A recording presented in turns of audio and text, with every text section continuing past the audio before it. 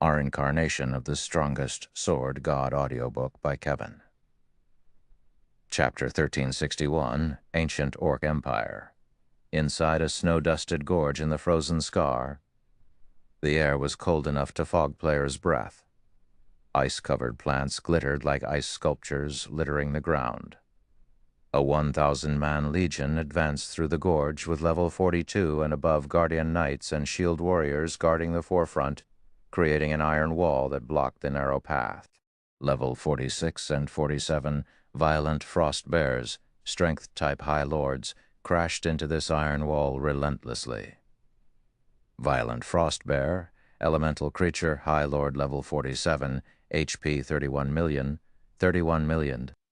Even with a successful block, ordinary MTs would lose over 10,000 HP with each of these frost bears' normal attacks. Not only did these attacks contain an immense amount of the violent frost bear's strength, but their attacks also had the freezing penetration effect. Freezing penetration halved the target's reaction speed, attack speed, and healing received. Moreover, shields couldn't completely block the effect. Factoring in the violent frost bear's high attack speed and their Tier 2 skill, Snow Trample, the front line's MTs could die in an instant if the healers lost focus. This was why so many teams had been stuck in this snowy gorge, unable to proceed into the frozen scar. However, when this legion's guardian knights and shield warriors received the violent snow bear's attacks, they never received more than minus 7,000 damage. Even when the High Lords used their skills, the MTs didn't sustain more than minus 20,000 damage. To these MTs, who had over 40,000 HP, these bears were little more than pests. Guild Leader. The Frozen Heart is quite impressive. It seems that Beast Emperor hadn't lied. With the Frozen Heart, our chances of raiding the Frost King have increased by at least 20%, Daybreak Fog commented as she looked at the pulsing crystal heart in her hand. This is only the beginning, Singular Burial said, chuckling. Each of the top 3 top adventurer teams working with us have their own specialties. Due to their participation, our team is considerably stronger. It is only a matter of time before we kill the Frost King. Zero Wing had just experienced a great war. Although the monster army hadn't damaged the guild's overall strength, it had made a mess of Stone Forest Town. Zero Wing had also lost nearly half of its main force and core members. It would take the guild a considerable amount of time to recover to its peak. Moreover, Zero Wing was currently expanding its influence on multiple fronts. Its enemies weren't limited to Heaven's Burial. The Black Dragon Empire's various guilds also eyed Zero Wing, waiting for an opportunity to strike. Based on the reports he had received, he knew that various minor conflicts had broken out between Zero Wing and the Empire's large guilds. Furthermore, the shadow of a certain superpower seemed to loom behind many of these guilds. If Zero Wing wanted to stabilize its position in the Black Dragon Empire, it would need a large number of experts to defend it. Now that Zero Wing needed to recuperate, Heaven's Burial had an opportunity to catch up. With the Frozen Heart, their leveling efficiency in the Frozen Scar was exceptional.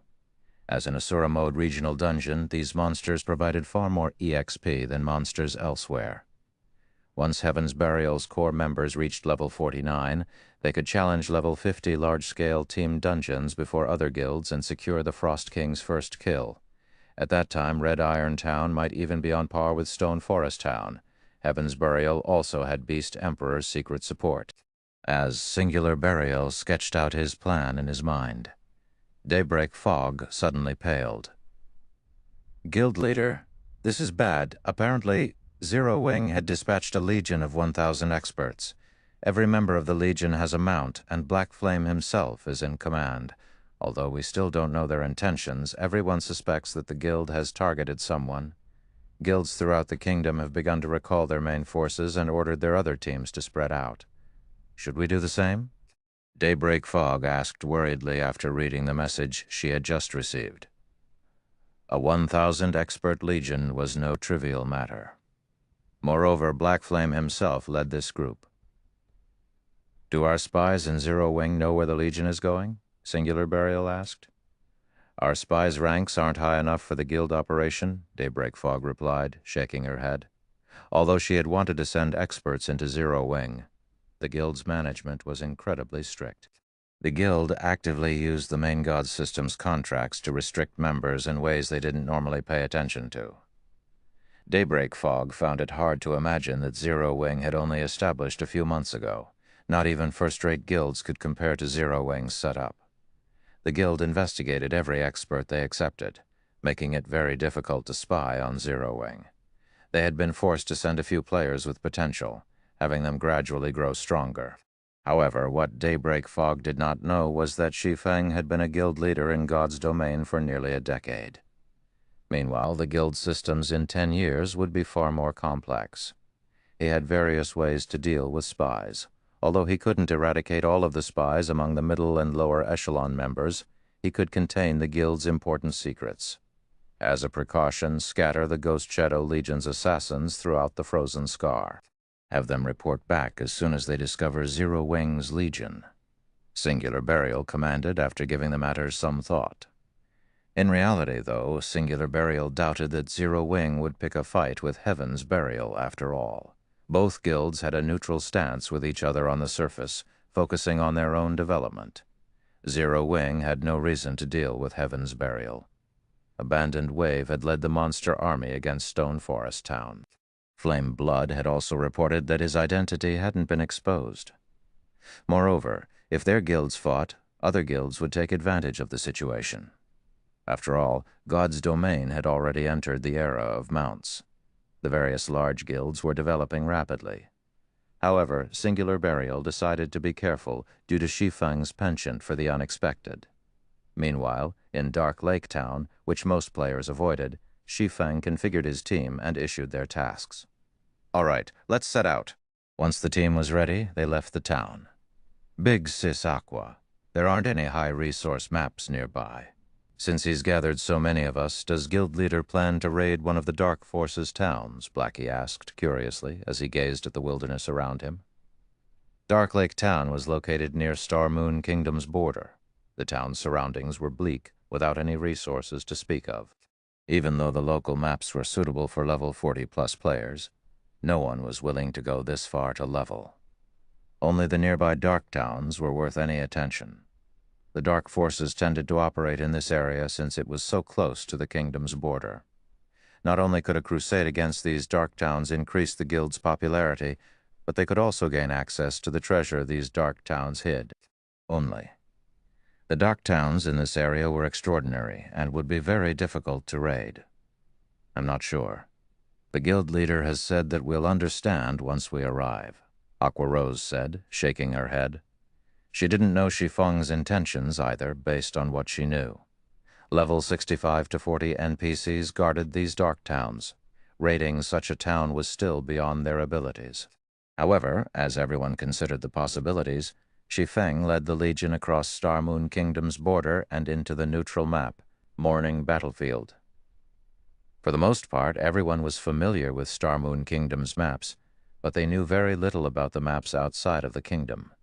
However, that did not prevent them from sensing the danger in their surroundings. What is this place? When the Legion entered the Morning Battlefield, many shuddered involuntarily as they felt a dense killing intent wash over them, their minds alerting them to the danger. Suddenly, they noticed 3 to 4 meter tall green orcs. These orcs wielded spears, bows, and arrows and wore simple armor. Around 500 orcs patrolled a short rampart. Although far fewer, some orcs wielded massive war axes, wearing slightly better equipment. Even one on the team felt a massive pressure radiating from the war axe-wielding orcs. Orc Sentinel, humanoid creature, chieftain, level 75, HP 8,400,000, 8,400,000. Orc Captain, humanoid creature, Great Lord, level 77, HP 78 million, 78 million. Humanoid creatures possessed considerably high intellect. Escaping these monsters' pursuit along would be challenging, not to mention killing them. Guild Leader, are we here to grind these monsters? Sweat dripped down Shadow Sword's forehead as he stared at the orc captains on the ramparts. From where he stood, he counted at least 20 orc captains, and this wasn't Stone Forest Town. They didn't have the assistance of the magic towers and NPC guards. Charging at these monsters would be suicidal. Relax. Shi Feng smiled nonchalantly. He then removed miniature ballistas and exploding arrows from his bag, one after another. The morning battlefield was an excellent grinding map. Unfortunately, it wasn't suitable for ordinary player teams. These orcs moved in large groups and were incredibly strong individually. In general, only Tier 2 100-man teams had any hope of safely grinding here. Although his players hadn't reached Tier 2 yet, they could compensate with the miniature ballistas. Chapter 1362, Team Skyrockets. Miniature ballistas? Are we? As Zero Wings players watched Shi Feng reveal one miniature ballista after another, their jaws hit the floor as they considered a possibility. Miniature ballistas were war weapons that most guilds treated like their own children. No guild would use them outside of a guild war or siege. Yet Shi Feng intended to use such precious weapons to grind monsters. If other guilds learned about Zero Wing's extravagant grinding method, they would most likely try to strangle Shi Feng. Guild leader, isn't this a little too wasteful? Even Aqua Rose was astonished as she stared at the miniature ballistas. The other guild members might not realize where these miniature ballistas had come from, but she did. Although players could craft these miniature ballistas, each one was considerably expensive to make. The materials alone cost more than 100 gold. Even with a master engineer like Burning Abyss and the basic meditation room, the production success rate wasn't particularly high. As a result, each ballista cost around 500 to 600 gold to produce. As for the exploding arrows, each cost roughly 3 silver to craft. Aside from risking the miniature ballista's destruction in battle, their durability would decrease from repeated use. The repair fees would also be a painful expenditure. Using these weapons to level guild members was too extravagant. Don't mind that. Resources are meant to be used. Rather than collecting dust in the guild warehouse, they can help strengthen our guild members. As our members grow stronger, the guild can earn even more resources. Using these weapons isn't a waste at all, Shi Feng said, smiling. All right, have our people set these ballistas up quickly. When he had been Shadow's guild leader in the past, he too had treated war weapons like precious treasure, not daring to use them casually. After all, those weapons had been irreplaceable. However, that wasn't the case now. Since they could produce these war weapons, there was no reason to stockpile them in the guild warehouse. Using them to strengthen the guild was a wiser decision, particularly now that Zero Wing's core members were over level 40, with some of the guild's upper echelons so close to level 50, they could challenge their Tier 2 promotion quests sooner if the guild helped them level quickly. As Tier 2 players, they'd be more help to the guild than these miniature ballistas. For a moment, everyone felt touched by Shi Feng's words. While other guilds' upper echelons wrung their members dry, Shi Feng used the guild's most precious resources to help them grow stronger. A short moment later, a row of 50 miniature ballistas were lined up a short distance away from the tattered ramparts. Even capturing a city would be easy with so many war weapons. Then, Shi Feng summoned a demon with the Bible of Darkness. Now that Shi Feng had been promoted to a Tier 2 swordmaster, he could summon a Tier 3 demon without the assistance of items or skills. He no longer needed to force the demon into becoming a mindless puppet either. After the massive demon gate appeared, an 8-meter-tall demon emerged. 2 crimson horns grew from its forehead, and it carried a spear covered in emerald fire. Purgatory Demon. Dark Creature Demon Level 64. HP 24 million. Hertz 24,000. As expected of our guild leader. He can even summon a Tier 3 demon. Summoners would die from envy if they knew about that item. Zero Wing's members were further awed by Shi Feng after watching him summon the Tier 3 Purgatory Demon. Generally, large guilds reserved Tier 3 summoning scrolls as trump cards. They wouldn't even sell these scrolls for thousands of gold. Shi Feng hadn't actually used a scroll, of course. Rather, he had used an ancient book. Tools were different from magic scrolls. While magic scrolls were one-time use items, tools could be used repeatedly. Hence, tools of the same rank and category were worth dozens of times more than their magic scroll counterparts. The Purgatory Demon will attract the orc's attention. Healers keep the purgatory demon alive. As for those responsible for controlling the miniature ballistas, prioritize the orc captains. MTs protect the ballistas. Shi Feng commanded once his team was almost ready. If he sent level 40-plus players to face these orcs, their attacks would only annoy the creatures without the magic tower's buff. The only way they could deal enough damage was to employ the miniature ballistas. If not for the miniature ballistas, he wouldn't have dared to lead this team here.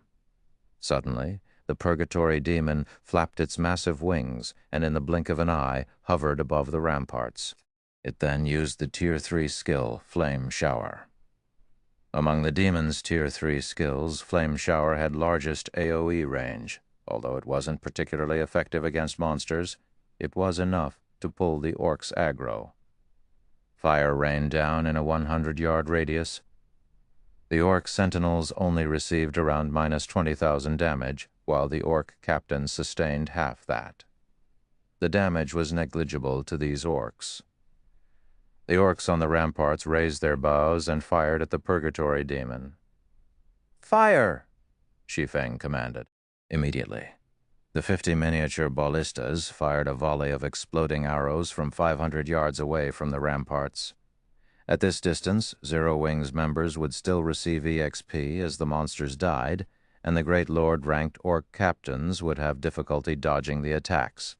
Shoo, shoo, shoo. A series of fiery lights bombarded the ramparts. Damages of up to 160,000 appeared above an orc captain that attacked the purgatory demon. In the blink of an eye, this orc captain lost nearly 8 million HP. Moreover, due to the arrow's armor penetration, the orc captain sustained severe injuries, decreasing its combat power. Although the damage was impressive, each volley cost 1 gold, 50 silver. Even for experts, it was as much as 2 or 3 days' net income. Meanwhile, Shi Feng controlled the purgatory demon to use the Tier 3 single-target skill, Onslaught, against the orc captain, dealing over minus 400,000 and reclaiming its aggro.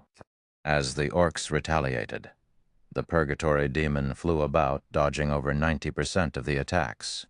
Even when struck, the dozens of healers who had moved close to the bottom of the ramparts responded immediately, maintaining the demon's HP above a safe threshold, following which Zero Wings members launched volley after volley of exploding arrows. The first orc captain soon fell from the wall. A level 77 Great Lord was already worth a frightening amount of EXP. Including the bonus EXP from defeating a higher-level opponent, everyone's experience bars increased by a noticeable amount despite sharing it among 1,000 players. It gave so much EXP. This is amazing. I'd have to grind for dozens of minutes to get this much EXP. Everyone was elated. Normally, it took a long time to kill a Great Lord of the same level, but they had taken 30 seconds or so to defeat the level 77 Great Lord. Moreover, once the orc captain died, it dropped several items. However, as they were still engaged in battle, no one moved towards the loot. After killing the first orc captain, the team focused their fire on the other orc captains. In such a way, one orc captain after another fell from the ramparts. By the time they had annihilated the 20-plus captains, many level 42 players had leveled to 43. As for Aqua Rose, Alluring Summer, and the other upper echelons, they had reached level 49. They were only 1 level away from level 50 now.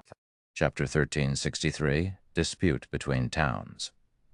Now that they had eliminated the orc captains on the ramparts, dealing with the orc sentinels had become much easier. They didn't even need a full volley of exploding arrows to kill a sentinel. The team on had to watch from afar. Only the healers were a little worn out as they had focused on healing the purgatory demon from time to time, with the miniature ballistas firing one volley after another. It took less than half an hour to clear out the orcs on the wall.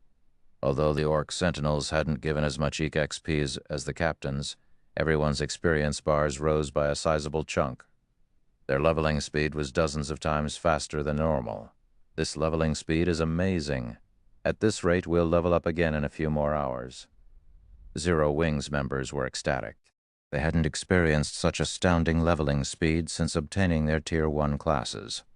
Only sustaining this leveling speed required a large number of exploding arrows. Of course, EXP wasn't the only thing the Zero-Wing Legion had obtained. There was also the items scattered above the ramparts, following which Shi Feng jumped onto the wall to collect the loot while the rest of his guild members pushed the miniature ballistas forward. The benefits of pioneering a new map are wonderful. The drop rate is much higher than usual. Shi Feng was inwardly astonished as he picked up the loot. After reaching level 50, monsters' drop rate in God's domain would decrease drastically. A level 50 plus chieftain might not drop as much as elite monsters right now. However, contrary to expectations, the loot dropped by the orcs was considerably good. Over 8 gold had dropped in coins alone. There were also 20 plus level 70 common weapons and pieces of equipment, which could be dismantled for raw materials. 3 level 70 bronze weapons and pieces of equipment and various ordinary materials had dropped as well. All of those items were only the level 75 Orc Sentinel's loot. The Orc Captain's loot was far more impressive. In total, the Orc Captains had dropped over 10 level 70 mysterious iron weapons and pieces of equipment, if sold. Each piece of equipment could easily fetch 5 gold or more, while the weapons could go for at least 10 gold. They were far more valuable than mysterious iron weapons and equipment below level 50. The Orc Captains also dropped 2 pieces of level 70 secret silver equipment, a pair of mage boots and a pair of plate gloves. Each of these items could easily fetch over 100 gold. The Orc Captains had also dropped high-ranking potions and Tier 2 magic scrolls. Overall, the loot's value more or less made up for the exploding arrow's cost. An advanced recipe fragment? As Shi Feng organized the Orc Captain's loot, he noticed half of a tattered piece of paper. When he clicked to check its description, he could not help his elation. Magic Soul Potion Recipe Fragment. In God's domain, advanced rank recipes and designs weren't easy to purchase.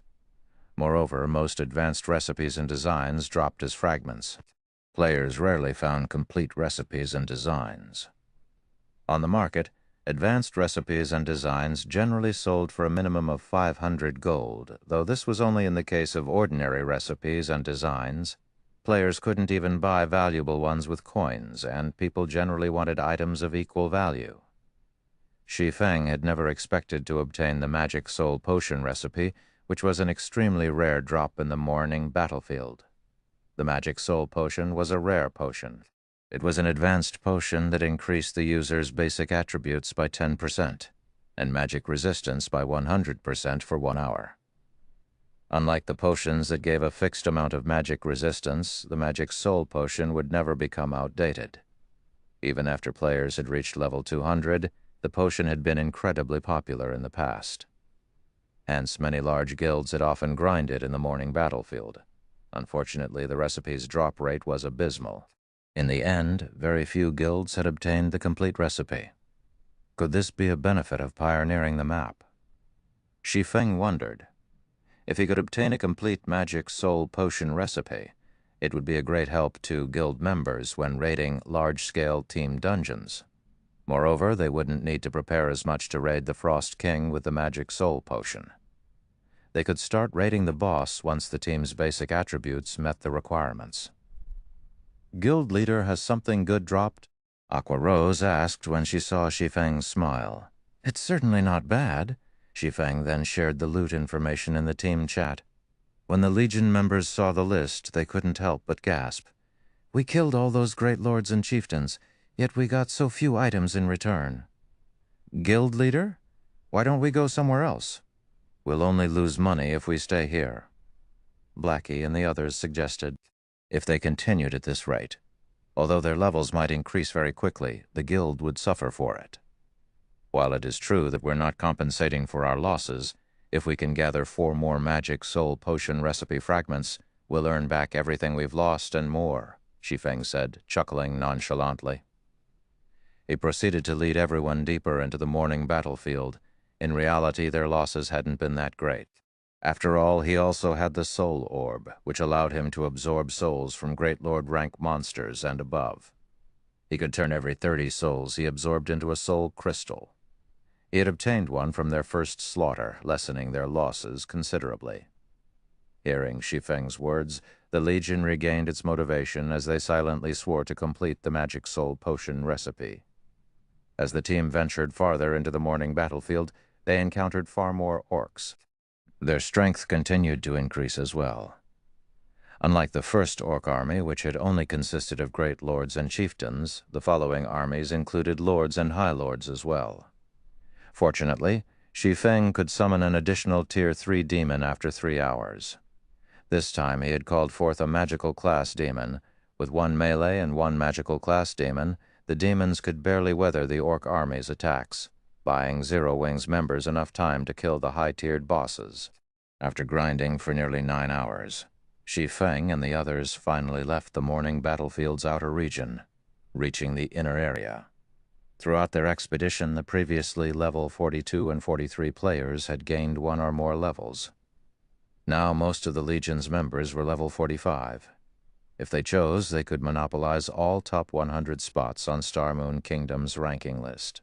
Aqua Rose and the others who were level 49 hadn't gained any additional levels due to the massive amount of EXP they needed to cross the hurdle. Even so, they were not too far from level 50 either. As for the Magic Soul Potion's recipe fragments, due to Shi Feng's continuous use of Divine Providence, the team had gathered 4 fragments by the time they reached the inner region. While the Legion explored the morning battlefield, Stone Forest Town's repairs had almost completed. The battle arena had resumed its normal operation, and more players than ever before had gathered in the town. The town's player population had already passed the 1 million threshold. Among these players, many were merchant players and adventurer teams originating from other kingdoms and empires. All of these players had come to attend the candlelight auction tomorrow, which would include Zero Wing's private houses and shops as the main attractions. Overall, Stone Forest Town's prospects were impressive. In fact, Phoenix Rain, Zero Wing's collaborator, had reaped a massive profit from the situation. Currently, all the virtual products in her virtual store sold like hotcakes. Among the products, the most popular were the furniture and fashion coats made from wood and cloth in God's domain. Meanwhile, Red Iron Town had also attracted a lot of attention in Star Moon Kingdom. Red Iron Town was home to the first player-operated auction house in Star Moon Kingdom. The town's popularity among NPCs had risen considerably due to its auction house, so much so that Red Iron Town had been promoted to intermediate rank. Now Heaven's Burial even surpassed the Star Alliance. Moreover, Heaven's Burial had recently announced that it would hold an auction for Red Iron Town's private houses and shops at the same time as the candlelight auction. Almost everyone on Star Moon Kingdom's official forums discussed the situation. Which town would they decide to develop in? After all, both towns had advantages. With Red Iron Town's rise to glory, many players who had been interested in Stone Forest Town's houses and shops began to hesitate. At this time, Melancholic Smile contacted Shi Feng and asked, "Guild leader, should we hold the auction earlier than planned? If we hold it at the same time as Heaven's Burial, it'll be difficult to encourage high bids." Interesting. So they've already started working with Beast Emperor? When Shi Feng saw Red Iron Town's auction house, he instantly understood what was happening after all. The auction house design wasn't easy to obtain. Shi Feng could not help but laugh at the situation as he said, "Fine, since they want a competition, let's give it to them." Chapter 1364, The Price of Playing with Fire. "Guild leader, you intend to compete against them?" Melancholic Smile was startled when she heard Shi Feng's words. Before this, Red Iron Town had become quite popular among the kingdom's players due to its strategic location and its connection to Evernight City. Once Heaven's Burial opened the Red Iron Mine to the public, it had attracted even more players and adventurer teams. Now the town also had an auction house, allowing players to sell their items there while paying a cheaper processing fee than in the auction houses in NPC cities. Furthermore, the town had received its promotion to intermediate rank, able to accommodate even more players. If they truly wanted to compete with Red Iron Town, they'd have to lower their asking prices for Stone Forest Town's private houses and shops. The other Zero Wing upper echelons might not know the guild's top secrets and current financial state, but Melancholic Smile, who managed a large portion of Zero Wing's affairs and transactions, did.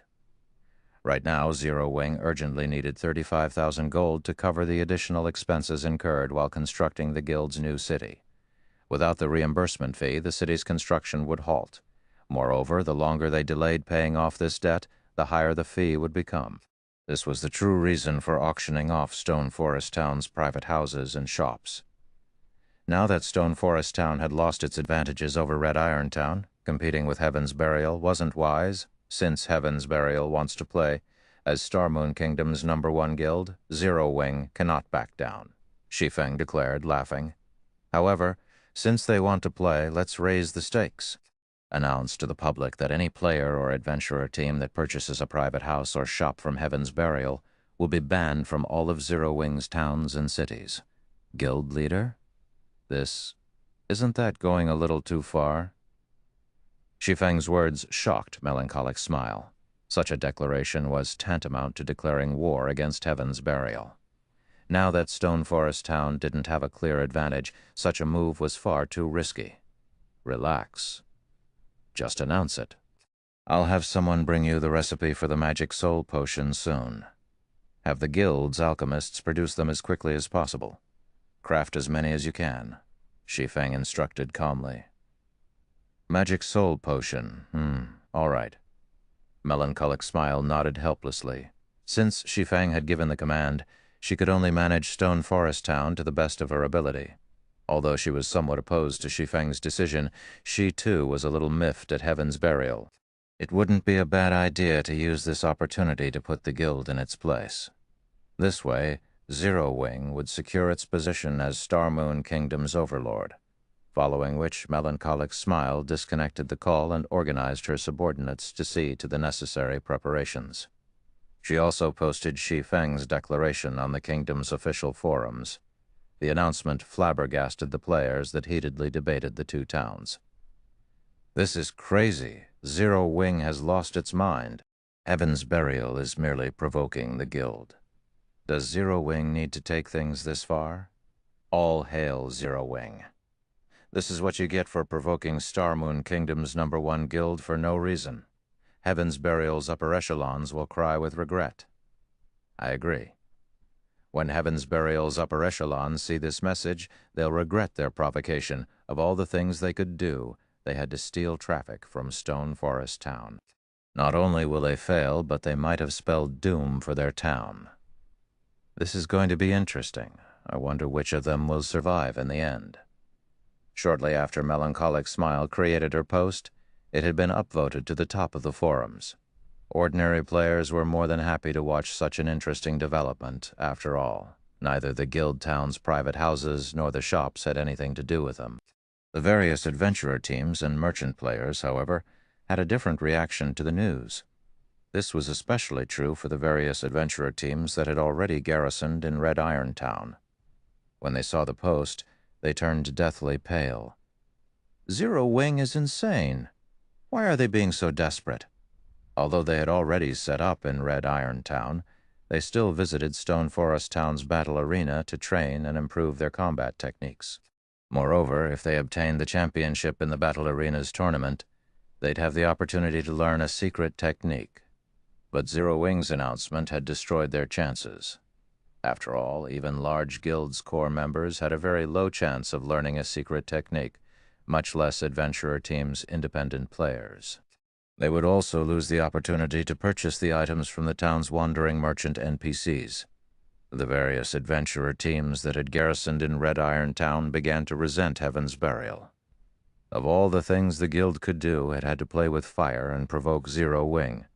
Now their adventurer teams had been caught in the crossfire. 5 short minutes after Melancholic Smile announced Zero Wing's intentions, over a dozen well-known adventurer teams in Red Iron Town declared their intent to withdraw.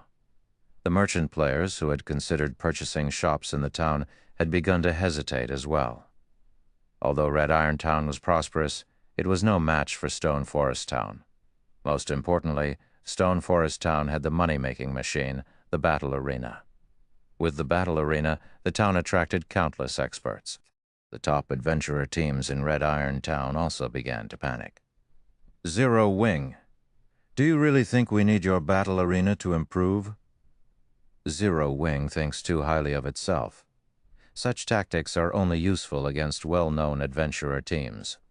Although the post had somewhat shaken the three top adventurer teams, they were still confident of their own strength.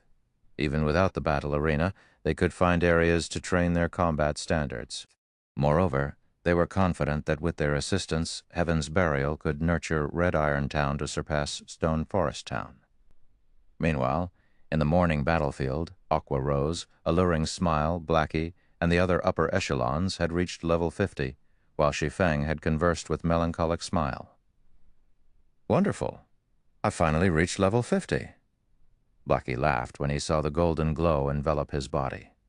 I can finally challenge my Tier 2 promotion quest. The rest of these core members were also excited. Currently, every expert's goal was to obtain their Tier 2 class. This was especially true for Aqua Rose and Zero Wing's other upper echelons, as they knew Shi Feng had already completed his. They had also witnessed Shi Feng's battle against Evil Fire, so they were fully aware of how powerful a Tier 2 class was. It was on a completely different level from a Tier 1 class. Since you've reached level 50, you can go and challenge your Tier 2 promotion quests now. When Shi Feng saw that Aqua Rose and some others had reached level 50, he took a fist-sized stone tablet from his bag.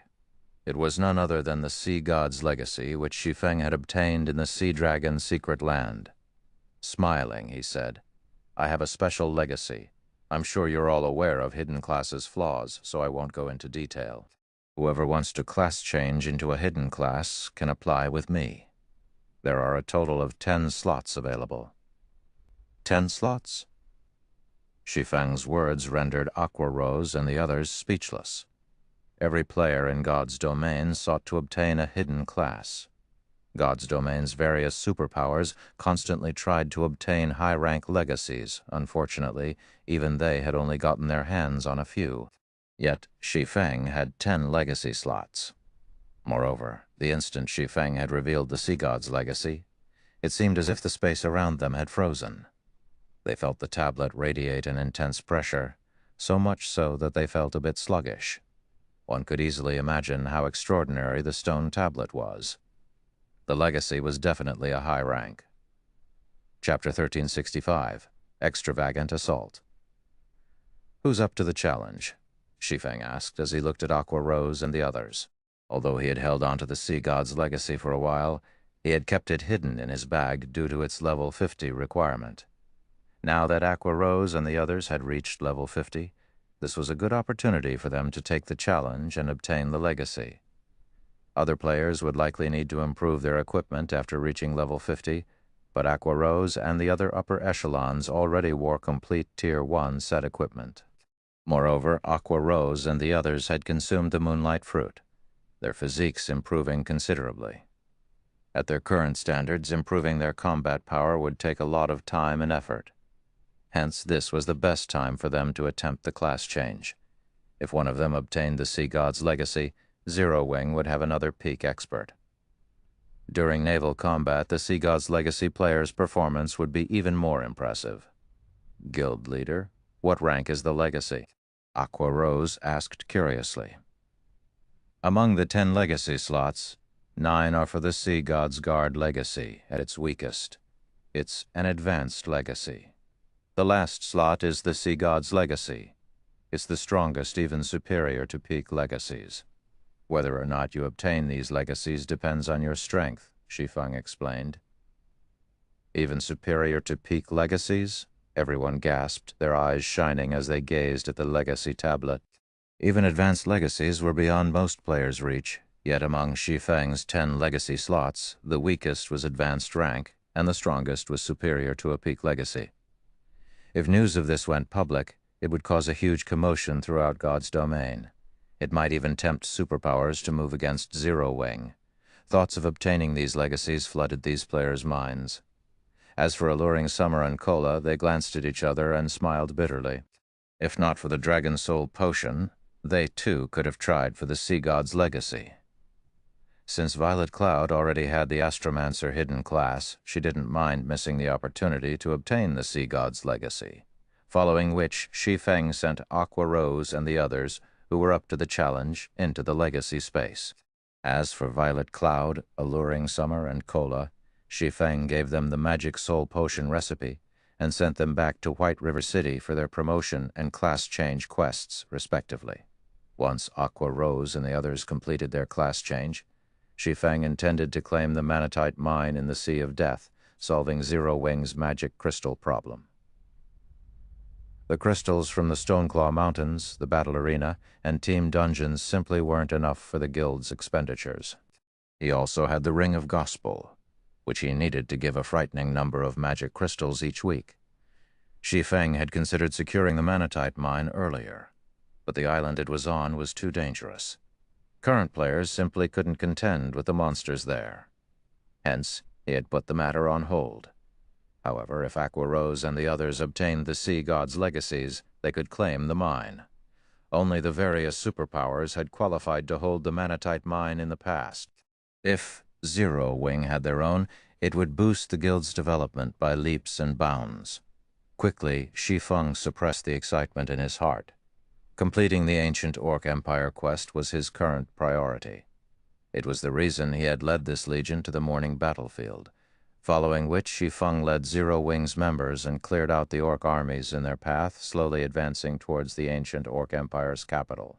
Once in the morning battlefield's inner region, the legion encountered far more stronger Orcs. On average, these Orcs were above level 80, if not for the miniature ballistas. They wouldn't have been able to continue. After another 3 hours or so grinding, Shi Feng and the others finally reached the ancient city's ruins. As the capital of an empire that had once shaken the God's Domain continent, one could still feel the city's might, even after the corrosion of time. The city walls alone were 50 meters tall, and the main gates depicted over a dozen, massive divine figures. Numerous high-ranked buildings filled the city. Among them, the most awe-inspiring was the ancient Orc Empire's palace. It loomed like a massive mountain, and one could easily overlook the entire capital from the top of the palace. Despite having fallen to ruin, the capital's mana was far denser than elsewhere. Even from outside, Zero Wing's players could feel it. However, compared to those factors, the number of Orcs inside the city was shocking. The Legion was stupefied. The ancient city should have been lost to history, yet Zero Wing's members felt as if they had just walked into a current Orc city. Orcs constantly passed through the city's main gates, and those that entered the city seemed like well-trained soldiers. Their auras and levels were far superior to the Orcs the Legion had encountered on the way here. Even the lowest-leveled Orc was level 80. Chieftain-ranked Orcs were everywhere as well. From time to time, these players also spotted level 85 Grand Lords leading squads as they patrolled the walls. Their eyes shone with wisdom. "Guild leader, you don't intend to attack this city, right?" Zero Wing's members gulped as they stared at the ancient city before them. They were the elite among Zero Wing's elites, and even the weakest among them could reach the trial tower's 5th floor.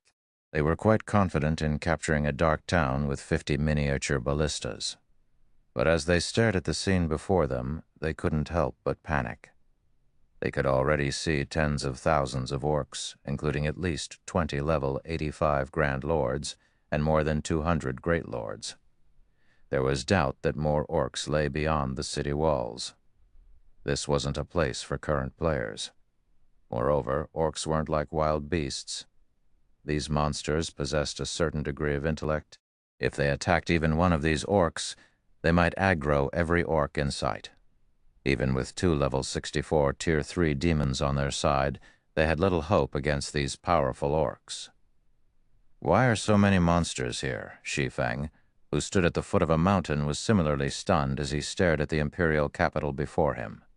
Is this because of the quest? When he had come here in the past, only a few Orc tribes had lived in the area. Now, however, the ancient city had a large Orc population.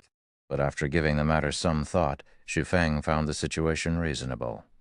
After all, this was an SSS rank commission. The system wouldn't make it easy to obtain the disintegration axe. Otherwise, Star Moon Kingdom wouldn't have failed all 3 of the freebie SSS rank commissions. We won't be able to force our way through the front gates. We'll have to lure the Orcs out. Glancing around the ancient city, Shi Feng discarded his plan of a direct assault. Unless he had a team of 3,000 level 80 elite players and a large stock war weapons, clearing out the orcs on the city walls would be impossible. With their current combatants, they had no chance of defeating these orcs. However, after going through great lengths to reach the city, Shi Feng refused to give up without a fight. Lure the orcs? When everyone heard of Shi Feng's crazy plan, they wondered if they had misheard him, whether or not they could lure these orcs without dying. How were they supposed to enter the city if they succeeded?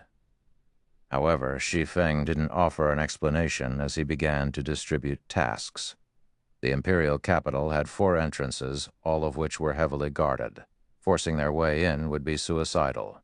Even the Tier 3 demons would die instantly in a head-on charge. After all, the level gap was too massive.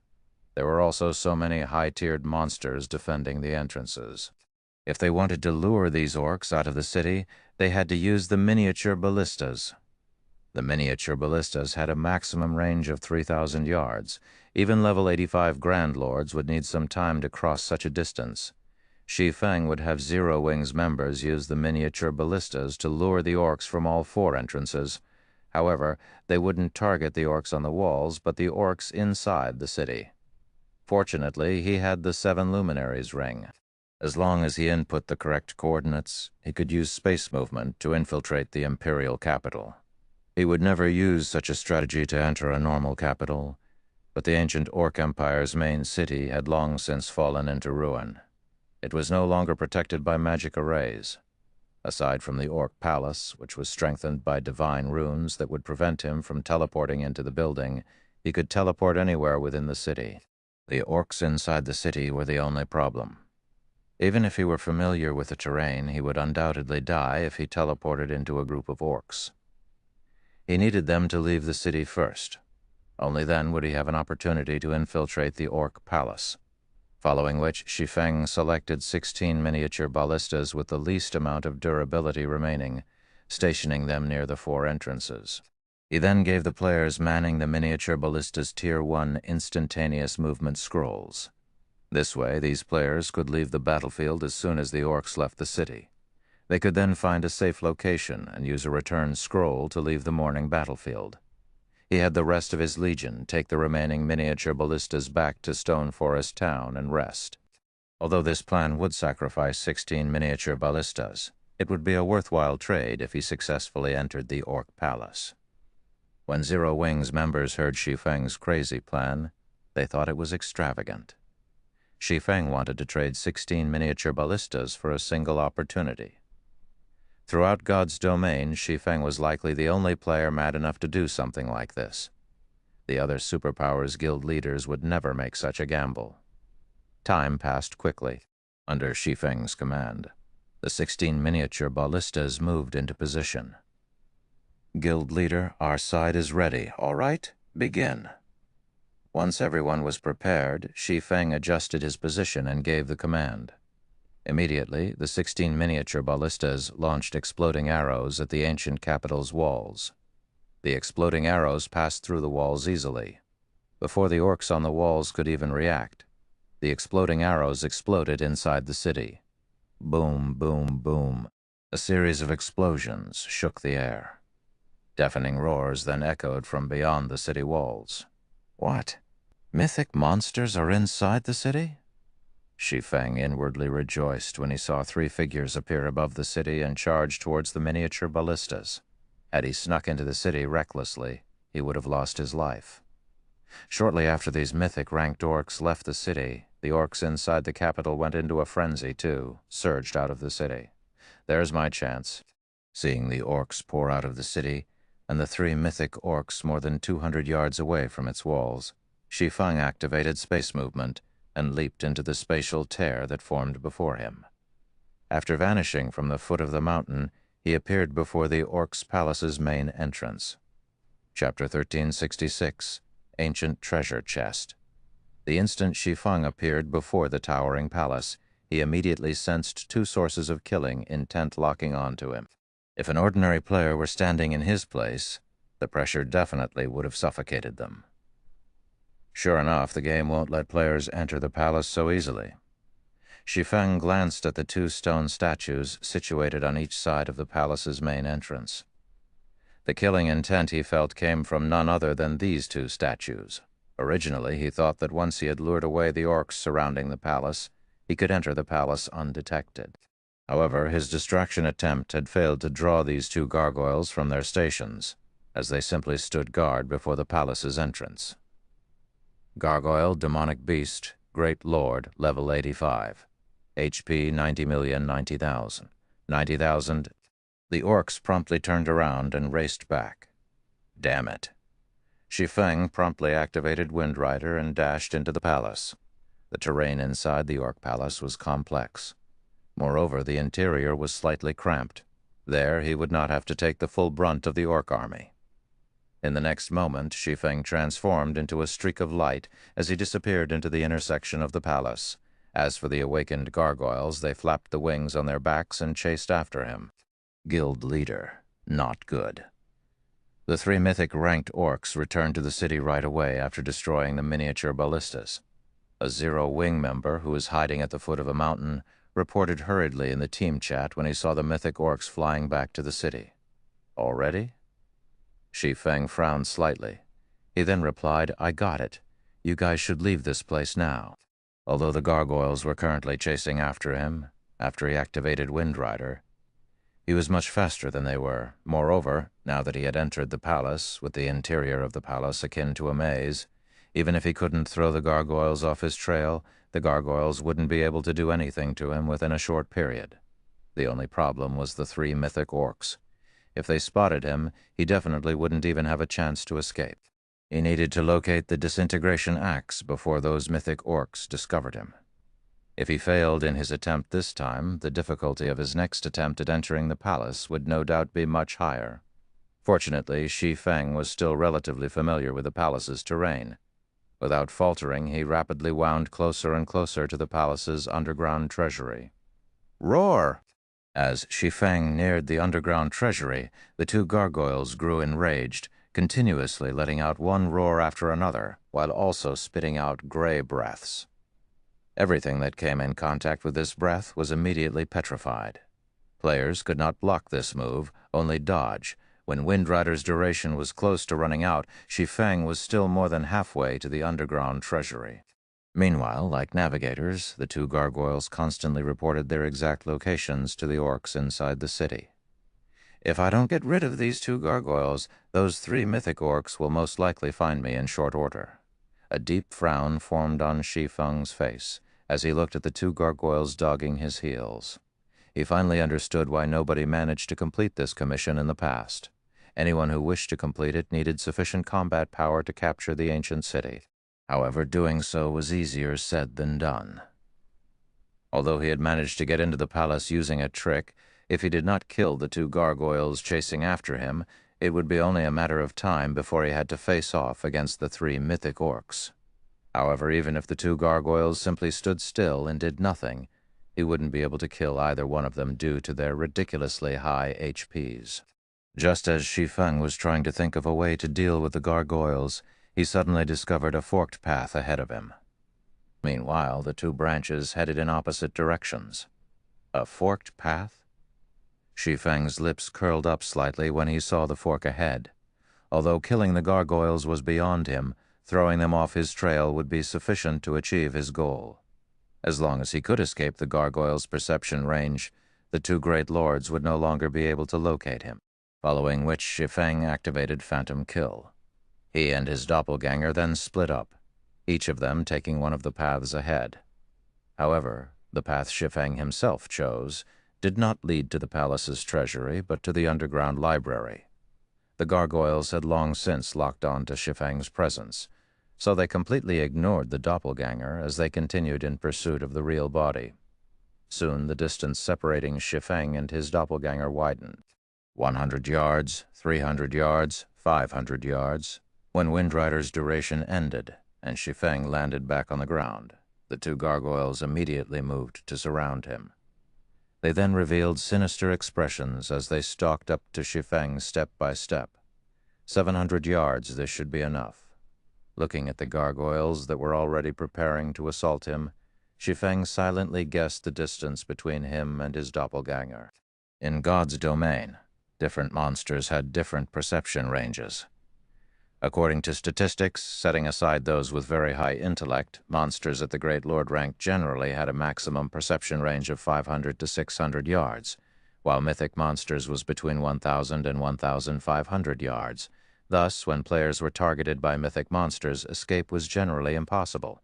As for the gargoyles, due to them being demonic beasts, they could be considered relatively sensitive monsters. Their maximum perception range should exceed 500 yards. As a precaution, Shi Feng chose to put at least 700 yards between himself and his doppelganger before swapping positions. In the next moment, the two gargoyles let loose angry roars as they spat out gray whirlwinds from their mouths. In this cramped space, it was practically impossible for Shi Feng to avoid the whirlwinds. Shi Feng directly used his doppelganger replace skill. Switching positions with his distant doppelganger at the same time, he also had his doppelganger activate defensive blade to buy him as much time as possible. "You guys have fun with my doppelganger?" Shi Feng smiled faintly when he appeared in the other pathway. He could tell that the killing intent locked on him had already disappeared. He then activated Windwalk and dashed towards the underground treasury. Although there were no longer any monsters on his tail, Shi Feng did not dare to be careless. He immediately activated omniscient eyes to constantly scan his surroundings. The reason he had done so was the increase in density of traps as one got closer to the palace's treasury, and accidentally triggering even one of them might result in death. When Shi Feng had come here in the past, the Orc Palace had long since been explored by other players. Back then, the traps inside the palace were mostly disabled already. He had only visited it to try his luck and see if he could come across any treasure chests. After all, treasure chests spawned randomly. Meanwhile, the chances of stumbling across a treasure chest in a location like a palace was much higher than elsewhere. What? There really is a treasure chest. Shortly after Shi Feng headed off to the treasury, he discovered a small, secret room in a corridor leading to a small courtyard, and placed inside the secret room was a treasure chest. I don't think I saw this secret room in the past. However, the magic barrier set up to protect this room really is complex. I wonder what rank the treasure chest stored inside is. Omniscient eyes only allowed him to perceive the shape of the treasure chest. He could not determine the quality and color of the materials used to create the treasure chest itself, following which Shi Feng walked over to the secret room. Fortunately, no traps were set up inside the secret room. There was only a magic barrier that concealed the room from the eyes of players, so there was no danger whatsoever. If he did not take away such a treasure chest, then he really would be doing a disservice to himself. The concealment technique used is really brilliant. Not only is there a magic barrier to hide the room's presence, but there's also a physical mechanism hiding it. Even an expert in cracking traps would not be able to notice this room. No wonder nobody managed to discover this place in the past, Shi Feng muttered in astonishment. Unfortunately, even if the room was skillfully hidden, such trickery was no use against omniscient eyes. Breaking through the magic barrier was a piece of cake. Shi Feng just activated Flame Burst and sent 10 or so attacks at the wall concealing the room. Once the barrier was shattered, the real wall appeared before him. He then pulled the chain hidden by the foot of the wall. In the next moment, the wall slowly rose, revealing the secret room. The instant the secret room was opened, Shi Feng felt a dense wave of mana washing over him, giving him a pleasant feeling. His mind also felt refreshed. In the next moment, however, a terrifying aura enveloped his body, making even movement difficult. After Shi Feng saw the true nature of this treasure chest, he could not help his surprise. An ancient treasure chest. Chapter 130-67, God's Possession.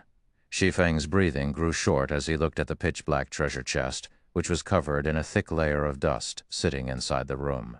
An ancient treasure chest. This was something he had only heard about in rumors, but an ancient treasure chest was a treasure chest handed down from the ancient gods. Although the treasure chest seemed to be made of black iron, in reality it was made of obsidian crystal, one of the materials that were second to only the 7 luminaries crystal.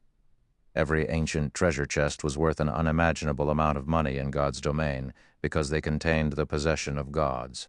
Rumors had it that even the most inferior item one could obtain from an ancient treasure chest could rival those from an epic treasure chest, while better ones could rival even the items from legendary treasure chests. Meanwhile, the rarity of ancient treasure chests was on par with epic treasure chests. Shi Feng had only ever heard about them and never personally seen one before. According to rumors, one could come across an ancient treasure chest only in extremely dangerous ancient ruins. He never imagined that he would actually find one in the ancient Orc Empire. So this is an ancient treasure chest? It really is amazing. When Shi Feng arrived before the ancient treasure chest, he felt as if his entire body was about to be crushed, as the ancient treasure chest was an item personally created by a god, in addition to the divine runes carved by a god on the treasure chest. The closer Shi Feng approached the ancient treasure chest, the stronger the divine might he experienced. Now that he was standing right in front of the ancient treasure chest, it felt as if the blood inside his body had turned to lead. Right now, his body was so sluggish that even a lower-ranked monster of the same level could kill him easily. If a Tier 1 player were standing in his place right now, they would have already collapsed to the ground and become paralyzed. However, this was also the reason why the ancient treasure chest was not locked. The divine might the treasure chest exuded was the best protection. The instant Shi Feng activated the ancient treasure chest, the divine runes carved on it started glowing. Immediately, the mana inside the secret room rampaged as the treasure chest sucked it in. This phenomenon continued for several seconds before ceasing. By the time the treasure chest stopped absorbing the ambient mana, the pressure it exuded had also grown significantly. Only one item? Shi Feng could not help falling speechless as he looked at the pitch-black ring floating inside the treasure chest. The ancient treasure chest's size was equivalent to a large wardrobe, yet the space inside the treasure chest was only the size of a basketball. However, Shi Feng did not pay heed to this contradiction for too long as he picked up the pitch-black ring and inspected it. Cannot be appraised, so this is an item left behind by a god? No matter how he tried to examine the ring, as if the ring was just a stone on the side of the road, it revealed no information whatsoever. This was the first time Shi Feng had come across an item that could not be appraised in God's domain. Even when he obtained the Destroyer of Immortality before, when he first tried appraising the item, he had at least managed to get a name from it, albeit an extremely vague one. If not for the shabby ring in his hands being stored inside the ancient treasure chest just a moment ago, he might have treated it as garbage and tossed it aside. After all, the pitch-black ring was simply too ordinary. There was nothing special about it whatsoever. However, although he was unable to appraise it, he had no intention of giving up. After waiting for 10 minutes, he activated omniscient eyes and started appraising the ring once more. What? It still can't be appraised? Just what is this ring? Shi Feng could not help being surprised when he saw the system's response. Until now, omniscient eyes had never failed to appraise an item. Even someone as powerful as Charlene had praised the omniscient eyes before. Yet now omniscient eyes was actually ineffective on the pitch-black ring. Meanwhile, there was only one possibility for omniscient eyes to give a response of cannot be appraised, and that was because omniscient eyes' appraisal rank was still insufficient. He required a stronger appraisal skill. Shi Feng could only think of one appraisal skill that surpassed omniscient eyes of truth. This was something he had learned from Charlene. However, as to how he could obtain the eyes of truth, that he did not know. He could only try asking Charlene about it later on, but before then he couldn't do anything about the pitch-black ring, following which Shi Feng stored the ring and left the secret room. Compared to identifying the pitch-black ring, completing his quest was more important right now. There were many traps on the way to the underground treasury, and any trap could easily end a player's life. Even a peak assassin would lose their life here if they were not careful. Hence, for Shi Feng, who was a swordsman, reaching the treasury was even more difficult. The only choice he had was to rely on omniscient eyes to avoid the traps. If he came across an unavoidable trap, then he would use absolute defense to tank it. In the end, Shi Feng took several times longer to complete the journey, which originally should have taken only 10 minutes or so. As he neared the treasury, he suddenly received a message from Melancholic Smile. The message was very simple. Some time ago, many evil demons started appearing around White River City and Stone Forest Town. Meanwhile, the evil demons that appeared were all Lord rank and above. Moreover, these evil demons moved with great caution. As soon as they executed an attack in one location, they would immediately move elsewhere, giving the Zero Wing members dispatched no opportunity to surround them. This situation suddenly depressed the number of players wishing to travel to Stone Forest Town significantly. Although Stone Forest Town itself was safe from the invasion of monsters, ordinary players and adventurer teams that did not possess a private house in Stone Forest Town could only get to Stone Forest Town from the nearest NPC town via horse carriage. Meanwhile, although horse carriages were fast, they did not possess any offensive capabilities. Hence, the only fate awaiting ordinary players assaulted by evil demons was death. With the journey to Stone Forest Town so dangerous, many players would naturally give up on going to Stone Forest Town. So Heaven's Burial is no longer even trying to hide that it's colluding with the evil god's temple. Shi Feng's complexion darkened. This situation left him with no choice but to complete his quest quickly and return. Even ordinary experts would be no match for Lord-ranked evil demons. Only experts on Aqua Rose's level had a chance against such monsters. However, Aqua Rose and the others were currently challenging their class change quests and promotion quests, so there were no powerful experts stationed in Stone Forest Town right now. Hence, the only way to deal with the evil demons was to surround and kill them in groups. However, the evil demons would flee as soon as they launched an assault, giving no opportunities for Zero Wing's members to do anything. Now, only he could do something about this situation. As soon as an evil demon appeared, if he was notified of the coordinates of the assaulted players, he could go to the scene immediately using the Seven Luminaries Ring's space movement. However, he had just managed to enter the Orc Palace after going through so much trouble. If he returned before completing his quest, it would be much more difficult to get into the palace again on his next attempt. Following which, Shi Feng sent Melancholic Smile a message, telling her to have Zero Wing's members form patrol squads and patrol the routes leading to Stone Forest Town for the time being. Although doing so required a lot of manpower, they would be able to suppress the evil demons to a certain extent and prevent them from casually attacking the merchant routes. Time passed quickly. After spending another 2 hours or so traveling inside the palace, Shi Feng finally arrived at the hall before the palace's treasury. Inside the spacious hall, which was strengthened by divine runes and magic arrays, an armored orc with its eyes shut sat quietly before the treasury's doors. From afar, the orc looked just like a statue. I was wondering why no orcs came searching for me at the underground treasury after such a long time had passed. So there was still such a guard here. Shi Feng could not help but frown as he looked at the armored orc, while hiding in a dark corner of the corridor. Although the orc guarding the treasury was not very large, it could even be described as thin and old. Any player that crossed it at this stage of the game would definitely die. The reason for this was this orc being none other than the chieftain of a tribe. Chieftain, humanoid creature, mythic, level 85. HP 320 million, 320 million. Against this monster, even a 100-man elite team of level 85, Tier 2 players would be annihilated. Shi Feng knew this because he had led a team to raid an orc chieftain before, except that he had already been promoted into a Tier 3 Sword King back then. In terms of strength, the orc chieftain was much more powerful than the 3 mythic-ranked orcs that had charged out of the city. Moreover, its intellect could rival even that of an NPC. It was like a sage among orcs. Even a 1,000-man elite team of the same level would wipe, unless they had a tool that could target the orc chieftain's weakness. Just as Shi Feng was thinking about how to get past the orc chieftain, he suddenly heard footsteps coming from behind him. Moreover, the sound was also growing louder. Chapter 1368, Mythic Orc. Upon hearing the footsteps, Shi Feng instinctively activated Omniscient Eyes. Immediately, he could see everything happening within 100 yards. A patrol squad with Omniscient Eyes perception He sensed a group of 6 level 85 orc warriors moving towards his position, every one of them a great lord. If not for the orc warriors having to disable the various traps, they would have long since reached his position.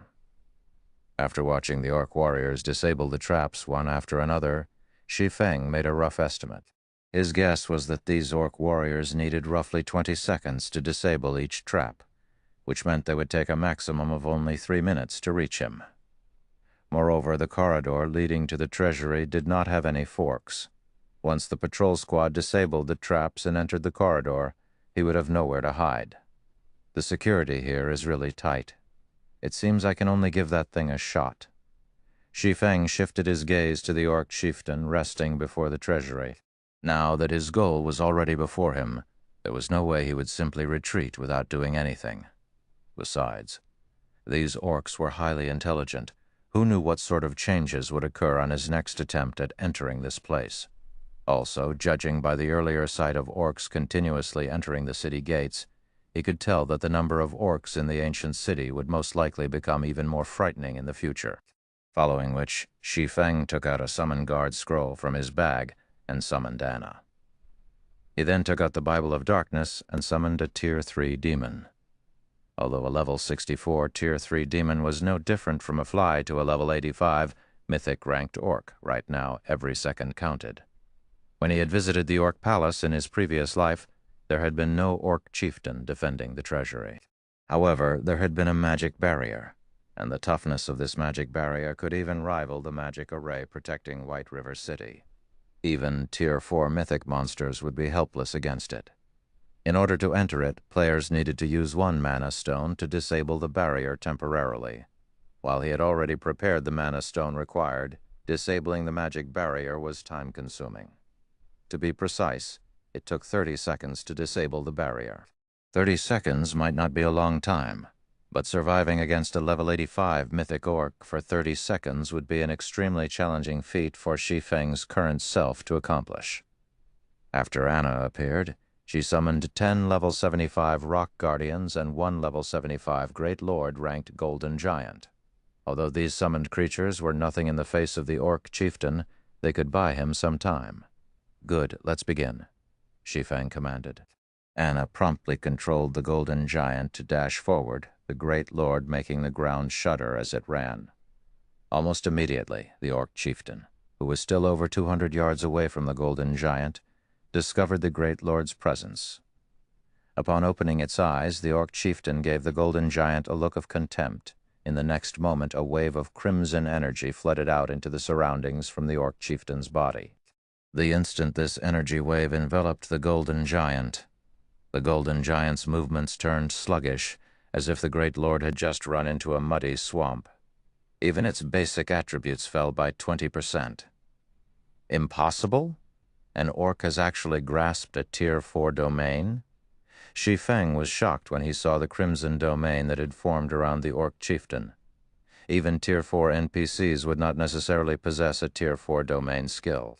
Any monster or NPC that managed to grasp a Tier 4 domain would have their strength categorized as Tier 4 peak. Unless one had a sufficiently powerful magic array, defeating such monsters and NPCs was practically impossible for player teams below Tier 4. After all, not only could a domain suppress its user's enemies, but it could also strengthen its user. Unless one possessed a domain of their own to serve as a counter or had overwhelming power, they would definitely be killed. Although the orc chieftain's domain was not very powerful and had a range of only 200 yards, even a 1,000-man elite team would not be able to defeat it without the aid of an advanced magic array's suppression.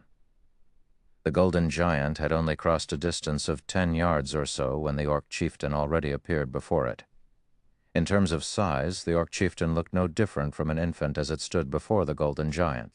However, when the golden giant, a strength-based Great Lord, sent a punch at the orc chieftain, the latter easily stopped the blow with just one hand. In the next moment, too lazy to even use its weapon, the orc chieftain countered with a punch of its own at the golden giant's body. Along with a loud boom, a strong gust of wind enveloped the entire hall as the golden giant went flying over 30 yards. Its body got embedded deep inside a wall, while its HP instantly plummeted over 1 million as well. The Orc chieftain's strength surprised even Shi Feng. Whether it was in terms of speed or strength, the Orc chieftain was simply not an opponent that players at this stage of the game could go up against. Just one attack would be more than enough to kill a Tier 2 MT of the same level with their life-saving skill activated. The Orc chieftain was an existence that was far superior even to the evil earth dragons that appeared during the Siege War. When the Orc chieftain appeared before the Golden Giant once more and was about to swing its fist at the Great Lord again, Anna quickly had the 10 rock guardians rush forward and form a magic barrier, trapping the Orc chieftain in it. Unless the Orc chieftain killed the rock guardians, it would not be able to escape the barrier. Meanwhile, with the barrier activated, not only did the rock guardians' basic attributes increase, but the damage they received would also be shared equally among themselves. Hence, it would take the Orc chieftain some time to whittle down the rock guardians' combined HP of over 200 million. Good. Seeing the Orc chieftain trapped, Shi Feng activated Wind Rider and dashed towards the doors of the treasury without hesitation. Despicable thief. The Orc chieftain immediately noticed Shi Feng approaching the treasury's doors, the originally playful look on its face turning serious. It then retrieved the greatsword slung on its back and sent a fierce slash at the magic barrier. The Orc chieftain's slash opened a crack in the magic barrier, nearly slicing the barrier in two. For a moment, Shi Feng even thought that the magic barrier would fail to contain the Orc chieftain. Fortunately, the Orc chieftain's attack did not reach the magic barrier's shattering limit, and the barrier mended itself rapidly by absorbing a portion of the rock guardian's HPs. However, in the blink of an eye, each rock guardian lost over 100,000 HP. After seeing its first attack fail, the Orc chieftain shifted its target from the magic barrier itself to one of the rock guardians. Scorching flames enveloping its greatsword, the Orc chieftain swung the weapon down on its new target. Immediately, every one of the Lord-ranked rock guardians lost over 300,000 HP. Their destruction was only a matter of time. As for the Golden Giant, that was similarly trapped inside the magic barrier.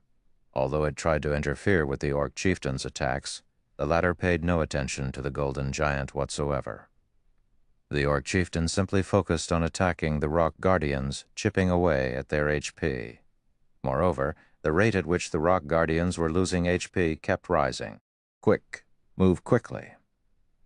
After arriving before the treasury's doors and starting the disabling process for the magic barrier, Shi Feng could not help but grow anxious as he looked at the loading bar that appeared before him.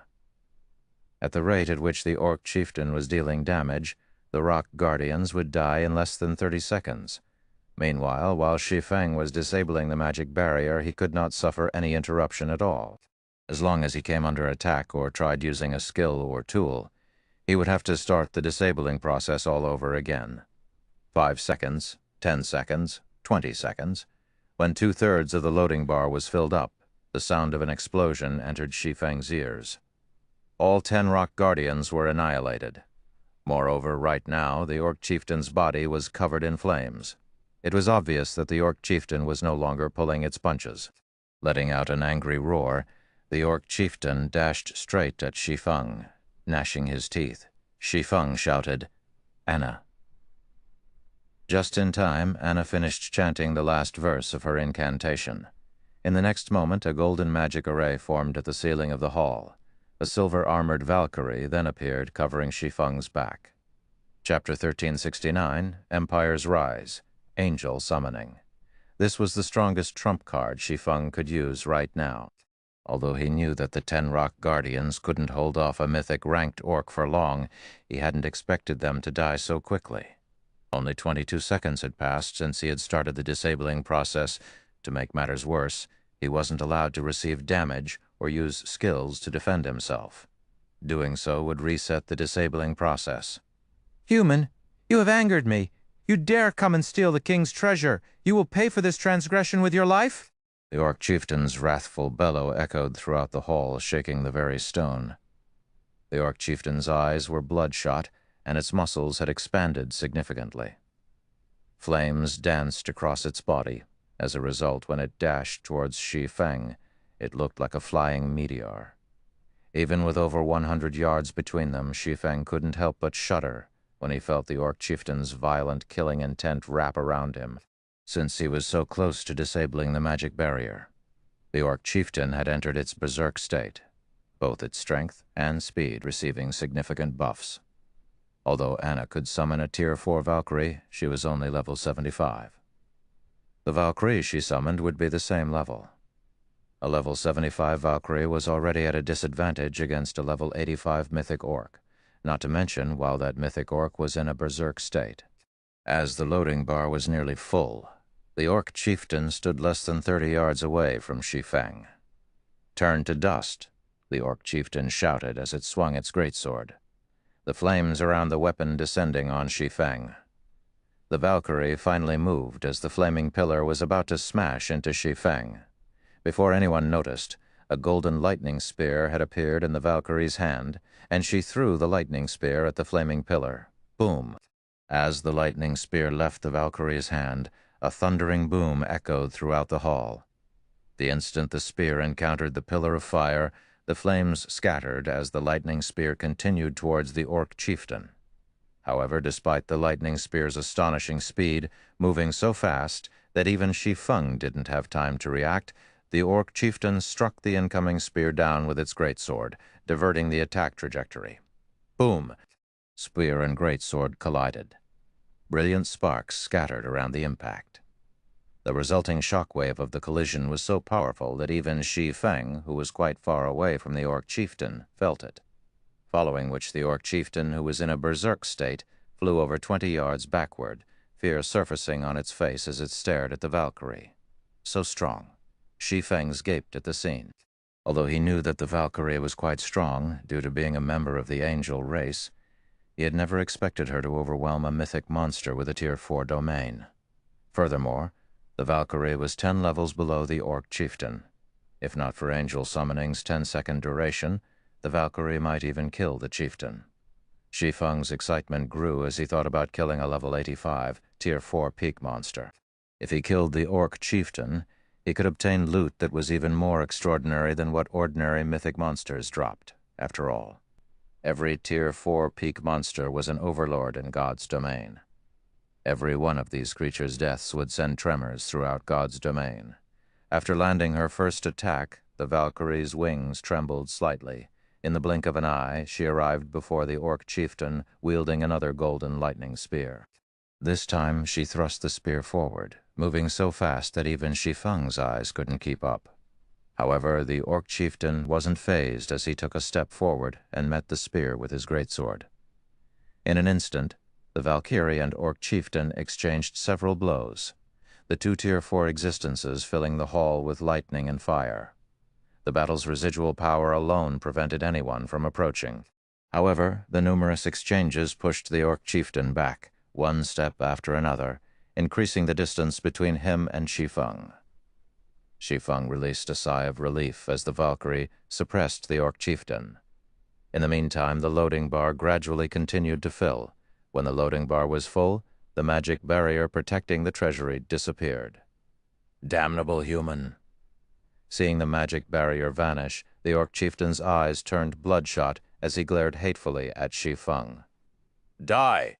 Suddenly, the hall's mana grew violent as a gray threefold magic array formed at the tip of the Orc chieftain's greatsword. The crimson flames dancing over the weapon also faded to a dark gray, radiating a deathly aura that even Shi Feng was wary of. Suddenly, the Orc chieftain swung its greatsword in Shi Feng's direction 9 times, sending 9 gray fire pythons towards the swordsman. Although the Valkyrie tried to block the attacks with her lightning spears, she could only toss 7 spears in a single breath, striking down 7 fire pythons. The remaining 2 continued towards Shi Feng unhindered. Watching the 2 fire pythons approach, Shi Feng did not dare to be careless as he activated absolute defense while trying to open the doors before him. Although the treasury doors were massive, Shi Feng pulled one open without much force. Although the gray fire had wrapped around him, they couldn't do any harm. Success. Shi Feng was ecstatic. The Orc chieftain watched helplessly as Shi Feng disappeared into the treasury with Anna at his heels. The treasury contained a teleportation array connected to a special space. The special space was similar to a dungeon. Once players entered, monsters and players outside wouldn't be able to reach them. Upon entering the treasury, Shi Feng stood before a large golden shrine. Various treasures had been put on display inside the shrine, and every one of these items was extremely valuable to current players. "It's here." Shi Feng was elated to see the pitch-black war axe inside one of the shrine's magic crystal pillars. The war axe inside the magic crystal pillar was none other than the disintegration axe, the weapon which had once belonged to the Orc Empire's founding emperor. Legend had it that this axe possessed boundless power, and a single hit could destroy a city. The disintegration axe had been the reason the Orc Empire had prospered and been feared by God's domain's various empires. However, for some unknown reason, the disintegration axe had been shattered, resulting in the Orc Empire's eventual downfall. The disintegration axe before him was merely one of the larger fragments. Although the disintegration axe's fragment was right before him, Shi Feng didn't hurry to grab it. Instead, he slowly checked the shrine's other treasures. If the Orc Palace's treasury were a unique dungeon, then these treasures were its loot. Only, while some of the items on display were available in unlimited quantities, some items would disappear forever once they were claimed. However, whether or not players could claim these items would depend on their abilities. Every team that entered the palace treasury only had 2 chances to pick an item. The higher quality the items they chose were, the stronger their opponent would be. Only after killing these monsters would players be granted their chosen item. After the 2 attempts, players would have to wait 5 days before re-entering the treasury. Shi Feng had long since familiarized himself with the monsters that could appear in the treasury, including their level of difficulty. Only, he wasn't sure if his quest would trigger any changes. After confirming the disintegration axe's location, the sound of a system notification reached his ears as he scanned through the nearby items. System announcement. A player has triggered the new expansion pack, Empire's Rise. The system will undergo an update. The estimated duration is 10 hours. Please prepare to log out. Chapter 1370, Weapon of Legends secured. The system announcement immediately caused a commotion among God's Domain's players. "What? Why is the system starting an update now? I just joined a party for a dungeon. Who's the bastard that triggered a new expansion pack this time? 10 hours? This update is so long, I wonder what will have changed the next time I log in." For a time, the players heatedly discussed the announcement. Everyone was interested to see what the new expansion pack would bring. This was especially true for the game's various major powers. After all, every new expansion pack represented a new opportunity. If they could take advantage of the new opportunity, they might secure certain benefits. The expansion pack Demon God's Disturbance was one such example. This expansion pack had spawned dark cities in the various kingdoms and empires, giving many guilds an opportunity to rise to prominence. The ancient Orc Empire's rise has such a massive effect. Shi Feng was slightly astonished as he read the system announcement. As far as he could remember, normal expansion packs hadn't triggered updates in the past. Only large-scale expansion packs would do so. Moreover, the Empire's Rise expansion pack had triggered a 10-hour-long system update. Such a lengthy system update could rival a system upgrade, but Shi Feng didn't give it too much thought as he decided to log out and rest. No one would know the new expansion pack's contents until after the system update finished.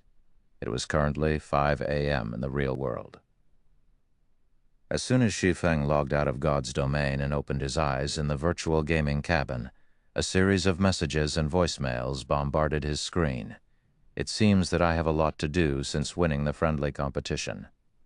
Shi Feng briefly glanced through the messages and voicemails. Liang Jing had sent the majority of these messages, while a small portion were invitations, inviting him, the Big Dipper Dojo's head instructor, to participate in various companies' and corporations' events. He hadn't been this popular before the White Tiger Dojo's competition, due to the fact that the White Tiger Dojo had gone to great lengths to promote the friendly competition. The Big Dipper Dojo had become incredibly popular after defeating the White Tiger Dojo. People came every day to join the dojo, including a few local professional fighters. In addition, based on a report from Blackie, Zero Wing had recently recruited nearly 100 newcomers for internal nurturing. Blackie had also stated that if they continued recruiting internal members at this rate, the Greenwater Villa would soon reach maximum occupancy. Shi Feng had also considered this issue. However, Gentle Snow's negotiations had not been favorable, as those several companies still refused to let go of Ouroboros's training grounds. All she could do now was wait. They would sell the training grounds sooner or later, since its upkeep was quite expensive, and they wouldn't be able to afford it for long. However, Shi Feng had also considered constructing his own training ground, since he had received a massive amount of funding from Phoenix Rain some time ago. He had only avoided this option thus far simply because it was so time-consuming. After going offline, Shi Feng began his busy day. Not only did he need to train, but he also needed to instruct Blackie and the others. When Shi Feng saw how cramped the Greenwater Villa was becoming, the need for his own training ground grew even stronger. That afternoon, Liang Jing contacted him and reported head instructor, a representative from the White Tiger Dojo, has arrived with a message. It seems that Hallmaster Jiang has invited you to the White Tiger Dojo for a drink. Would you like me to prepare for your departure? The White Tiger Dojo wants to meet with me. Shi Feng could not help but laugh. Jiang Tianyuan had already rejected his proposal, only offering a vague reply. Now the man wanted to speak with him again. This is interesting, but I don't have time for that right now. God's Domain system update will finish soon. Tell them that I'm very busy, and we'll talk next time. Next time? Liang Jing was dumbfounded. They were talking about an invitation from Jiang Tianyuan. Even Chairman Xiao would obediently meet the man, yet Shi Feng rejected the invitation. However, since Shi Feng had given his reply, Liang Jing could only follow his instructions accordingly and reject the White Tiger Dojo's invitation. Meanwhile, Chuan, who waited in the Big Dipper Dojo, was momentarily stunned when he received Liang Jing's reply. Shortly after, however, a sneer twisted his expression. This punk is quite bold. He even dares to reject the Hallmaster Jiang's invitation. Chuan had worried that Shi Feng might become a threat to his position, seeing as Jiang Tianyuan had actually sent the man a personal invitation, but he was more than happy to help Shi Feng dig his own grave. All right, I'll report to the Hallmaster, word for word. After Chuan left, Shi Feng returned to his room and drank a bottle of A-rank nutrient fluids before logging back into God's Domain. When Shi Feng logged back in, nothing had changed. He couldn't find anything different about the shrine. He was a little confused. Such lengthy updates normally generated some change, yet nothing was different. Forget it. I'll worry about it after I get my hands on the item. Shi Feng promptly gave up on searching for the system update's changes and began to search through the shrine's items. He was very familiar with the monsters inside the Orc Palace's treasury. He knew this area's rules like the back of his hand. After players selected an item, a monster between level 50 and 100 would appear. Normally, the monster would only be 5 levels higher than the player. The monster's rank depended on the selected item, ranging between Grand Lord and High Lord. A different number of monsters would also appear. This number depended on how many players had entered the treasury. The treasury allowed up to a maximum of 20 people to enter at a time, and NPC guards would be included. If a 20-man team entered the treasury, 3 challenge monsters would appear per item. If it were a 6-man party, though, only 1 challenge monster would appear. For Shi Feng, who had dark gold and epic guards, this area was no more of a challenge than his own backyard. He just needed to select his prize. He could leave the rest to Anna and Kite. Shi Feng already knew what he was looking for: the advanced auction house design. In this treasury, the advanced auction house design was only second to the disintegration axe. It was a reward for the first player to infiltrate the treasury. It was only available once. It wasn't long before Shi Feng found the advanced auction house design and accepted its challenge. After all, he did not know what kind of enemy to expect when he selected the disintegration axe. On the off chance that he was no match for the challenge monster, he would also lose his chance to obtain the advanced auction house design as well. Suddenly, a 9-meter-tall, level 59 mechanical giant appeared in the middle of the shrine. Similar to Anna's rock guardians, which were made entirely of stone, the mechanical giant was a mechanical life form. Guardian Warrior Elemental Creature, Grand Lord, level 59, HP 80 million, 80,000. Shi Feng instantly had Anna summon a level 75 Golden Giant to tank the Guardian Warrior, while Kite and Anna attacked from the sides. While Shi Feng attacked the Guardian Warrior, he also paid attention to the Golden Giant's HP, healing it with Life Bloom whenever its HP fell to a critical low. Although the level 75 Great Lord ranked Golden Giant didn't have an overwhelming advantage against the level 59. Grand Lord ranked Guardian Warrior, it had no problems facing the Guardian Warrior on equal footing. In less than 15 minutes, the Guardian Warrior collapsed at Shi Feng's feet, allowing Shi Feng to obtain the Advanced Auction House design. With this trip hasn't been in vain. Shi Feng smiled at the Advanced Auction House design. Due to the Advanced Auction House, Ouroboros had been the envy of many superpowers in the past. The income of the Advanced Auction House alone had been a considerable portion of Ouroboros' total income.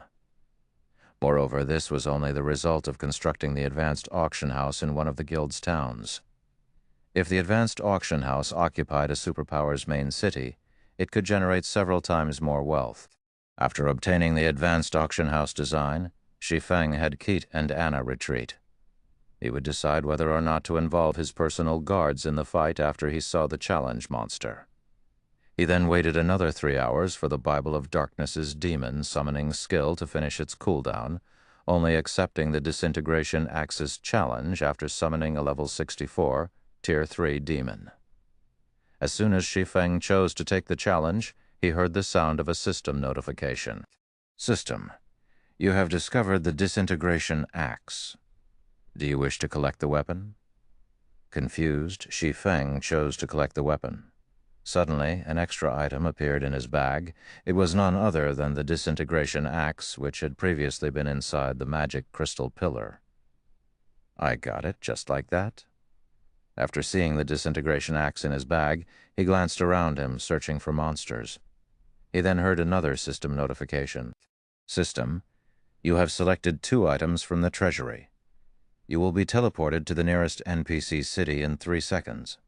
Before Shi Feng could even inspect the Disintegration Axe's attributes, his body transformed into a streak of light as he vanished from the treasury. Chapter 1371, Kingdom Changes. Purple Thorn's Kingdom, Rock Sand City. Before Shi Feng could react, the system had teleported him here. Why did it teleport me to this city? Shi Feng was little confused as he looked at his current location the system displayed. In the past, he had always been transported to Star Moon Kingdom's Dark Lake Town after leaving the Orc Palace's treasury. Yet, he had been sent to the Purple Thorn's Kingdom this time. The teleportation hall bustled with activity. Shi Feng could even hear many independent teams recruiting members in the hall. Recruiting a team to grind orc bosses in Lakefront Town for honor points level 40+ experts only. We already have a healer. Recruiting for an escort quest. Delivering resources to the front line. Need 2 more players. Level 38 and above. Must have in level 35 secret silver equipment or above. We already have MTs and healers. Practically every independent team wanted elite players or better. Shi Feng found such a scene hard to imagine in a border city like Rock Sand City. However, how fast these independent teams filled their slots was even more shocking. What is up with this city?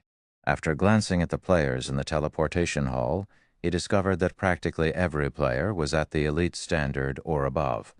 There were even quite a few level 40+ independent experts. The activity in this city's teleportation hall could even rival White River cities. Although Rock Sand City was a major NPC city in the Purple Thorn's Kingdom, it was close to the kingdom's border. The region didn't have particularly abundant resources either. Finding so many players developing in Rock Sand City was unusual. Expert players should be an even rarer sight. Yet not only was Rock Sand City's player population surprisingly high, but the quality of its players was also stunning before Shi Feng could get a grasp of the situation. One of the larger-sized teleportation magic arrays lit up. A team of level 40+ players then emerged. Every one of these players wore a guild emblem belonging to none other than the first-rate guild, Star Alliance. Upon arriving, the Star Alliance members quickly left the teleportation hall. They summoned their mounts and made their way towards Roxanne City's main entrance. By the looks of it, they seemed to be in a rush. Shortly after the Star Alliance's team arrived, teams from other large guilds began to teleport in, like the Star Alliance's teams. These teams also hurried towards the city's entrance. After watching this, Shi Feng connected to the official forums to get a better idea of what was happening. The fact that so many large guilds had dispatched their expert and elite teams suggested that something big was going down. So this is the case. Realization quickly dawned on Shi Feng after he read through the Purple Thorns Kingdom's official forums. Due to the Empire's Rise expansion pack, orcs had begun to occupy areas near the morning battlefield. Although they had yet to occupy a large area, they were expanding. Meanwhile, the morning battlefield was now beyond recognition. The orcs had already claimed several neutral maps nearby. Thus far, 4 kingdoms had been affected by the morning battlefield's expansion. Orcs all over God's domain were becoming more active. Some had even captured NPC towns. To deal with these orcs, the continent's various countries had issued high-ranking quests. Although these quests were quite difficult, the remuneration was considerably abundant. Because of this, the areas these orcs had claimed became excellent locations to grind money and items. This was also a good opportunity for the game's various guilds to increase their popularity. These guilds had begun to receive team quests in their respective residences, each quest requiring them to hunt orcs. However, this was only the tip of the iceberg. The best part about this expansion pack was that players who reclaimed captured towns would obtain a town-building order and town reputation order. These 2 rewards were precisely the reason that the large guilds were going crazy. The town-building order allowed a guild to construct a town wherever they desired. Of course, the town could only be built in the country they had obtained the building order from. However, this wasn't a problem for the various large guilds, particularly for the first-rate guilds and above. Large guilds generally developed in multiple kingdoms and empires simultaneously, and they generally had a considerable amount of power in each location, so supporting the development of one guild town wouldn't be a problem. The town reputation order had an even greater purpose. It could increase a town's popularity, which would hasten a town's promotion speed. The further a guild town developed, the more popularity it required to reach its next promotion. This was the main limit to guild town promotions. Meanwhile, the town reputation order could help solve this problem. Why wouldn't the various guilds go mad over this hence? Many guilds had organized crusades against the orcs. Some had even organized armies of hundreds of thousands to raid captured towns. Unfortunately, the orcs defending these captured towns were extraordinarily powerful. These orcs were generally level 60 and above, making the towns very difficult to reclaim. Moreover, the more players that were dispatched to reclaim a town, the more monsters a town would contain. After watching others' failed attempts, the various large guilds had grown docile. Now, they only dispatched 100-man expert teams to complete the issued guild team quests instead of trying to reclaim towns. After reading through the discussions of players on the forums, Shi Feng was greatly shocked. He had to admit that this expansion had a massive impact on God's domain's various major powers. If dealt with properly, it would not even be surprising to see a guild instantly rise to become a country's overlord. It was no wonder why the system update had taken so long to complete. As Shi Feng considered investigating these Orc-town incidents, he received a call from Melancholic Smile. "Guild leader, how is your quest coming along?" Melancholic Smile asked, slightly anxious. "I've just finished it." "I just have to turn it in," Shi Feng said, chuckling. "Why, has something happened?" "Nothing has changed, only the evil demons around Stone Forest Town and White River City are becoming increasingly active. Moreover, Great Lord-ranked evil demons have begun to appear. The evil demons are growing so bold that they have even begun to ambush the teams we've dispatched to patrol the trade routes. We've already incurred significant losses. Meanwhile, the player traffic visiting Stone Forest Town has decreased by more than half. At this rate, Red Iron Town's player population will surpass Stone Forest Town's very quickly." Melancholic Smile reported helplessly. "Beast Emperor really is bold. Hearing that Great Lord-ranked evil demons had begun to show up, Shi Feng could not help but chuckle as he said, "Isn't he afraid that his Great Lords won't make it back home?" Even Abandoned Wave had only employed a few Great Lord-ranked evil demons due to the difficulty of nurturing them. Yet Beast Emperor had dispatched a large number of Great Lords to attack players. Although we thought about killing those Great Lords as well, sending the guild's main force to lead a 1,000-man team to hunt them down, they've evaded us constantly as if the evil demon knew about our team's locations. As a result, our members have just wasted a lot of their time, Melancholic Smile said, shaking her head. In that case, have everyone return to Stone Forest Town. Split up the guild's assassins to monitor the trade routes. Notify me the moment they spot a Great Lord-ranked evil demon, Shi Feng said, smiling. Order a retreat? Melancholic Smile was stunned. Guild leader, if we do that, those evil demons will become even more daring. If they allowed those evil demons to slaughter the players visiting Stone Forest Town, even fewer players would make the trip. It'll be fine, Shi Feng said, chuckling. However, tell our assassins to be careful. They mustn't be discovered. Understood.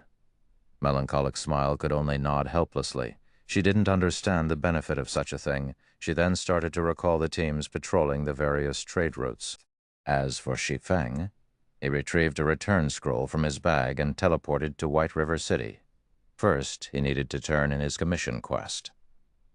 Chapter 1372, SSS Rank Commission's Rewards, Star Moon Kingdom, Frozen Scar.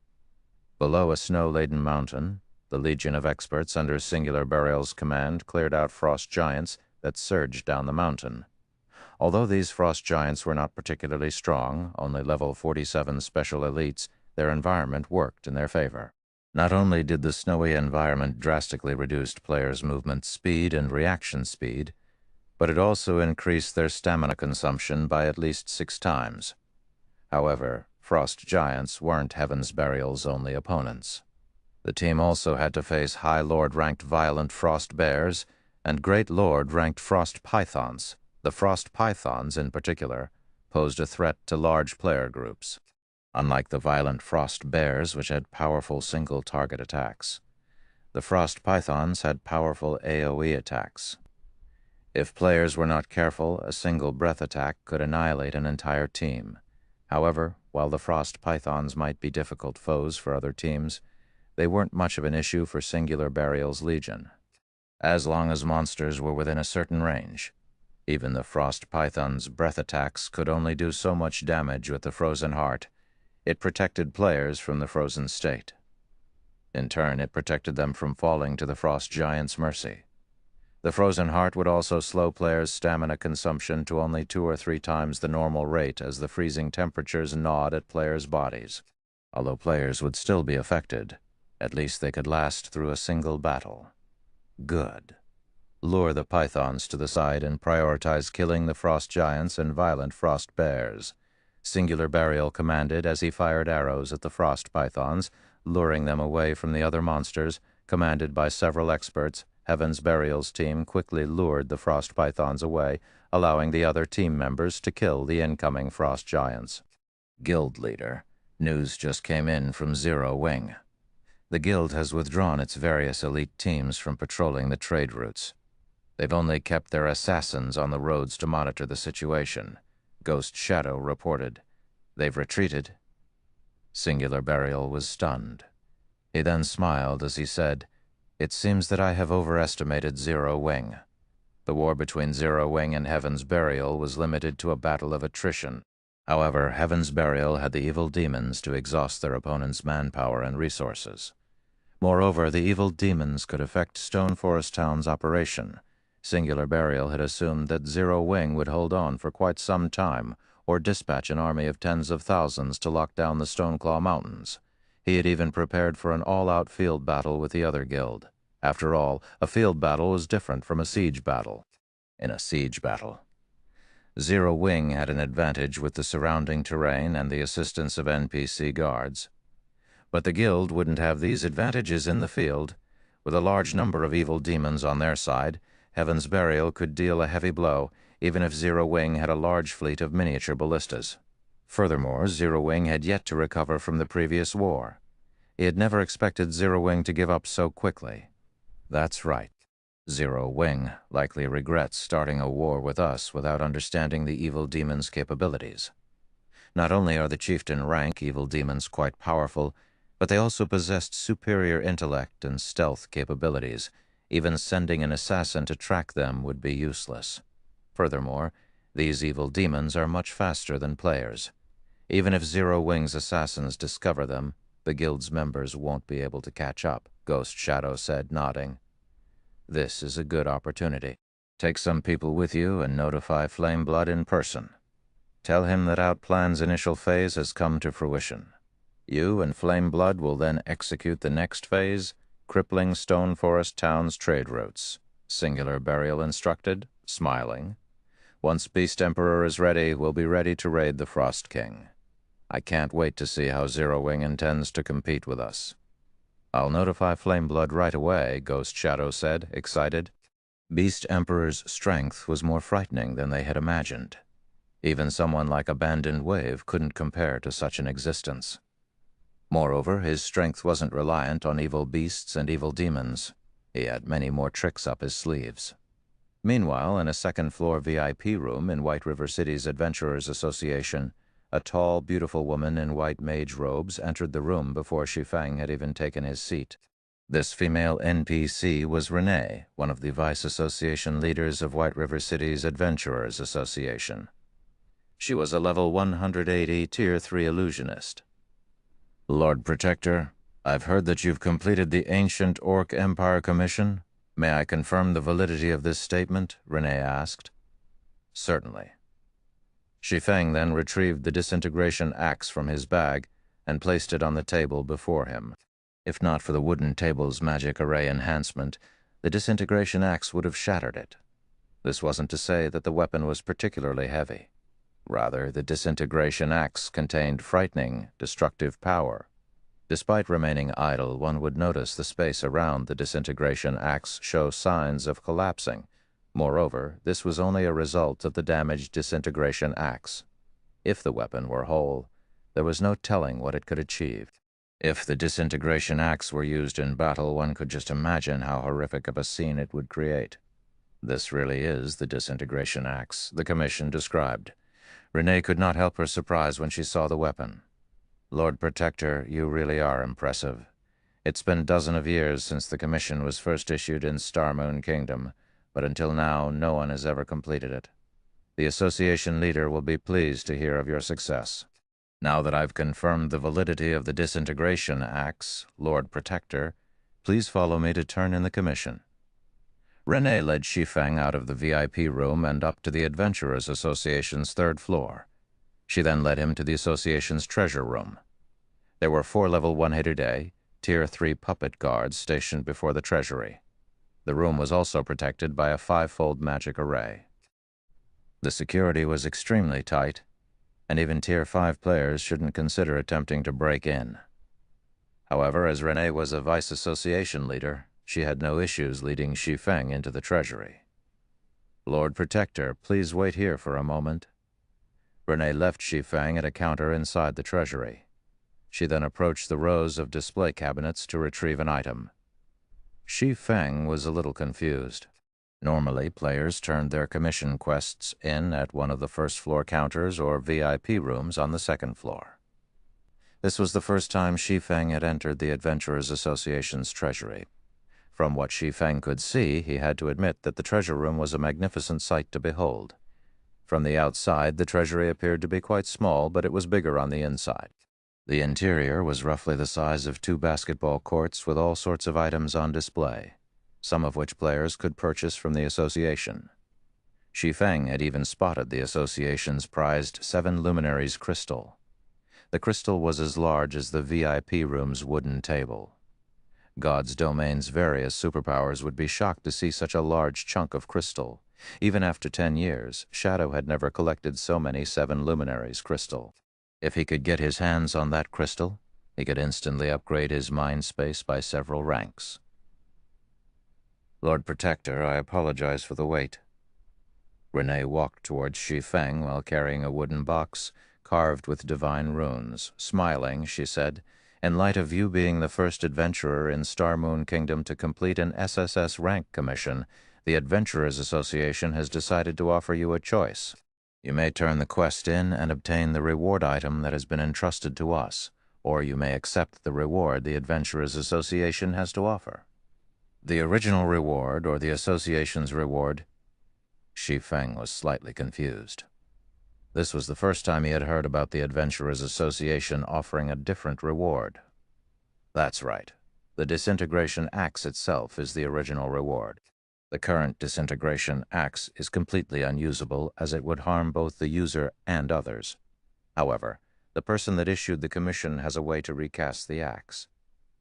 As for the Adventurers Association's reward, we'd like to offer this wooden box.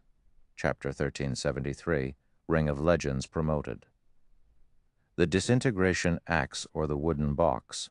Shi Feng's gaze traveled between the disintegration axe in his hand and the wooden box Renee held currently. He was both confused and elated. He was also slightly hesitant. He hadn't expected the commission's reward to be the disintegration axe itself. He had to admit that the reward for an SSS rank commission was truly frightening. There was no doubting the disintegration axe's power. Although he couldn't see the weapon's information based on the power he felt from holding it, he could tell that if the weapon were repaired and given to a berserker, said berserker would become a god of destruction. Meanwhile, the wooden box in Renee's hands had been decorated with ancient divine runes. It even radiated a faint trace of divine might. It was obvious that the wooden box's origin was not ordinary. Otherwise, the Adventurers Association wouldn't offer it as a replacement reward. "Lady Renee, may I know the contents of this wooden box?" Shi Feng asked. "Of course," Renee answered, giggling. "Although I cannot let you open the box, I can tell you that the item inside is called the Sacred Stone. It's not that I don't wish to show you the item, but the Sacred Stone is somewhat special. Once the wooden box has been opened, the Sacred Stone will vanish if it's not used within 3 hours. The Sacred Stone has a variety of uses. I would say that its greatest purpose is reinforcing a weapon or piece of equipment. However, as we only have one stone, the highest rank it can upgrade an item to is Fragmented Legendary rank. Moreover, the item's base materials must be of sufficiently high quality, otherwise the upgrade will fail. If you wish to reinforce the item further, you'll need to collect more sacred stones. Unfortunately, sacred stones were even difficult to come by in ancient times, much less now. You don't have to choose immediately. When you've made your decision, you may come to me to retrieve your reward." Hearing Renee's explanation, Shi Feng stared at the wooden box in shock. He had never imagined that the Adventurers Association would be so generous as to offer such a treasure. Shi Feng had heard about the Sacred Stone in the past. Indeed, as Renee had explained, it was an extremely valuable item. It was even rarer than your average fragmented legendary item. God's domain had extremely few fragmented legendary items. As a result, obtaining just one was excruciatingly difficult, not to mention finding an item that was suitable for oneself. Meanwhile, the Sacred Stone could upgrade a suitable item to Fragmented Legendary rank. It was common knowledge in God's domain that the more compatible one was with a weapon or piece of equipment, the more benefits one would gain from said item. Hence, rather than using a weapon or piece of equipment with powerful attributes, expert players preferred to use items that they were compatible with. This was also why, after reaching the later stages of the game, many experts would turn down weapons and equipment from dungeons, searching for customized items instead. In the past, one sacred stone had been worth 2 fragmented legendary items. As Renee had said, he only had this opportunity because he was the first player in Star Moon Kingdom to complete an SSS rank commission quest. "Lady Renee, I've made my decision. I will choose the Sacred Stone," Shi Feng said without hesitation. Although the disintegration axe was quite powerful, the weapon would be limited to fragmented legendary rank after its recasting. Repairing it fully would likely be even more challenging than repairing the Heavenly Dragon's breath. Who knew how long it would take to repair the weapon? Moreover, Rampant Blade, Shadow Sword, and Gentle Snow, Zero Wing's top 3 berserkers, didn't use war axes. They wouldn't be able to utilize the weapon to its fullest potential. Since that was the case, he might as well select the more valuable Sacred Stone. System. Congratulations. You have completed the SSS rank commission quest, Ancient Orc Empire, rewarding 1 Sacred Stone, Adventurers Association Reputation plus 1,000, Star Moon Kingdom Reputation plus 1,000, Humanity Reputation plus 100, Legacy Skill Points plus 15, and Free Attribute Points plus 60. When the sound of the system notification reached his ears, a golden glow wrapped around Shi Feng's body as he leveled from level 54 to 79% of level 55. The quest awarded an abundant amount of EXP. If not for the nature of Shi Feng's hidden class, he would have reached level 56 with the awarded EXP. The rewards are astounding. I actually got 15 legacy skill points. The quest's rewards astonished Shi Feng at his level. 60 free attribute points was nothing. At Tier 1, players would gain 8 free attribute points with each level up. At Tier 2, that number increased to 20. In other words, the 60 points were on par with 3 levels for a normal player. However, the legacy skill points were a different story. Players only gained 1 point for every 3 levels, yet he had just earned 15 points. Following which, Shi Feng allocated his free attribute points to strength and agility, increasing each by a considerable amount. For Tier 1 players, this many attribute points was the equivalent to an additional piece of level 35 mysterious iron equipment. Shi Feng had to admit that this was the frightening part about Tier 2 classes. Tier 1 classes simply couldn't compare. The sooner players completed their Tier 2 promotion, the more benefits they could gain. If they only completed their promotion quest after level 60, they would have 120 free attribute points less than players who completed their promotion at level 50, unless they intentionally died and returned to level 50. Recovering those points was impossible. Shi Feng didn't take the time to learn a new Tier 2 legacy skill after he finished allocating his free attribute points. 15 points simply weren't enough to purchase a useful skill. He intended to save them instead. He then fetched the sacred stone from his bag. Shi Feng already knew how he would use the sacred stone. He would upgrade the 7 Luminaries ring. The 7 Luminaries ring was by far the best epic item he had ever seen. Not even the sacred sword-killing ray could compare. Unfortunately, the 7 Luminaries ring was a replica. It couldn't be repaired as he had with the heavenly dragon's breath. The sacred stone was his only hope of upgrading the item. The 7 Luminaries ring was a perfect choice. The 7 Luminaries ring replica's creator had attempted to craft a fragmented legendary ring, so one could imagine the quality of the materials used in its production. Unfortunately, the ring had been epic rank. In fact, he should be able to upgrade the ring to legendary rank with enough sacred stones. However, Shi Feng only played with the thought of upgrading the 7 Luminaries ring to legendary rank. Quite a few God rank players had attempted to upgrade their weapons and equipment to legendary rank with sacred stones. But even after 10 years, not one of these players had succeeded. The reason for their failure was simple. Upgrading an item to legendary rank required far too many sacred stones. Even God-ranked experts with Super Guild's support hadn't been able to gather enough. As for exactly how many sacred stones were required, no one knew. However, there was a rumor that one God-ranked expert had failed to upgrade their item to legendary rank even after investing over a dozen sacred stones. Let's see how much potential you have. Shi Feng then opened the wooden box and picked up the white, palm-sized sacred stone. He then chose to use it on the 7 Luminaries ring. Suddenly, the sacred stone radiated an incomparably intense power. Golden energy streamed from the stone, flowing into the 7 Luminaries ring in Shi Feng's other palm. A moment later, the sacred stone turned to dust while the 7 Luminaries ring underwent an earth-shattering transformation. 7 different streams of light flowed out of the ring, giving it a mesmerizing look. Moreover, the ring now emitted a faint trace of pressure. It was hard to imagine that this item was only a ring, not a weapon, so strong. When Shi Feng called up and read the 7 Luminaries ring's attribute panel, he could not help but gasp. Chapter 1374, Humanoid Great Lord staring at the 7 Luminaries ring's attributes.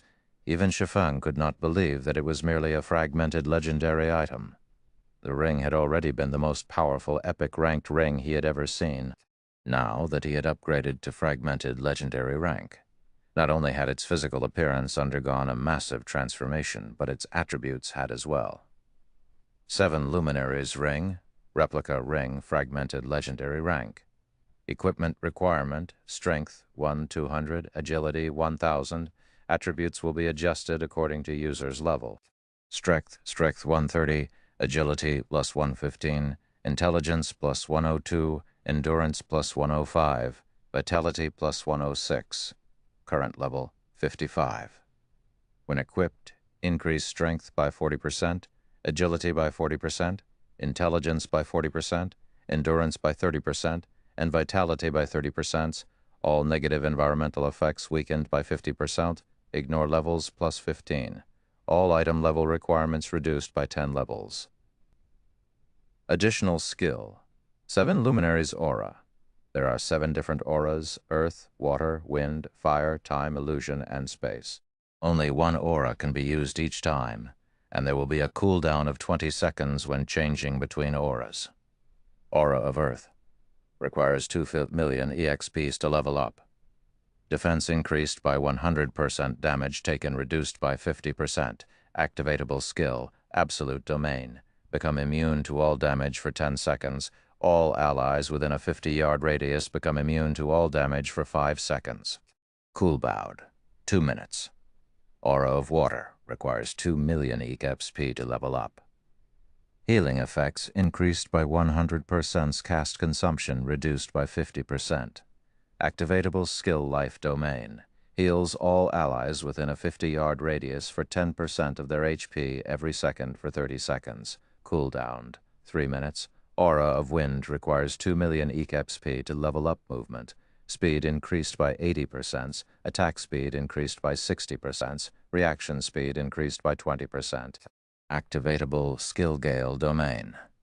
Enables temporary flight and movement speed increase of 300% and reduces the movement speed of all enemies within a 100-yard radius by 50% for 30 seconds. Cooldown, 3 minutes. Aura of Fire. Requires 2 million EXPs to level up. Damage increased by 50%, target's defense reduced by 80%. Activatable Skill Flame Domain inflicts 1,500% damage within a 60-yard radius for 7 seconds. Damage upscales by 20% every second. Coolbound, 5 minutes. Aura of Time. Requires 3 million XP to level up. Cooldown of all skills reduced by 50%. Enemies within a 200-yard radius will have their movement speed and attack speed reduced by 40%. And cooldown of skills increased by 50%. Activatable skill Forbidden Domain prevents enemies within a 500-yard radius from using any skills or tools for 30 seconds. Coolbound, 3 minutes. Aura of Illusion. Requires 3 million EXP to level up. All attributes increased by 40%. Enemies within a 200-yard radius will have all their attributes reduced by 40%. Activatable skill Fantasy Domain. Immunity to all magic damage and 20% of magic damage received will be converted to healing to recover players' HP for 20 seconds. For 180 seconds, all negative effects within a 100-yard radius will be removed. Coolbound, 3 minutes. Aura of Space. Requires 3 million EXP to level up. Immunity to all control and restricting effects. Activatable skill 1. Space Movement. Instantly move to any location within a radius of 600,000 yards. Cooldown, 3 minutes. Activatable skill 2, Spatial Gate, opens a spatial gate that allows players to go through it. Spatial Gate can be connected to any location within a 300,000-yard radius. Spatial Gate will stay open for 1 minute. Coolbound, 20 minutes. Although the 7 Luminaries Ring's basic attributes were subpar for a fragmented legendary item, even inferior to the Heavenly Dragon's Breath, all players dreamed of using its activatable skills. The skills were useful in nearly all aspects of battle. Most importantly, these skills wouldn't only benefit the user, as they also benefited one's allies. The Aura of Space's new skill, Spatial Gate, was particularly useful as it could allow the Ring's user to take a player team with them wherever they wished. With this skill, traveling to dangerous maps to farm bosses would become much easier. After all, 300,000 yards was the equivalent of an average leveling map. Spatial gate? Shi Feng's lips curled into a smile as he read this new skill.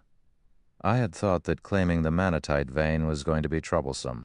It seems I've just saved myself a lot of time.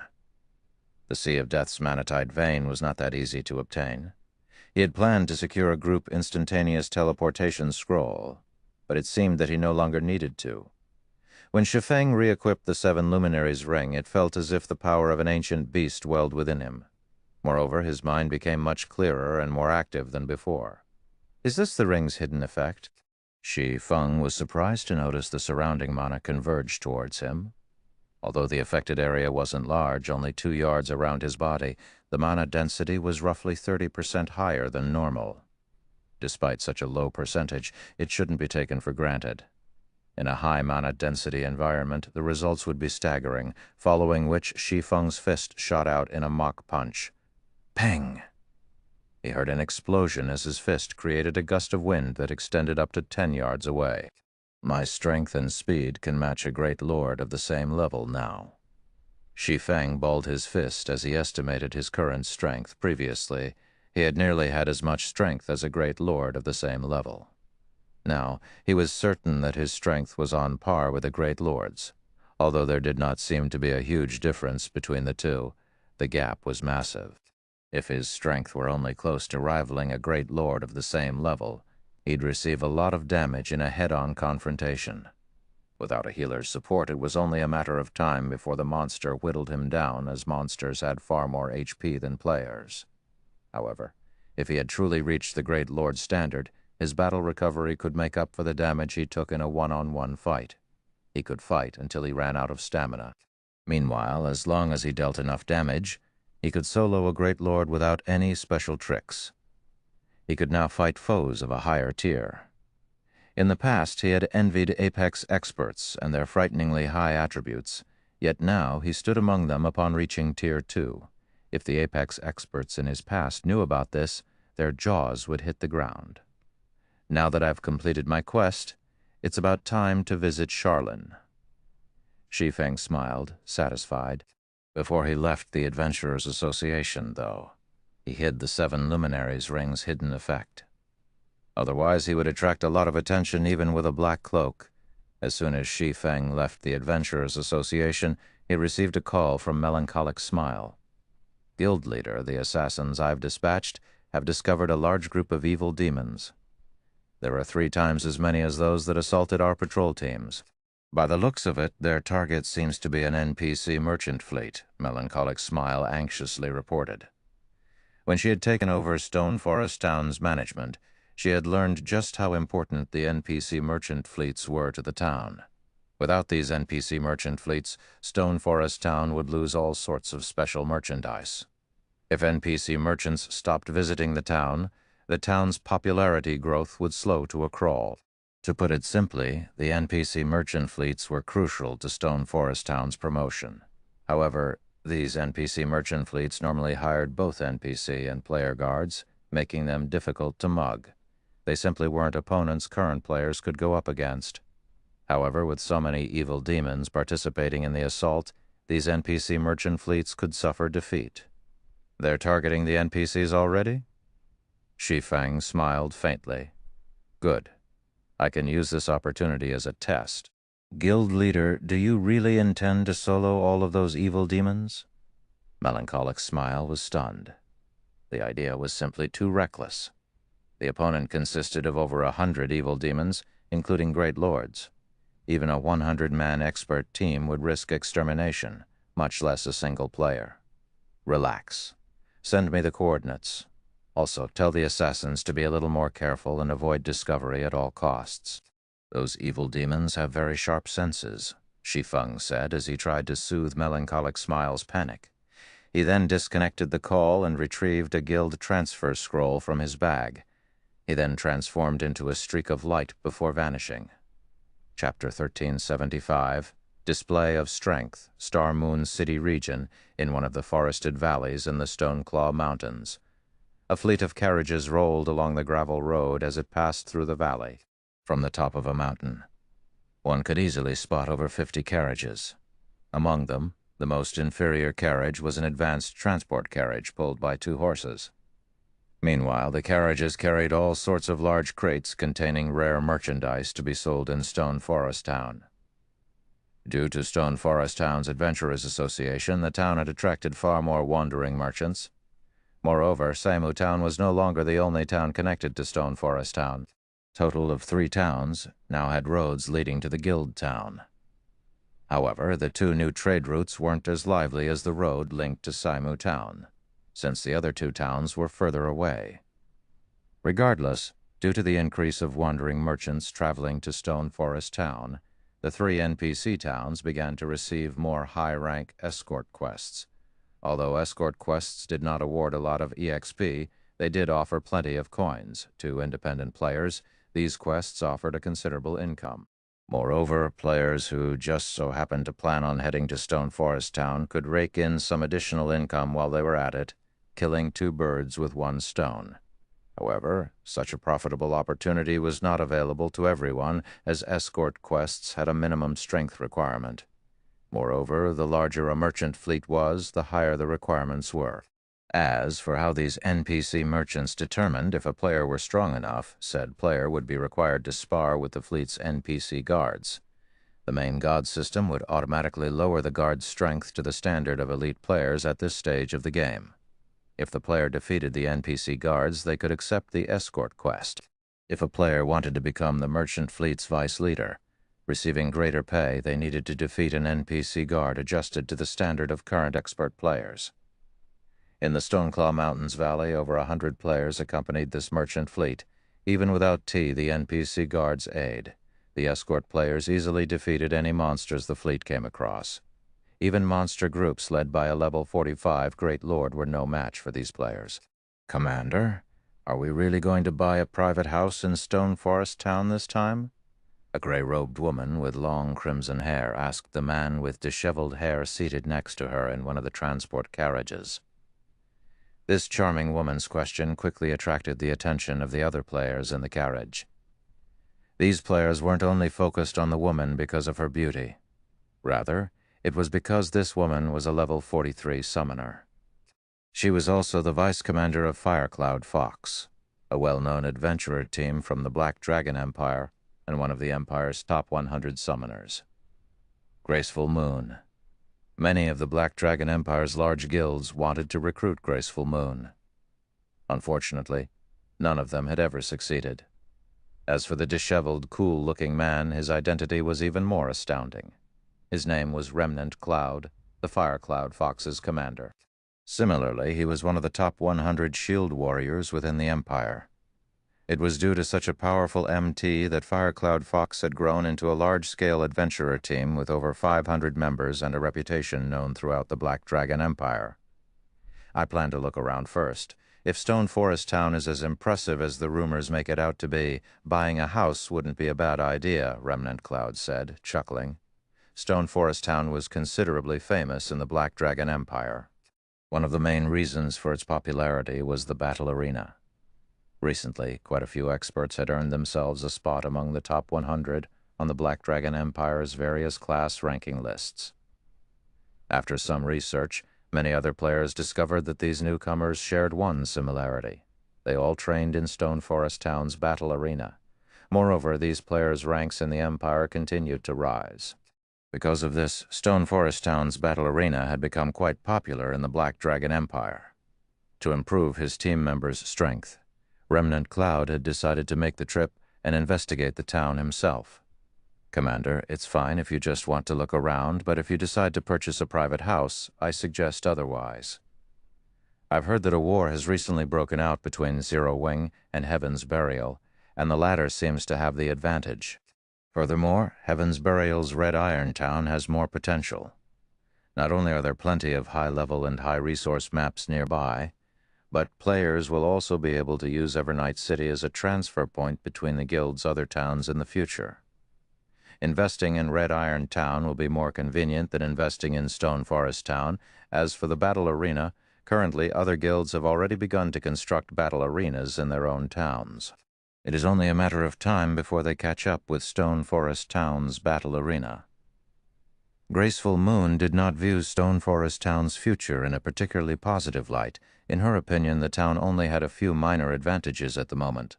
However, as time passed, the various large guilds' towns in the Black Dragon Empire would undoubtedly catch up. After all, the Black Dragon Empire was far more prosperous than Star Moon Kingdom, even if their adventurer team wanted to purchase a private house in Star Moon Kingdom. Considering their long-term development, purchasing a house in Red Iron Town was the wiser choice. I guess you're right. But since we're already here, let's go take a look. After giving the matter some thought, Remnant Cloud saw the reasoning in Graceful Moon's words. Various guild towns were already prioritizing their battle arenas. As for the mana density, these guilds were doing their best to find solutions. They would deal with the problem sooner or later. While Graceful Moon and Remnant Cloud conversed, they heard a commotion in the forest on both sides of the gravel road. Suddenly, easily over 1,000 pitch-black figures darted out of the dense woods. Not only did these figures block the merchant fleet's path, but they had also surrounded the carriages. Upon seeing these monsters, the escorting players prepared for battle. These monsters were nothing like the wild monsters they had faced on the road thus far. Every one of these monsters radiated a frightening aura, their eyes containing human-like wisdom. Moreover, their levels were shockingly high. These monsters were all level 70, roughly 25 levels higher than the monsters the merchant fleet had previously encountered. How is this possible? Didn't they say that these evil demons only assaulted passing players? Why are they targeting the merchant fleets? Some escort players from Star Moon Kingdom recognized the evil demons immediately. After all, they had seen these evil demons siege Stone Forest Town. These monsters' attacks on Stone Forest Town's players was nothing new, either. What surprised these players was that these evil demons actually dared to assault an NPC fleet. Aside from the escort players, a large number of NPC guards protected the merchant fleet. Each one of these guards was level 80, and among them were 3 Tier 3 guards, over 60 Tier 2 guards, and over 100 Tier 1 guards. They were not existences current players could easily defeat. Before these players could recover from their shock, the evil demons surged forward. Go! Destroy the merchandise! Ghost Shadow, hiding amongst the trees, laughed as he watched his legion surround the merchant fleet. To ensure the fleet's destruction, Heaven's Burial had dispatched the Ghost Shadow Legion's elites, and Beast Emperor had sent them an evil demon army to assist. 2 level 70 Grand Lord-ranked evil demons led the army.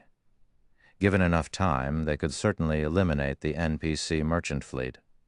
Although the evil demons' levels were lower than the NPCs, they had the numerical advantage. Moreover, they didn't need to kill the NPCs. Their goal was simply to kill the players and destroy the cargo. Damn it. Why are there so many powerful monsters? Graceful Moon's eyebrows rose in surprise.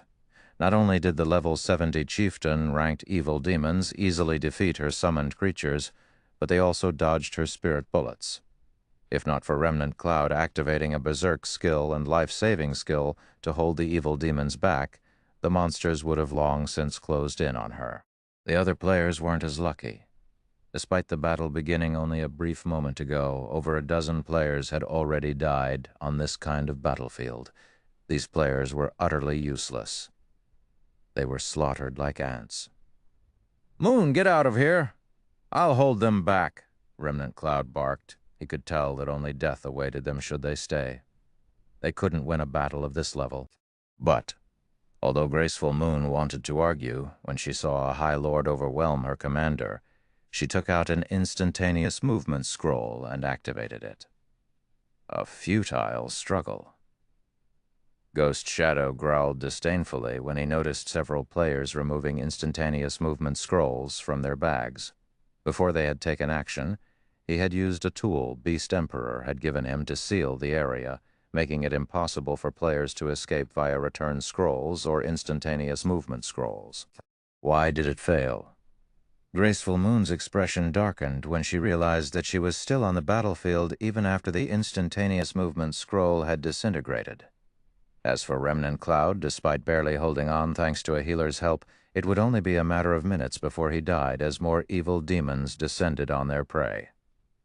When Remnant Cloud had less than 20% HP remaining, a great lord-ranked evil demon circled the man, swinging its claws at the shield warrior. Remnant Cloud was already doing everything he could to block the evil demon's attacks from the front. He did not have any spare power to protect his back. "Commander?" Graceful Moon gasped. "Am I going to die just like this?"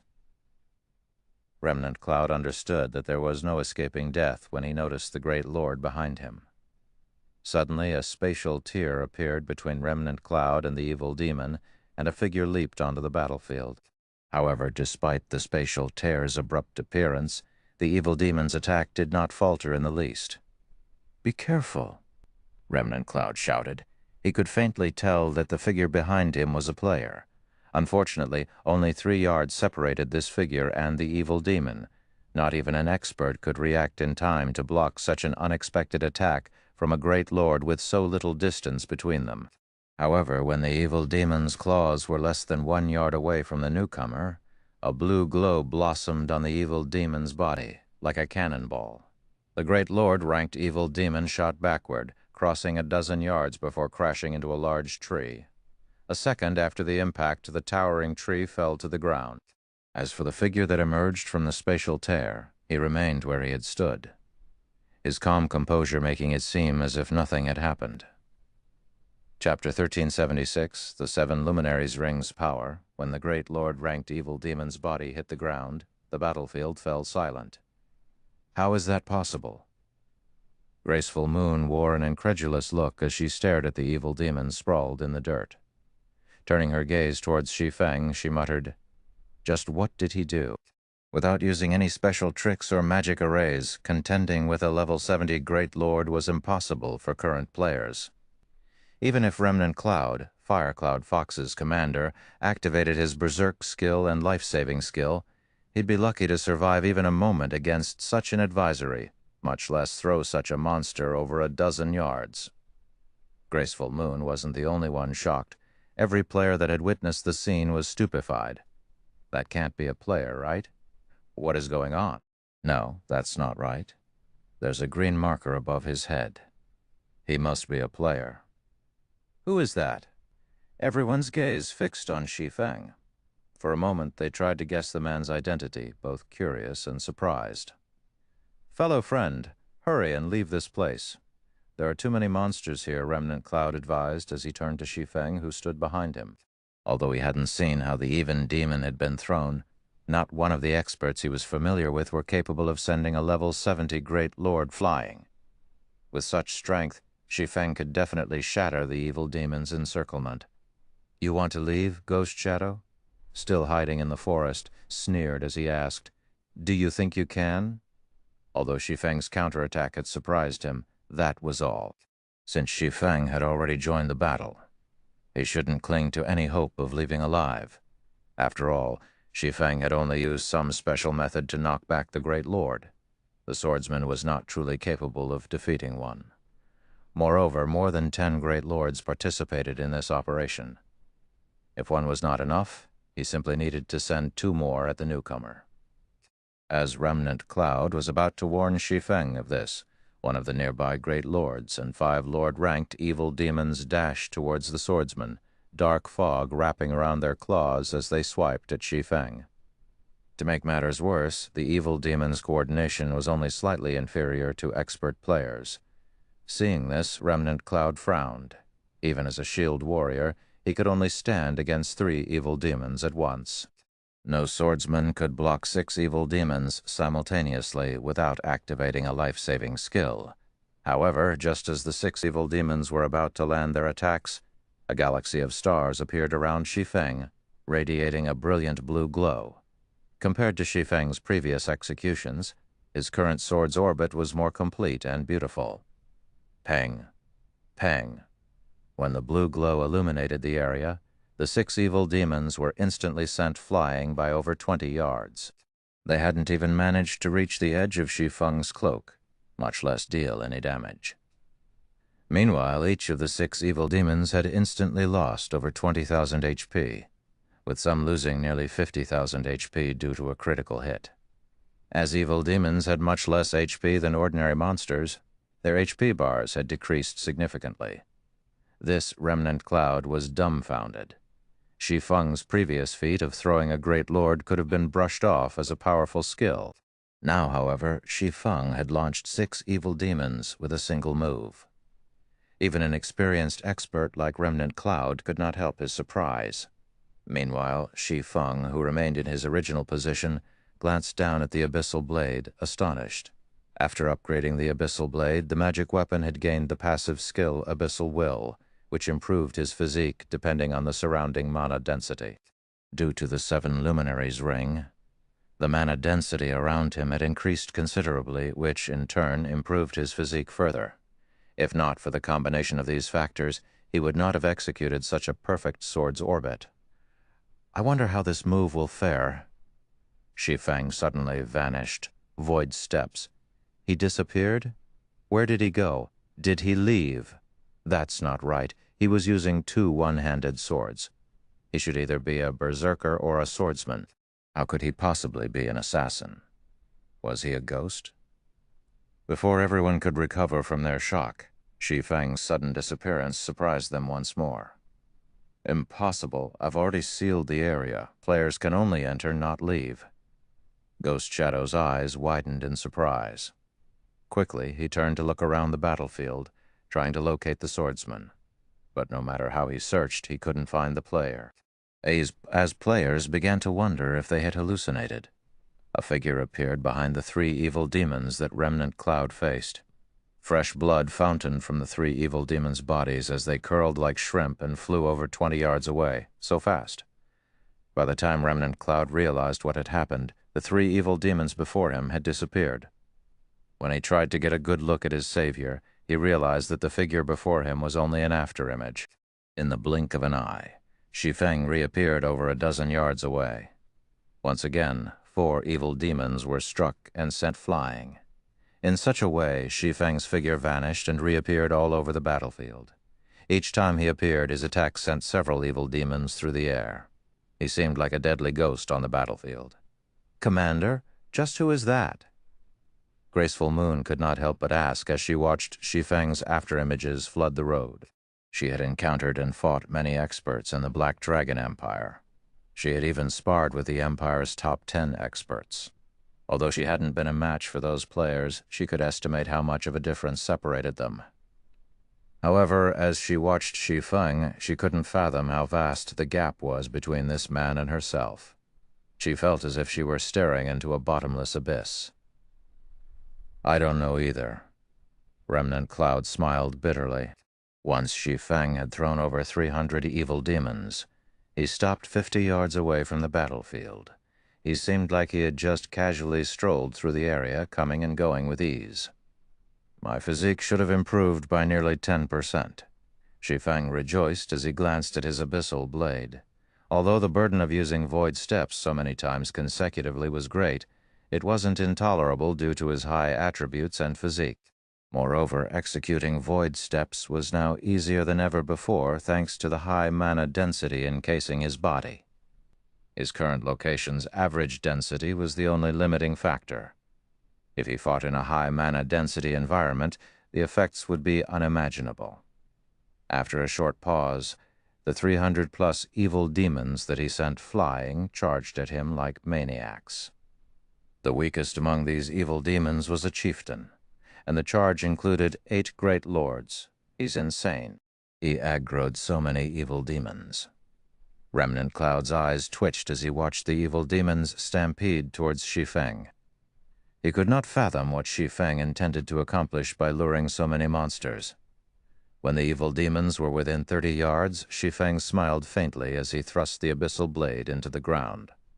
Abyssal curse. A pitch-black light pillar emerged from within the evil demon group, extending into the sky. The pillar then expanded to a radius of 30 yards, preventing all evil demons within range from moving.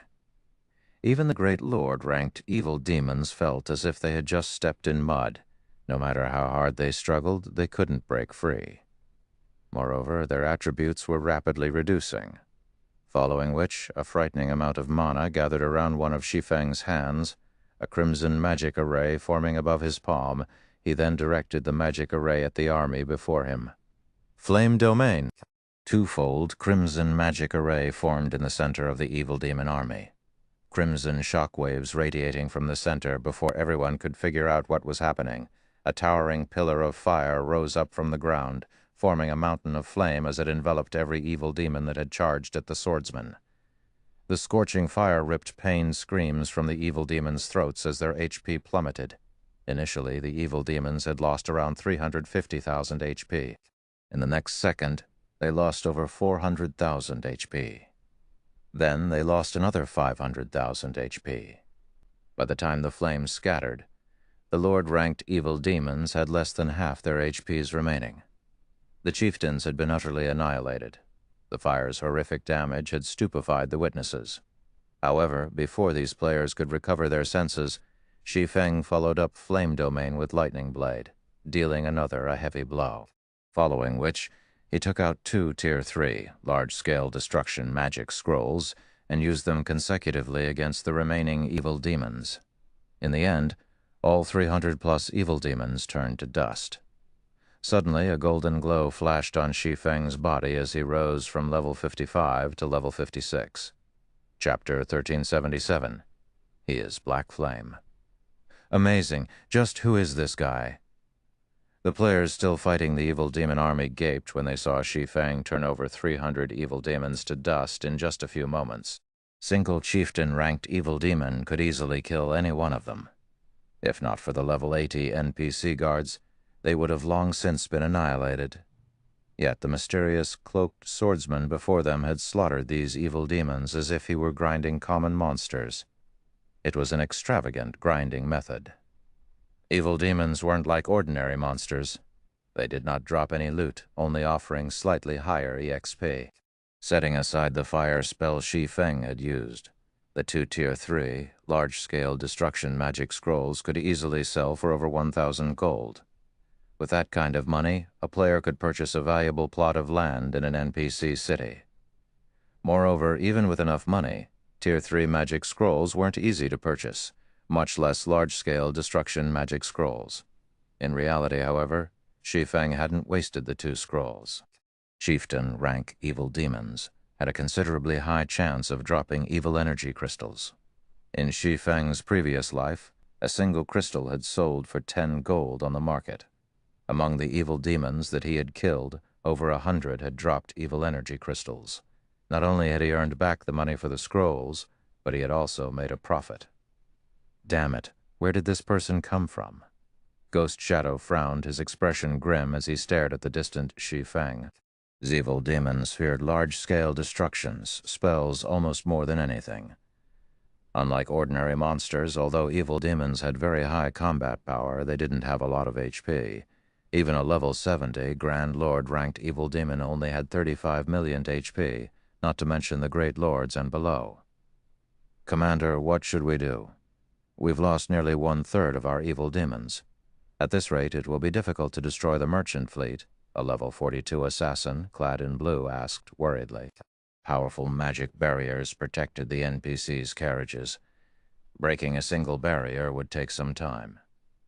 In addition, the magic barriers buffed the nearby NPC guards. With these buffs, the 3 level 80 Tier 3 NPC guards were ridiculously powerful. They needed only a short time to kill Great Lord-ranked evil demons. Only the Grand Lord-ranked evil demons were a threat, yet Shi Feng had eliminated nearly 1/3 of their forces. This wasn't in the plans. He must be sick of living. He dares to treat Heaven's Burial's evil demons as EXP. Use our trump cards. Have the 2 Grand Lords prioritize that player. Lead 3 parties and assist the monsters from the side. Do not let him get away. Ghost Shadow growled, sneering. Understood, the blue-clad assassin immediately went into action. The Ghost Shadow Legion members who had been hiding in the forest snuck towards the Tier 3 NPC guards with bluish-purple scrolls. When they were less than 30 yards away from the Tier 3 NPCs, they revealed themselves and unfurled the scrolls.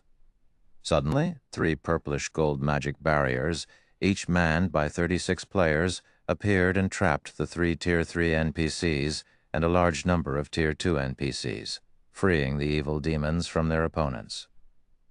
No matter how these NPC guards struggled against the barriers, the purplish gold walls didn't waver in the slightest. As for the 2 Grand Lord-ranked evil demons, which suddenly found themselves without an opponent, they promptly left behind after images as they darted for Shi Feng. The sudden development inspired despair in the defending players. The evil demons alone were more than they could handle.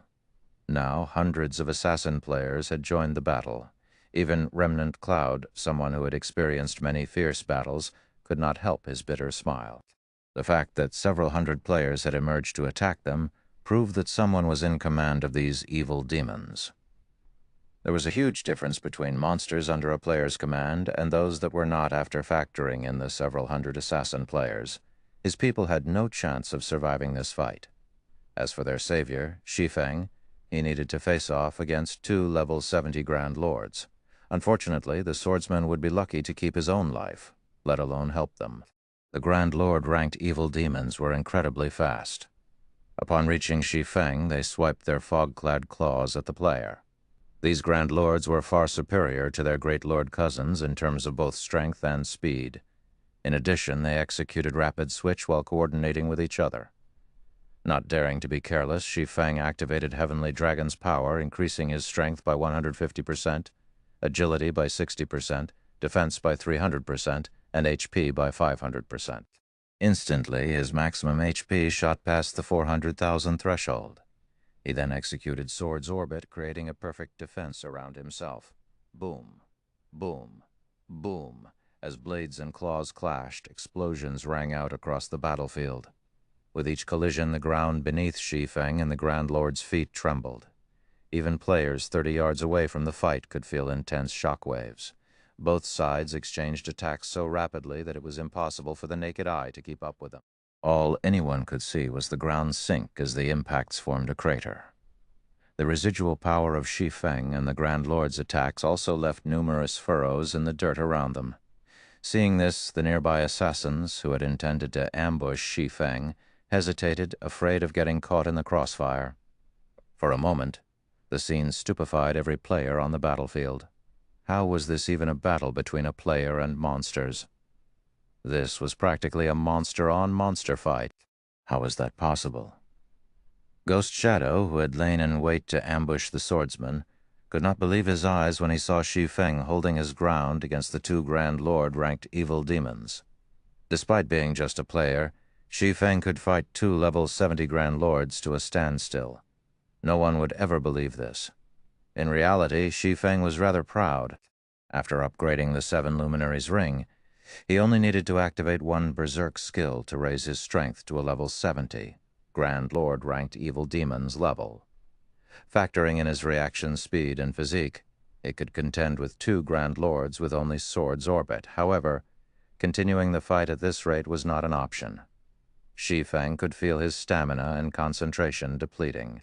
Even though his battle recovery could mitigate the Grand Lord's damage, it did nothing to recover the lost stamina and concentration. Before Heavenly Dragon's power's duration ended, he'd run out of stamina and concentration, following which Shi Feng activated Divine Steps and switched positions with one of his doppelgangers, temporarily distancing himself from the 2 evil demons. He then retrieved 2 Summon Guard scrolls from his bag and began to summon Anna and Kite. Although the Grand Lord-ranked evil demons were relatively fragile compared to ordinary monsters of the same rank, each still had 35 million HP. With their incredible reaction speed, they could also dodge or block a large portion of his attacks. If this were a one-on-one fight, he might have a chance to kill the evil demon using only Heavenly Dragon's power. In a 2-on-1 situation, however, he had no hope of defeating the evil demons with a single Berserk skill. Shortly after, Anna, level 75, and Kite, level 74, appeared beside Shi Feng. Anna and Kite's appearance immediately attracted everyone's attention. Crap. Am I seeing things? That guy actually has a level 75 personal guard? When they saw Anna's level, the players gasped. The highest leveled personal guard they knew of was only level 69. They had never even heard of a personal guard reaching level 70, much less level 75. Moreover, both NPCs wore brilliant equipment. When Ghost Shadow saw Anna and Kite, a familiar sensation struck him. After going through his memories, these two NPCs seemed very similar to the two powerful personal guards that had appeared during Heaven's Burial's first assault against Stone Forest Town. Only the NPCs' weapons and equipment were different. Ghost Shadow's calm expression changed abruptly. "Commander, what happened?" the blue-clad assassin asked curiously. "Crap! He is Black Flame!" Ghost Shadow exclaimed. Chapter 1378. Kill, Translator, Exodus Tales, Editor, Exodus Tales, Black Flame. When the other Ghost Shadow Legion members heard their leader's realization, they could not help but shift their gazes onto the distant Shi Feng, their mouths falling wide open as a chill crawled down their backs. Black Flame's fame had long since spread throughout the kingdom. Many players even treated his battle records like classics. He was Star Moon Kingdom's undisputed #1 expert. However, Black Flame's tracks were always a mystery. Even Zero Wing's inner members did not know Black Flame's whereabouts. They had only heard of Black Flame's strength, that he was akin to a monster. They had thought the rumors were just exaggerations. However, it would seem that the real deal was even greater than the rumors had made him out to be. After all, Black Flame could actually hold his ground against two level 70, Great Lord-ranked evil demons by himself. This was simply too terrifying. "Commander, isn't this a good chance to kill Black Flame?" the blue-clad assassin asked with a smile. "We haven't received any reports of Stone Forest Town mobilizing forces. Black Flame must be acting on his own this time. Although Black Flame is monstrously strong at the end of the day, he is only one person, and we still have many evil demons. We can use them to wear him down. His death will be far more meaningful than destroying an NPC merchant fleet." Hearing this, everyone's eyes suddenly glowed with excitement. They all agreed with the blue-clad assassin. If they were here without their demonic support, it would be impossible to deal with Black Flame. But the Ghost Shadow Legion was backed by the evil demon army. They even had 2 Grand Lords. This was a heaven-sent opportunity to kill Black Flame. If they defeated Black Flame, the blow to Zero Wing's reputation would be far more severe than simply destroying an NPC merchant fleet. Indeed, this is a golden opportunity. Ghost Shadow nodded his agreement. "Notify everyone to gather at our location immediately. Order the Lord-ranked evil demons and above to keep an eye on Black Flame as well. Do not let him get away." Black Flame had already used his berserk skill. Once the duration ended with the evil demon army attacking head-on and the Ghost Shadow Legion assisting from the sides, they would take the swordsman's life. Upon receiving Ghost Shadow's command, the Ghost Shadow Legion members assisting the evil demons in destroying the fleet left their positions and stealthily surrounded Shi Feng. The 100-plus Lord-ranked evil demons remaining also shifted their focus towards the player. Remnant Cloud and the other defending players sighed with relief. "What's going on? Are they giving up?" As she watched the Ghost Shadow Legion's assassins withdraw, Graceful Moon was confused. Had those assassins continued their assault, they would have been defeated. She watched as hundreds of Lord-ranked evil demons and above charged for Shi Feng, shock and lamentation filling her heart. Given enough time, she was confident in becoming one of the top 10 summoners in the Black Dragon Empire, yet it was obvious that their attackers didn't view her or the other guard players as important. Otherwise, they wouldn't have switched targets so suddenly at such a crucial moment. She was a little frustrated at being looked down on. Moreover, was it really necessary to send so many players and lords against a single player? Good. All Great Lord-ranked evil demons. Distract Black Flame's personal guards, while the other evil demons focus on Black Flame. Everyone else find an opportunity to land a killing blow. Ghost Shadow gave out the command to attack once his people were in place. Unlike the prior attack, the evil demons put more space between themselves. Even if Shi Feng had more large-scale destruction spells, he couldn't put them to good use. Furthermore, he wouldn't have another opportunity to use a magic scroll with the two Grand Lords distracting him.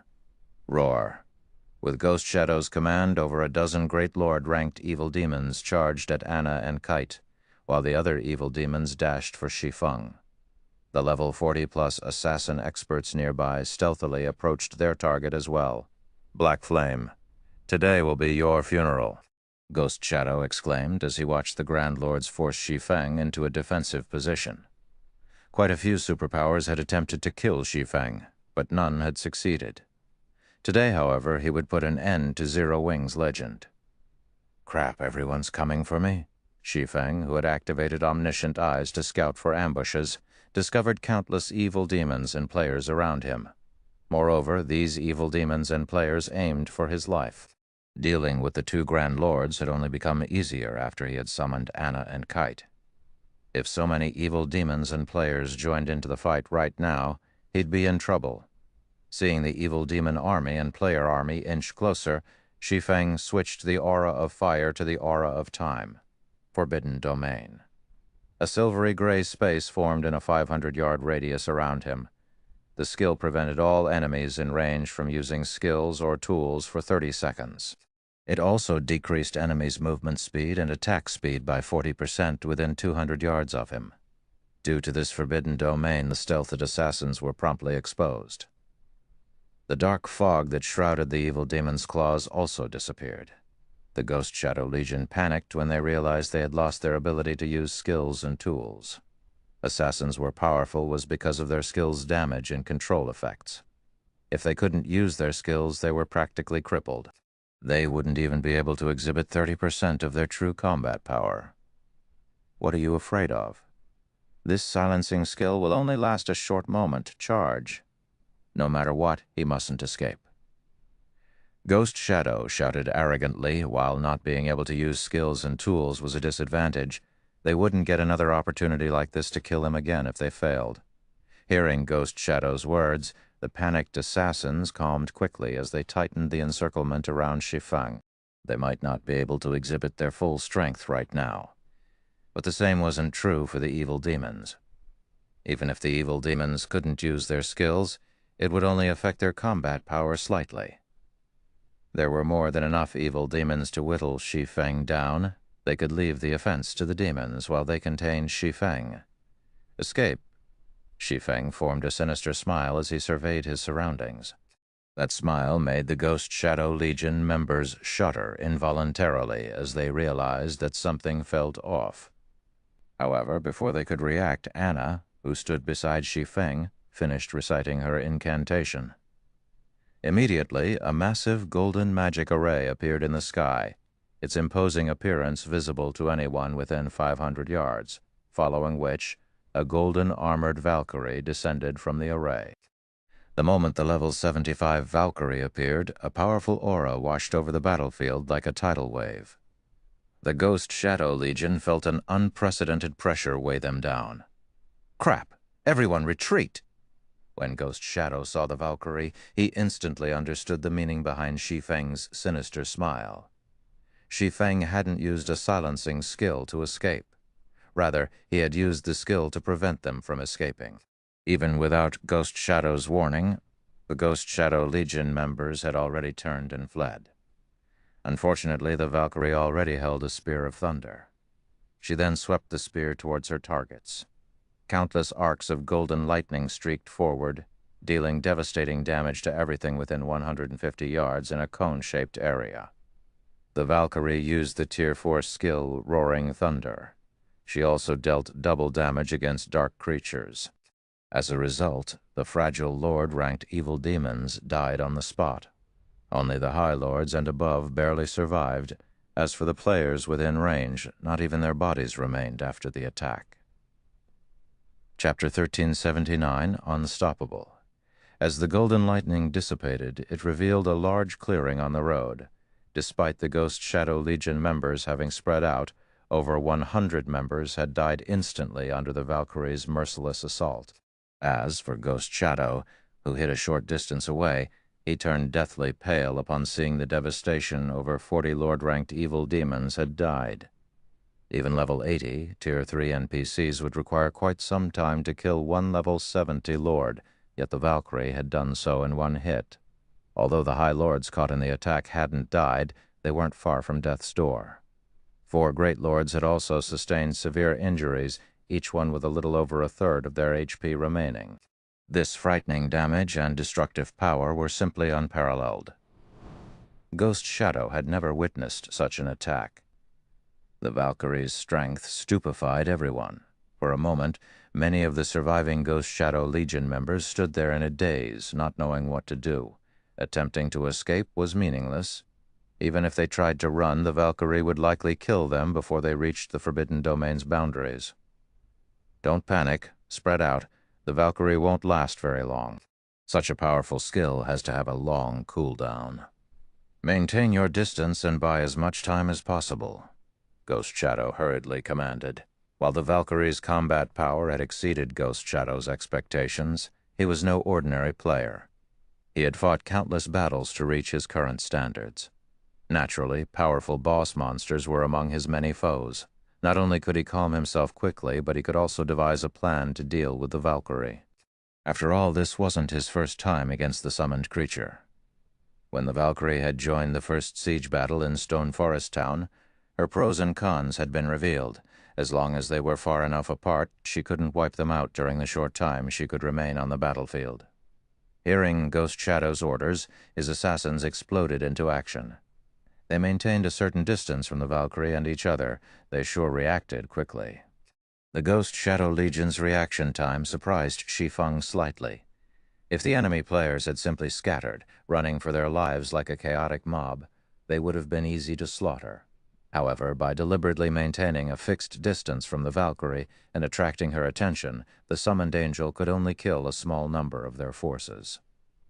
However, the development didn't worry Shi Feng. Instead, he commanded Anna indifferently. The NPC then changed another incantation and summoned 10 Rock Guardians. The Rock Guardians formed a magic barrier around the 2 Grand Lord-ranked evil demons, trapping them within. Meanwhile, the Valkyrie vanished and reappeared before the 2 Grand Lords, sweeping her spear of thunder horizontally. Before the 2 evil demons could react, they were sent flying over 20 yards away, slamming into the magic barrier. Their HP bars lost another large chunk. "Crap! He's aiming for the Grand Lords!" Ghost Shadow's expression darkened as he watched the summons trap his 2 Grand Lords. Hurriedly, he shouted in the team chat, "Quick, everyone, attack the magic barrier." Every Grand Lord-ranked evil demon was incredibly precious. Nurturing one was highly dependent on luck. Beast Emperor had only given Heaven's Burial 2 Grand Lord-ranked evil demons as trump cards to deal with Zero Wing. Each Grand Lord could easily annihilate a 100-man expert team on their own. If not for Singular Burial's demand that he destroy the NPC merchant fleet, he wouldn't have mobilized the 2 Grand Lords at all. "It's too late!" Shi Feng smiled. He then activated Phantom Kill, 9 Dragons, Slash, and Divine Providence. Shi Feng, his doppelganger, and the Abyssal Blade Phantoms attacked the Grand Lords together. In front of the Valkyrie, the 2 Grand Lords were utterly powerless. Hence, Shi Feng could attack to his heart's content. As the Valkyrie dealt double damage to dark creatures, each of her attacks caused over -1 Hildryn damage. When she used the Tier 4 single-target skill, Judgment Spear, she could eliminate over 1/3 of the Grand Lord's HP. As for Shi Feng, he possessed the Sacred Sword-killing Ray, which also dealt double damage to dark creatures. Factoring in Heavenly Dragon's power, each of his strikes easily dealt over -100,000 damage. After exhausting all 9 Shadowblade attacks, he instantly devoured over 1,000,000 HP from one of the evil demons.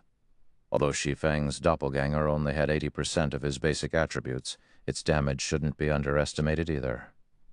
Anna and Kite also bombarded the Grand Lords in less than 6 seconds. One of the 2 Grand Lord-ranked evil demons collapsed as its 35 million HP fell to 0. As it fell, it dropped several items and contributed an astronomical amount of EXP, pushing Shi Feng very close to level 57. Quick, destroy the barrier. Ghost Shadow's stomach churned with anxiety as he watched one of his Grand Lords die. However, despite both players and evil demons assaulting the magic barrier unhindered, the barrier remained intact. The Rock Guardians maintaining the barrier only lost a small amount of HP. It was clear that it would take some time to bring this barrier down. As a result, Ghost Shadow and the others watched helplessly as the other Grand Lord rapidly lost its HP. Of course, as time passed, the Valkyrie's summon duration dwindled. When the duration had only 1 second left, the Valkyrie began to fade. Meanwhile, the Grand Lord-ranked evil demon still had over 17 million HP remaining. Seeing this, Ghost Shadow breathed a sigh of relief. Without the Valkyrie suppression, Shi Feng would have a difficult time dealing any significant damage to the evil demon. His 2 personal guards wouldn't change that. Shi Feng would need a long time to kill the Grand Lord. His subordinates should break through the barrier before that happened. Die! Suddenly, Shi Feng shouted as his 2 swords released a blinding light. A similar phenomenon occurred on his doppelganger's blades as well. Both Shi Feng and his doppelganger then brandished their swords at the evil demon's back. Flame burst. Every strike dealt over 800,000 damage, with some doubling that due to a critical hit. By the time Shi Feng and his doppelganger landed all 30 strikes, the evil demon's remaining 17 million plus HP had fallen to 0. Impossible. Ghost Shadow was stunned. Ghost Shadow wasn't the only one shocked. Shi Feng's burst damage flabbergasted everyone on the Ghost Shadow Legion. It wiped out over 17 million of a Grand Lord's HP in the blink of an eye. This kind of explosive power was simply unheard of for a player. Upon killing the second Grand Lord, Shi Feng had also risen to level 57. Although both Grand Lords had dropped plenty of valuable loot, as Shi Feng was still in the midst of a battle, he swept the items into his bag without sparing them a second look. "Commander, what should we do now?" the blue-clad assassin asked worriedly as he watched Shi Feng inside the magic barrier. When he saw the man smile, he could not help but shudder. If Shi Feng could instantly kill a Grand Lord-ranked evil demon with half of its HP, who could possibly stop him on this battlefield? "Retreat! This place is no longer safe for us," Ghost Shadow sighed helplessly. Although the Valkyrie was no more, they had lost their only combatants capable of contending with Shi Feng. If they stayed and fought, they'd be nothing more than EXP and loot. Based on the strength the swordsman had displayed here, it was clear that attempting to kill him was futile. Chapter 1380, Fame Spreading Throughout Star Moon Kingdom. Hearing Ghost Shadow's order to retreat, the Ghost Shadow Legion members breathed a sigh of relief. They had lost the courage to face Shi Feng. Shi Feng had stood against a level 70 Grand Lord-ranked evil demon in a direct confrontation. Killing them would be child's play. It hadn't been easy for them to reach their current level, and if they died here, recovering their lost progress would be even more difficult. With Ghost Shadow's command, the evil demons and Ghost Shadow Legion fled, not daring to linger in this land of death for a second longer.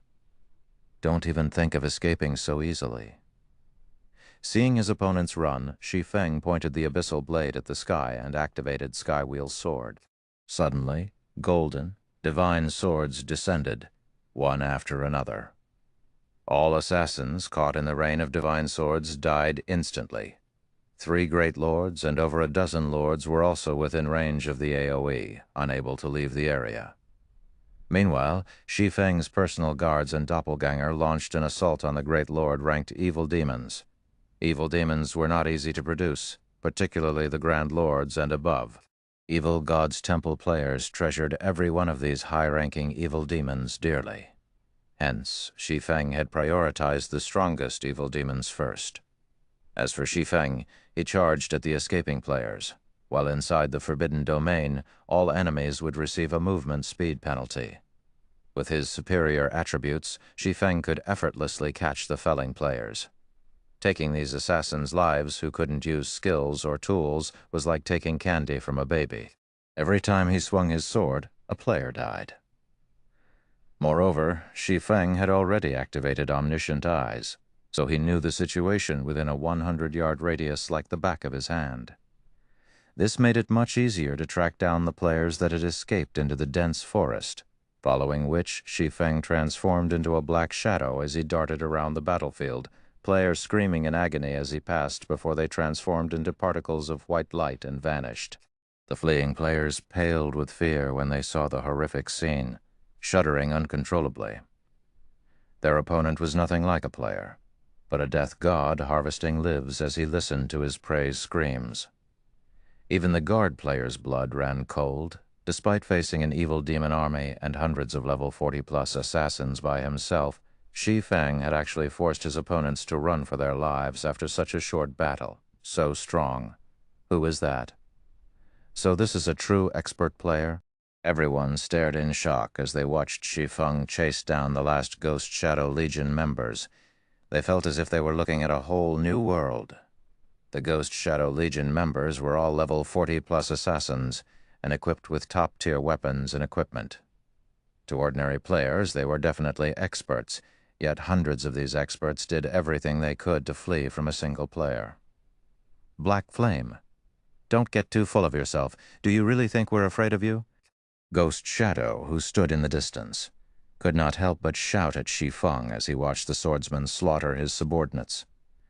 The Ghost Shadow Legion members he had brought with him were the elite among elites. Nurturing each one of them had cost a lot of resources.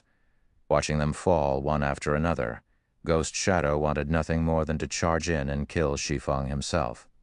However, he knew that he wasn't a match for the swordsman right now. He could only use the Lord-ranked evil demons to buy as much time as possible for his people to get away. Full of myself? Shi Feng laughed.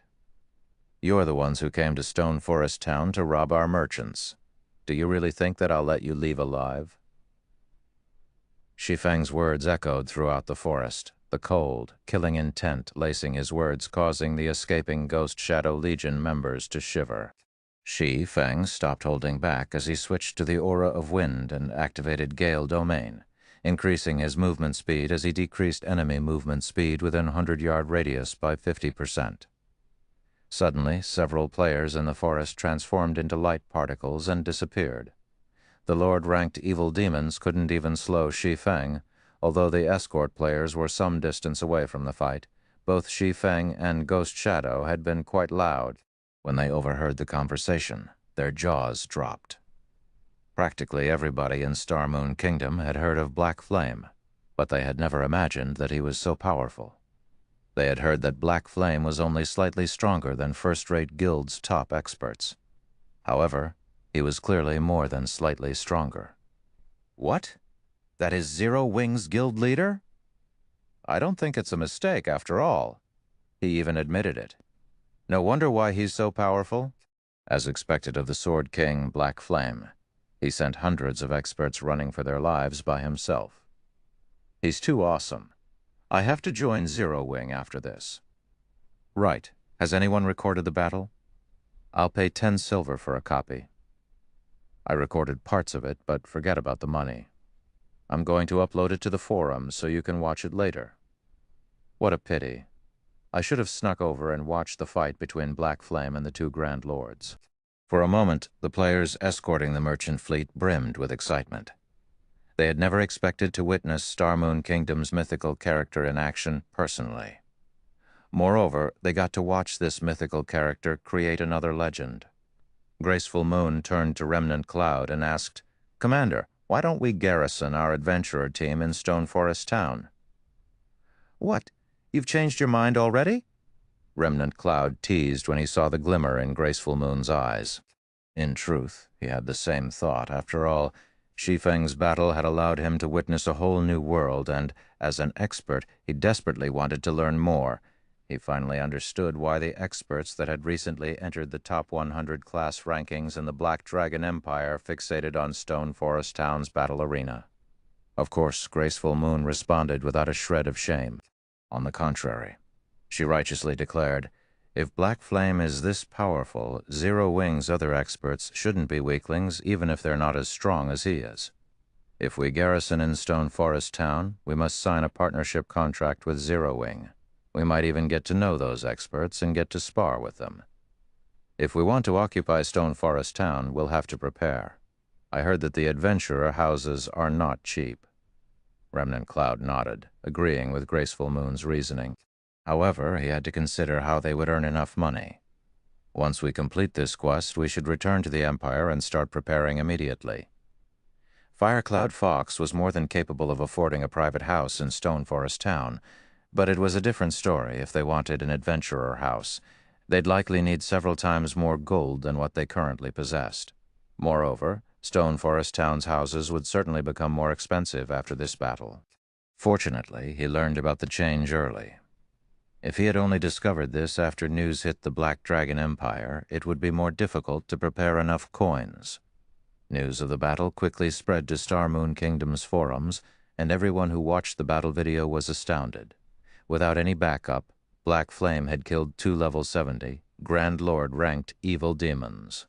Hundreds of evil demons and expert players had even fled from this terrifying player. Thank you for listening to the story on KevinAudio.com, Chapter 1381, Town Competition. Translator Exodus Tales, Editor Exodus Tales. As Shi Feng's battle video spread on the forums, the news shook Star Moon Kingdom. The battle's outcome particularly affected the various major powers based in the kingdom. Zero Wing's position as Star Moon Kingdom's #1 guild had been unshakable, but no one had expected Heaven's Burial to rise so quickly. Red Iron Town's development had exceeded everyone's expectations, although players understood that Red Iron Town would develop quickly due to its auction house. They hadn't expected this level of speed. In just one day, the cheap fees had lured over 300,000 players to consign and purchase items in Red Iron Town's auction house. Many super-rare items had even been placed on auction, attracting more independent experts and members of the various large guilds. At this point, the town's auction house was far more popular than those in ordinary NPC cities. If Red Iron Town's auction house continued to develop at this rate, it wouldn't be long before it rivaled Star Moon City's auction house. Heaven's Burial's income from processing fees alone would be astronomical. Heaven's Burial's financial strength might even grow to rival, or even surpass, Zero Wing. Rather than a single party ruling over the kingdom, Star Moon Kingdom's various powers would prefer 2 powerful forces vying for lordship. This way, weaker powers like themselves could thrive in secret. However, after witnessing Shi Feng exterminate so many powerful evil demons, they were at a loss. Not only is Black Flame powerful, but he even has a long-distance teleportation tool. This is ludicrous. Heaven's Burial will be in trouble after losing so many evil demons. I've heard that these evil demons are incredibly difficult to nurture. Since Black Flame can also teleport over long distances, Heaven's Burial will find it much more difficult to cause trouble in Stone Forest Town. That's right. Some players had given up on Stone Forest Town thanks to the evil demons, but now that Black Flame has devastated their numbers, Heaven's Burial won't attack so casually in the future. People will start visiting Stone Forest Town again to train in the battle arena. As the various major powers recovered from their shock of seeing Shi Feng's strength, Heaven's Burial's upper echelons, who were in the distant Frozen Scar, received the news. Guild leader, the Ghost Shadow Legion, has suffered grievous losses. Among the 600 members dispatched, less than 300 made it out alive. The evil demon army that Beast Emperor gave us suffered even greater losses. Of the 2 Grand Lords and dozen or so Great Lords we received, Black Flame killed them all. Daybreak Fog reported an ugly expression on her face. The Ghost Shadow Legion was one of Heaven's Burial's trump card legions. Now that so many of its members had died, the lost weapons and equipment would burden the guild's finances.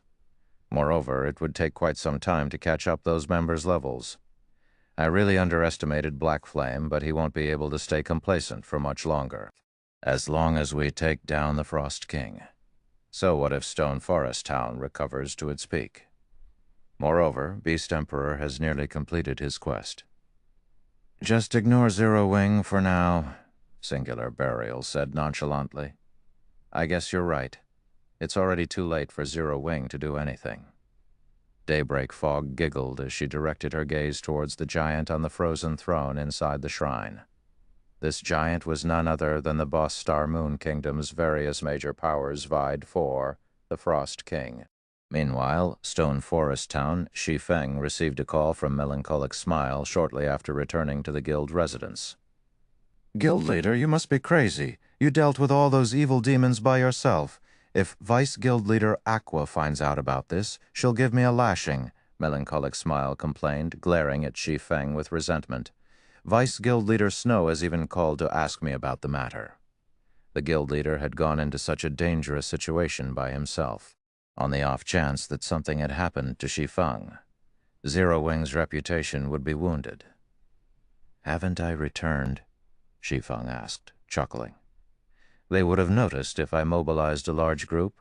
We would never have achieved such results."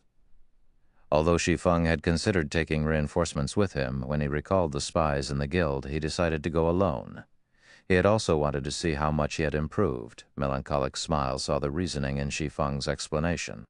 Now that Zero Wing was Star Moon Kingdom's #1 guild, it would be a lie to say that the other guilds within the kingdom had not sent spies to infiltrate their guild. In fact, even Zero Wing had sent its own spies to some of the noteworthy large guilds. Even if Zero Wing's management were secure, it was impossible to contain all information. It was also precisely because of Shi Feng's ambush that Zero Wing once more stood in the limelight, becoming a hot topic on the kingdom's official forums. Moreover, Stone Forest Town had begun to show signs of revitalizing, the tense atmosphere left over from the siege evaporating. Many of the town's players discussed the event livening up the town. The Candlelight Trading Firm also saw a significant increase in the number of players inquiring about Stone Forest Town's private housing. "Right. How are the private houses and shops I asked you to build coming along?" Shi Feng asked. Before he had left for the morning battlefield, he had tasked Melancholic Smile with managing Stone Forest Town's affairs. This way, Blackie and Aqua Rose could take care of their promotion quests without worry. "They're complete. However, we've constructed them so far away from the central area. Will players really want to purchase them?" Melancholic Smile asked, confused.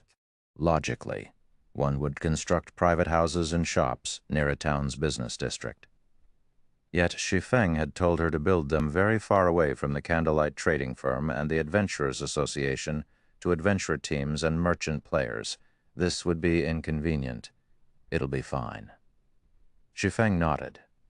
"Guild leader, regarding the surveillance you requested on Heaven's Burial based on the information we've received, it seems that the guild is making progress in the Frozen Scar. We're not sure how far they've reached, but based on our estimates, they'll read the Frost King in the next few days. And due to their auction house, Red Iron Town has attracted many players. I've heard that quite a few top adventurer teams from neighboring kingdoms have agreed to garrison in Red Iron Town. I'm afraid that it won't be long before Red Iron Town's popularity surpasses Stone Forest Town." Melancholic Smile felt powerless as she watched Red Iron Town's development speed. Due to the town's potential, many merchant players had allied with the town. "Auction house?" Shi Feng revealed a faint smile. He then told Melancholic Smile, "This is a good opportunity. Send me 100 architects. It's about time Heaven's Burial had a wake-up call." Chapter 1382, Evil God's Tablet. 100 architects. Melancholic Smile was stunned and couldn't imagine why Shi Feng wanted so many. However, she did not give the matter too much thought either. She disconnected the call and began to make arrangements for the necessary architects. Architects were considered a minor class among subclasses. Only after guilds had secured their towns had players chosen to become architects. Since the architect subclass was so specialized, few large guilds possessed large reserves of architect players. Generally, each guild would only have 1 or 2 dozen architects. Even the Candlelight Trading Firm only had around 80 architects. The trading firm only has so many due to their preparation for Zero Wing's soon-to-be-constructed city. If they wanted to gather 100 architects, they would need to recruit more. Meanwhile, Shi Feng entered one of the guild residence's lounges, organizing his harvest from the previous battle. Aside from the weapons and equipment from killing the Ghost Shadow Legion members, he had obtained over 200 evil energy crystals from the evil demons. He also had the loot from the 2 level 70 Grand Lords. Although the weapons and equipment that the Grand Lords dropped were only level 70 secret silver rank, The materials they dropped surpassed Shi Feng's expectations. He had obtained 11 epic rank materials, each of which could be used to craft dark gold rank and higher weapons and equipment. In addition, several rare gemstones had dropped. What's this? Shi Feng muttered as noticed the addition of an ancient, dilapidated stone tablet in his bag. The tablet had an ordinary appearance, no different than the stone slates that were normally used as street signs. There was nothing amiss or special about it. However, upon picking it up, Shi Feng noticed something extraordinary. Despite the stone tablet only being the size of a wash basin, it weighed as much as the stone table in forging rooms, following which Shi Feng activated omniscient eyes and inspected the item. Third fragment of Evil God's tablet, epic rank item. Created by the Evil God, this tablet can be used to form an illusory space within a 50-yard radius. The illusory space will create a bronze rank copy of any player that enters. Players can then fight their own copies.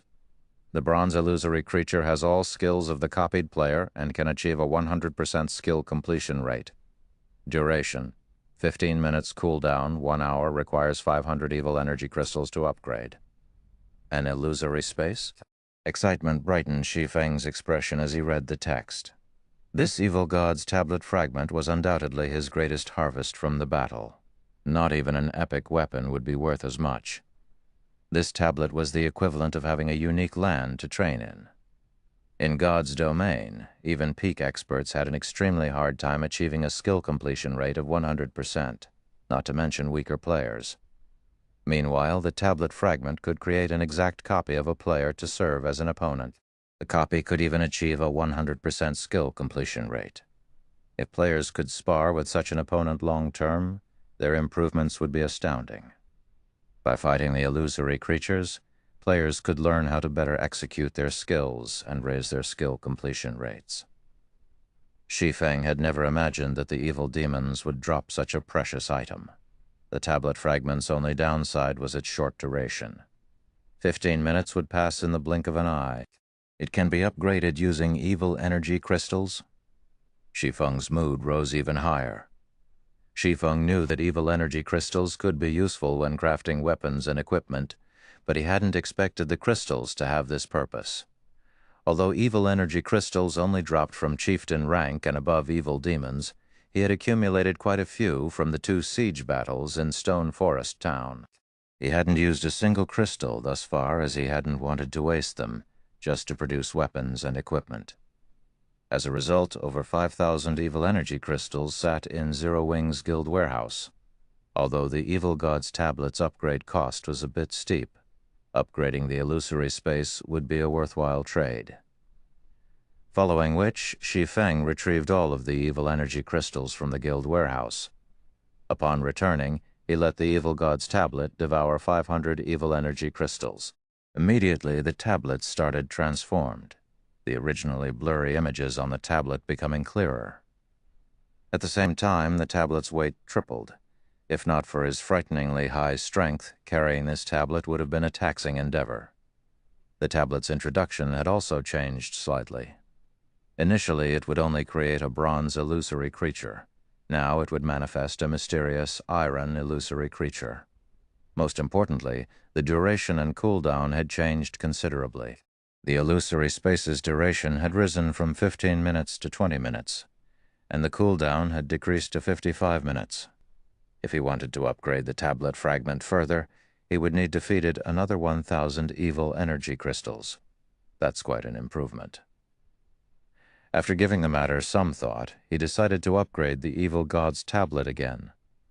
There wasn't much use for evil energy crystals at the moment. Upgrading the illusory space was much wiser than letting the crystals collect dust in the guild warehouse.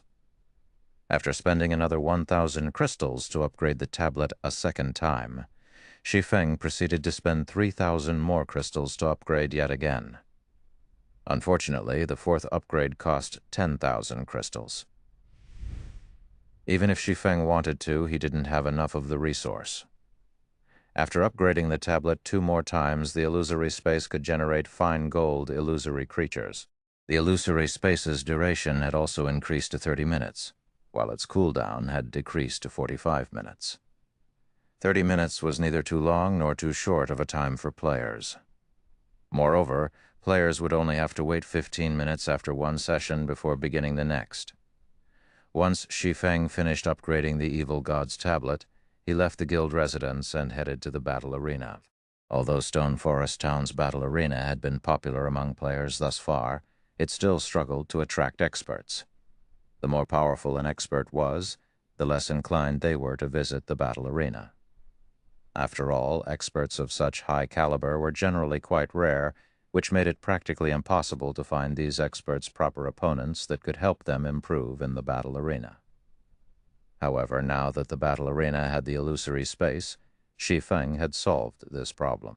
Noobs and experts alike all desired a method to raise their skill completion rates. This was especially true for expert players. After achieving an 80% skill completion rate, every 1% increase required a lot of time and effort, let alone after reaching 100%. Chapter 1383, Advanced Combat Room, Stone Forest Town Battle Arena. Nowadays, the battle arena was the heart of Stone Forest Town. Almost every player that visited the town visited the arena. As soon as Shi Feng entered the central hall, he was greeted by the sight of over 400 players in the rest area, waiting for their turn in the combat rooms. Several times more players lined up for the payment counters, although the traffic in the battle arena was no match for the number of players that had visited during its peak. It still raked in over 1,000 gold of pure profit per day. It was enough to cause even first-rate guilds to feel envious. Of course, first-rate guilds earned more than just 1,000 gold each day. However, the larger a guild was and the more members it had, the greater its expenditure would be. This was especially true after a guild obtained a town of its own. Developing a guild town was not unlike throwing money into a bottomless pit. Normally, first-rate guilds had to invest a large majority of their funds to develop a town properly. There was very little left each day. Moreover, this was only possible because of first-rate guilds' firm backgrounds and financial support from major corporations.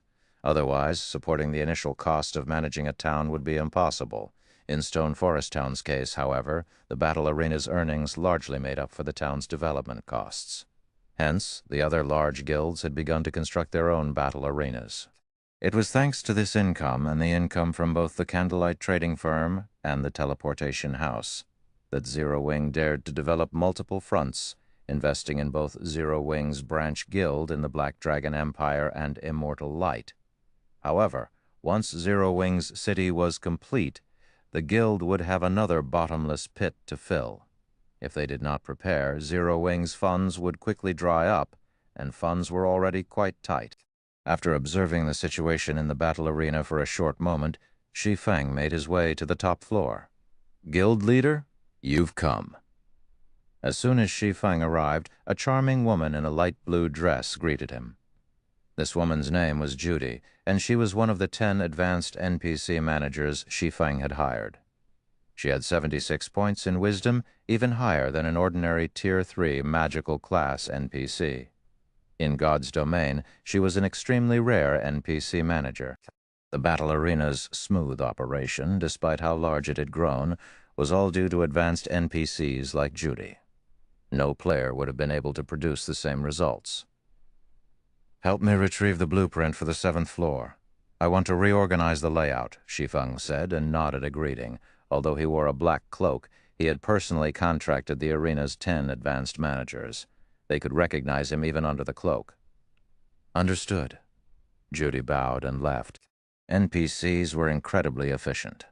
After just a short moment, Shi Feng, who had waited in a VIP reception room, obtained the blueprint for the battle arena's 7th floor. A portion of the 7th floor was allocated for tournament grounds, while another portion had been allocated for private rooms. However, after Stone Forest Town's upgrade to intermediate rank, the battle arena had grown. As a result, there were quite a few vacant private rooms. It just so happened that he could modify these rooms, creating advanced combat rooms. Originally, the Evil God's tablet had only covered a 50-yard radius area. However, after its upgrades, it now covered a 100-yard radius area. As long as he remodeled the 7th floor's layout, he could easily fit multiple combat rooms within the Evil God's tablet's coverage, and allow players to train against the illusory creatures. Guild Leader, if you wish to remodel the 7th floor in such a way, not only will it involve a lot of work, but it will also waste a lot of space. The remodel will cost 1,000 gold. Are you sure you want to do this? Judy asked upon seeing Shi Feng's new layout. Minor modifications to large buildings in God's domain didn't cost extra. A large-scale modification, however, required the appropriate modification fees. It's fine. Just get someone to see to the necessary changes. The high reconstruction cost didn't particularly surprise Shi Feng.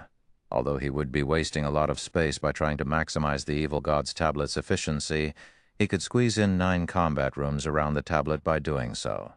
Overall, it was a worthwhile trade. With this, he could maximize the number of players who could train against the illusory creatures. When Shi Feng had observed the 1st floor hall, he had noticed that the majority of experts there were only level 41 or 42, and they mainly wore secret silver and fine gold weapons and equipment. There were very few expert players in level 40 dark gold equipment. This was due to the limited benefits for experts of that caliber. Yet those were the players with a lot of resources to spend. Now that he had the evil god's tablet's illusory space, this was a good opportunity to lure more top experts to the battle arena. Although Shi Feng had thought of limiting the illusory space to guild members, a guild needed more than just experts to develop. If he could lure 2 experts to the battle arena and secure the resources in their possession, he could push the guild's development speed to a whole new level. Shortly after Shi Feng started the 7th floor's remodel, news of the matter spread throughout Stone Forest Town. Huh? They're not letting people on the 7th floor? What's going on? No idea. I've heard that some of the experts resting on that floor were requested to leave for a while. It seems that Zero Wing is remodeling the area. Remodeling the 7th floor. Are they constructing more combat rooms? That might be possible. Members hadn't needed to line up for combat rooms in the past, but that had changed. If Zero Wing constructed more member-only combat rooms, it could reduce the time members have to wait in line. The players waiting in the battle arena began to discuss the new changes. While everyone chatted about the situation, the 7th floor remodel completed. Remodeling took far less time than constructing a building, as the task was completed by NPCs. Altogether, only 10 minutes had passed since Shi Feng had paid the fees. Curious players rushed to the 7th floor to inspect the changes. Upon taking a look, however, they were shocked. While it was true that Zero Wing had constructed more combat rooms, the number had surprised everyone. The guild had only constructed 9 combat rooms. Moreover, these 9 rooms occupied as much space as 20-plus combat rooms on the 6th floor. In addition, players could choose a new type of combat room at the 1st floor counters, the Advanced Combat Room. Moreover, only Battle Arena members had access, and the rental price was ridiculously high.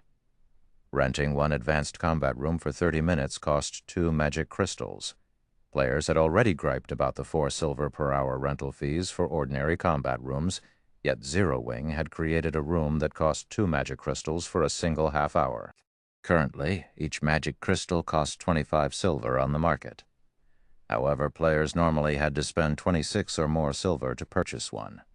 Is Zero Wing trying to rob players? Crap. This is fraud. Only an idiot would rent such a combat room. Zero Wing is insane. If I had that kind of money, I'd rather spend it in the Divine Colosseum's Trial Tower. Chapter 1384.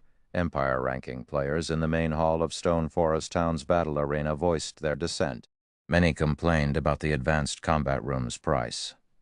They all felt that Zero Wing was asking for too much, and only a fool would willingly rent these rooms. Independent players weren't the only ones upset. Even Zero Wing's members gasped when they saw the price. 2 magic crystals could only get them 30 minutes inside the Advanced Combat Room. Even Zero Wing's core members were reluctant to pay such a price, much less the elite and normal members. Everyone thought that this price was simply outrageous, and no one wanted to rent the rooms.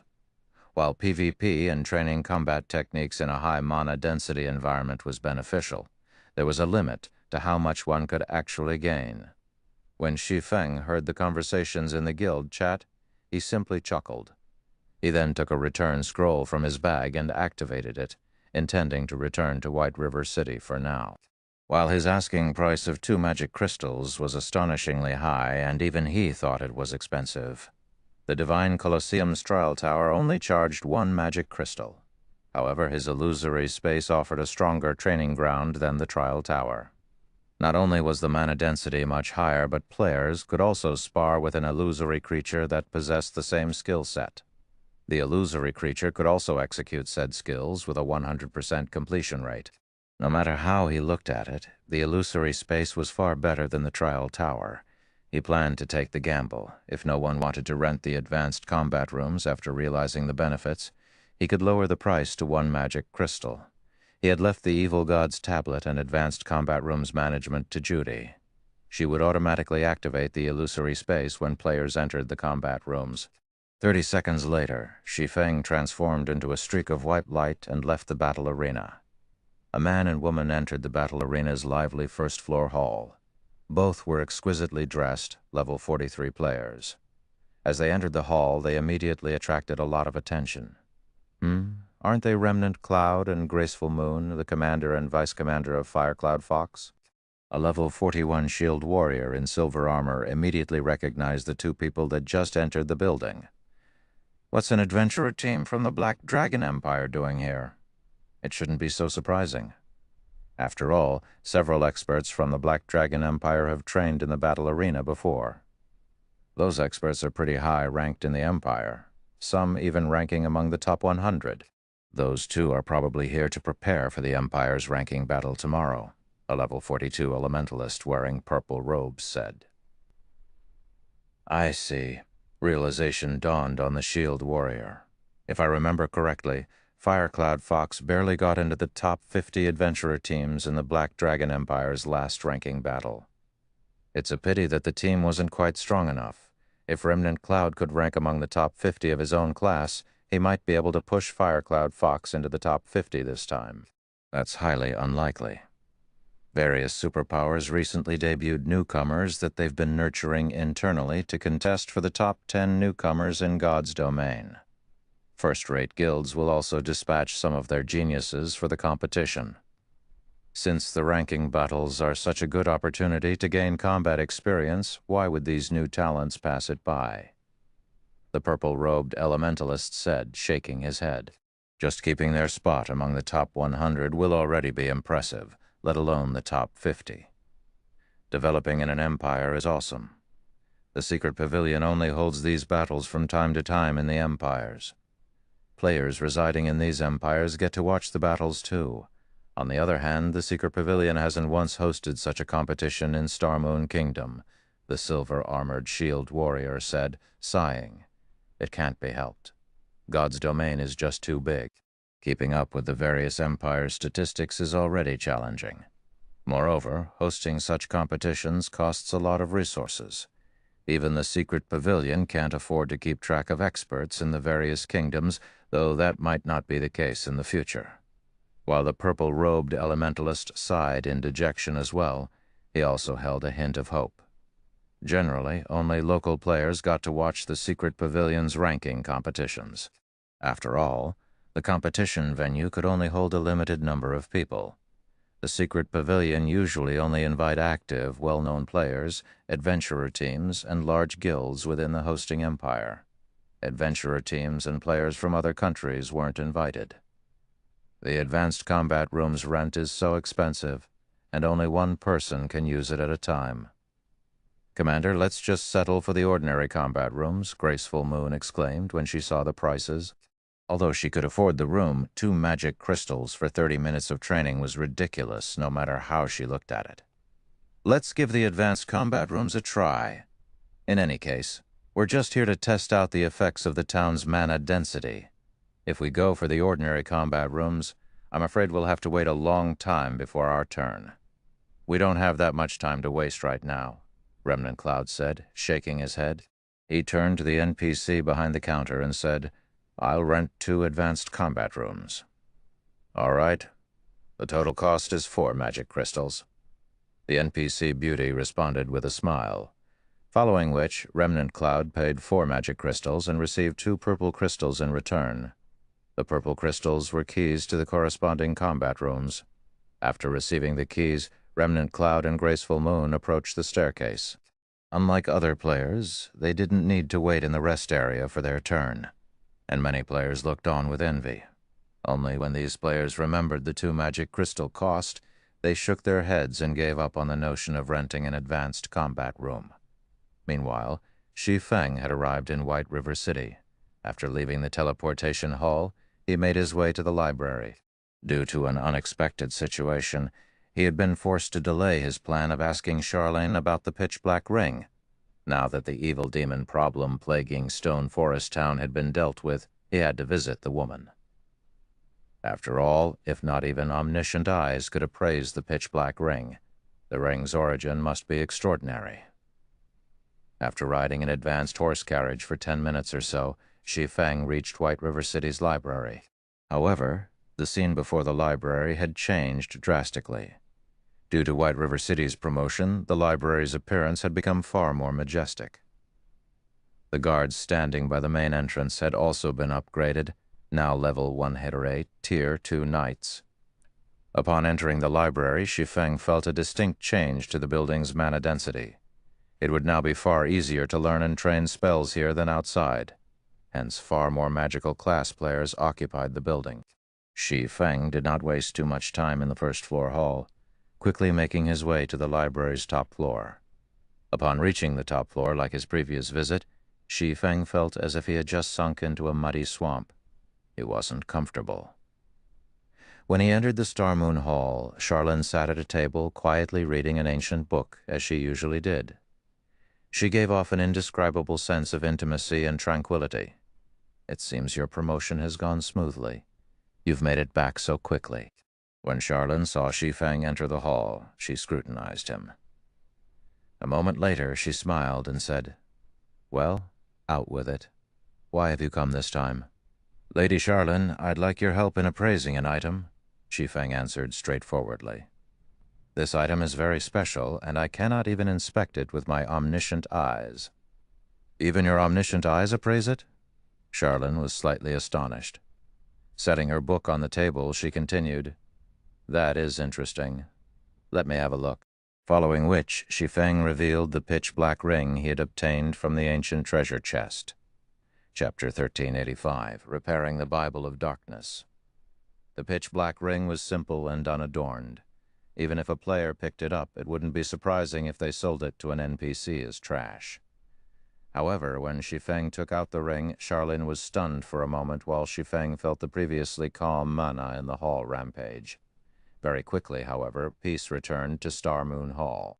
This was the first time Shi Feng had seen Charlene lose her composure. "Where did you get this?" Charlene asked, her joy and excitement lighting up her eyes as she stared at the pitch-black ring in Shi Feng's hand. "A secret room in the Orc Palace," Shi Feng answered truthfully. Seeing Charlene's reaction, he could tell that she recognized the item, and he could not help his growing excitement. If even Charlene hadn't known the ring's identity, it would have likely collected dust in his warehouse for a very long time. After all, unless he obtained an identification skill that was even more powerful than omniscient eyes, he wouldn't learn more about the ring. Such a skill wasn't easily obtained. However, if an NPC recognized the item, he could learn about it even if he couldn't analyze it. So that's the case. That old bastard really did have it. Charlene smiled. With a wave of her hand, the pitch-black ring flew out of Shi Feng's palm and to Charlene's. Slowly, she said, "This is the Ring of Eternity. It had originally belonged to the Godslayer, but looking at it now, it seems to be damaged beyond repair." Damaged beyond repair? Shi Feng's heart sank. He had hoped that this ring was something amazing, yet it turned out to be beyond salvation. It was no wonder why omniscient eyes couldn't analyze it. After all, it was only natural that he couldn't appraise a worthless item. "Don't be too disappointed. Although it is useless now, the ring's materials are quite special," Charlene said. She couldn't help but giggle when she saw the dejected expression on Shi Feng's face. After all, this ring used to be a godly relic. The heart of the world had been its core material. I believe many people will be interested in this ring if you can get a craftsman forger to make a new one." When Shi Feng heard the words "heart of the world," his breathing quickened slightly. The heart of the world was the foundation of a world. Many of God's domain's other worlds, for example, had evolved from a heart of the world. "If you don't have a use for this ring, I'd be willing to buy it. I can offer you 200 units of 7 luminaries crystals or the Eternium mine that's near White River City," Charlene said, smiling as she toyed around with the ring of eternity in her hand. Charlene's offer was sorely tempting. He had never expected the woman to be so generous and wealthy. 200 units of 7 luminaries crystal was no small amount. It would take a first-rate guild months, if not years, to gather so much. Meanwhile, the Eternium mine close to White River City was also quite famous. Shi Feng hadn't thought that the mine actually belonged to Charlene. Eternium ore was a very rare supportive ore.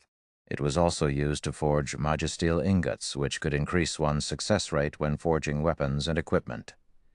Many guilds had thought of claiming the mine for themselves in the past.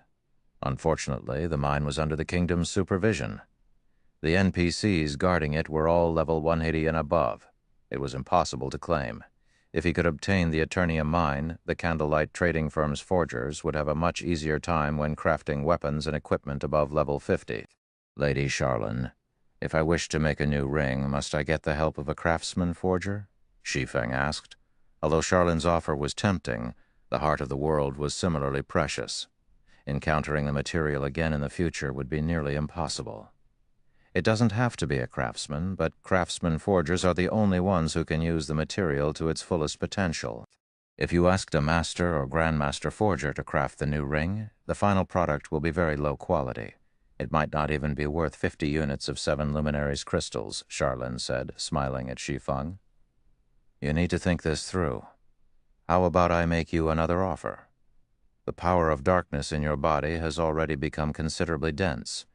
In exchange for this ring, I'll help you partially restore the Bible of darkness. It'll become a little easier to retrain Moloch's ring's devouring effect." "Help me repair the Bible of darkness?" Shi Feng was slightly astonished. He had never imagined that Sherilyn would be so interested in the Ring of Eternity, so much so that she'd offered to help him repair the Bible of darkness, albeit partially. Immediately he answered, "All right. I'll have to trouble you to help me repair the Bible of darkness then."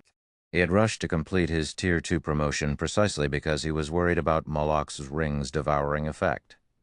Now that a solution to this problem had presented itself, he had to take advantage of it. After all, he still had other matters to deal with. He didn't have the spare time to quest and repair the Bible of darkness. Meanwhile, he had other methods of obtaining 7 luminaries crystals. As for the mine, manatite veins were far more valuable than Eternium veins.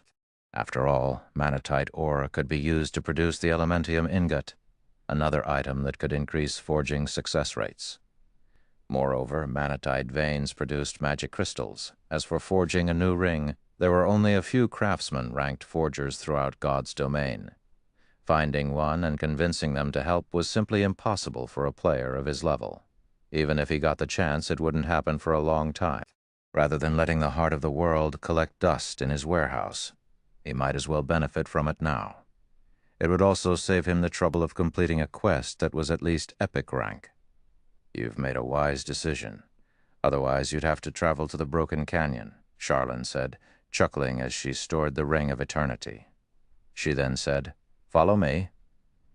Hearing Charlene mention the Broken Canyon, Shi Feng shuddered. He hadn't realized that he'd have to go to such a dangerous map to repair the Bible of darkness. The Broken Canyon was a rank 2 forbidden land for humans, only second to the Ruined Mountain Range. In the Ruined Mountain Range, players were guaranteed to die, while in the Broken Canyon they might survive 1 out of 10 visits. Moreover, they'd only have such hope after reaching Tier 3. Countless peak experts had visited the Broken Canyon in the past. While some had grown stronger, the majority of these peak experts had returned with their characters crippled. Just being able to walk out of the Broken Canyon alive made them experts among experts. As for obtaining something from inside the Broken Canyon, only peak experts had any hope of achieving such a feat. Under Charlene's lead, Shi Feng quickly arrived before a teleportation magic array inside the Star Moon Hall. When the teleportation array activated, Shi Feng's vision blurred. In the next moment, he found himself inside a hall that resembled the night sky. The beautiful view was mesmerizing. "This is the stargazing tower." Shi Feng was slightly surprised. He hadn't expected White River City's library to have a teleportation array connected to the stargazing tower. The stargazing tower was in Blackwing City. Without an entry pass, entering the city was impossible.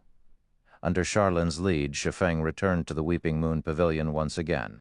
Xi suddenly felt far more limber. The Weeping Moon Pavilion has a powerful suppression effect on the power of darkness. If we repair the Bible of Darkness here, the Demon Kings won't discover the change, Charlin explained. All right, take out the Bible of Darkness and place it on the magic array below the water mirror. Nodding, Shi Feng retrieved the Bible of Darkness from his bag and set it on the carved magic array beneath the water mirror on the ceiling. The magic array in the center of the Weeping Moon Pavilion looked ancient. Despite the being inactive, Shi Feng could feel its archaic aura. As Charlene walked up to the magic array, a dazzling staff suddenly appeared in her hand. She pointed the staff at the magic array and commanded, "Space-time source activate." Suddenly, the mana density in the Weeping Moon Pavilion began to grow restless. The magic array then lit up, and horrific amounts of mana surged towards the array, stealing the strength from Shi Feng's legs as he fell on his rear. How is this possible? Shi Feng was stupefied as he stared up at the sevenfold magic array that formed beneath the water mirror. This magic array was many times more powerful than any Tier 6 God-ranked spell he had seen before. Abruptly, the Bible of Darkness started to flip around as layer upon layer of pitch-black chains appeared around the book, binding it. However, as if time had begun to rewind, the chains began to vanish. When only 5 chains remained, the magic array froze as a violent surge of mana exploded in a shockwave. Not daring to be careless, Shi Feng activated Absolute Domain, becoming immune to all damage. When the shockwave struck Shi Feng, although he did not receive any damage, he grew faint for a moment. Meanwhile, in the center of the magic array, the originally tattered Bible of Darkness seemed newer as it hovered in the air. The surrounding mana density pulled a shudder from Shi Feng. Chapter 1386, Demon Ruler. What powerful mana! Shi Feng was astonished as he stared at the floating Bible of Darkness. Although the Bible of Darkness had previously exuded a powerful pressure, there was a world of difference when compared to the pressure it radiated now. Moreover, a layer of thick black fog shrouded the book. The power of darkness was now so dense that he could see it with the naked eye. Meanwhile, Charlene, who was very pale, lightly waved her hand. In the blink of an eye, the floating Bible of Darkness appeared in Shi Feng's hands. "All right, I can only repair it to this extent. Whether or not you can repair the Bible of Darkness to its peak will depend on your luck and tenacity. As for Moloka's ring, try not to use it unless absolutely necessary, as it will only accumulate more power of darkness." After saying so, Charlene waved her staff. Suddenly, Shi Feng's world spun. Before he knew it, he had appeared in the plaza outside of the stargazing tower. His abrupt appearance attracted a lot of attention. Isn't she too quick to chase people away? Shi Feng smiled bitterly as he surveyed his surroundings and noticed hundreds of people staring at him greedily. Fortunately, he was wearing a black cloak, so his identity remained a secret, following which Shi Feng stored the Bible of Darkness and took out a guild transfer scroll. In Blackwing City's plaza, the players watching Shi Feng easily recognized the Bible of Darkness as an extraordinary item. However, when they saw Shi Feng's transfer scroll, they ground their teeth in anger. Since attacking a player in Blackwing City would result in extremely severe punishment, they could only watch as this mysterious player departed from Blackwing City. Stone Forest Town, Zero Wing's residence. As soon as Shi Feng returned, he found an empty room to inspect the Bible of Darkness. Bible of Darkness, fragmented legendary item. The Bible of Darkness had been destroyed during the Great Destruction. However, the Bible contains an extreme amount of power of darkness. If one can gather the other fragments, they can restore the Bible's power, gaining dominance over all demonic creatures and become the Lord of Demons. Skill 1. Demon Summoning. summons the demon gate with the power of darkness, calling forth a random demon that is no higher than 1 tier and 15 levels than the summoner. Maximum tier cannot exceed tier 5. Holder of the Bible of Darkness can command the summoned demon for up to 6 hours. Kubaud, 2 hours 30 minutes. Skill 2, Gate of Darkness, allows teleportation to the Dark Den. Can also be used in the Dark Den to teleport to the outside world. Can teleport a maximum of 20 people at a single time. Cooldown, 1 day. Skill 3, Light of Darkness, strengthen a player with the power of darkness, allowing said player to wield the power of darkness. Can strengthen up to a maximum of 1,200 people. Every player strengthened provides 1 source of darkness to the wielder of the Bible of Darkness.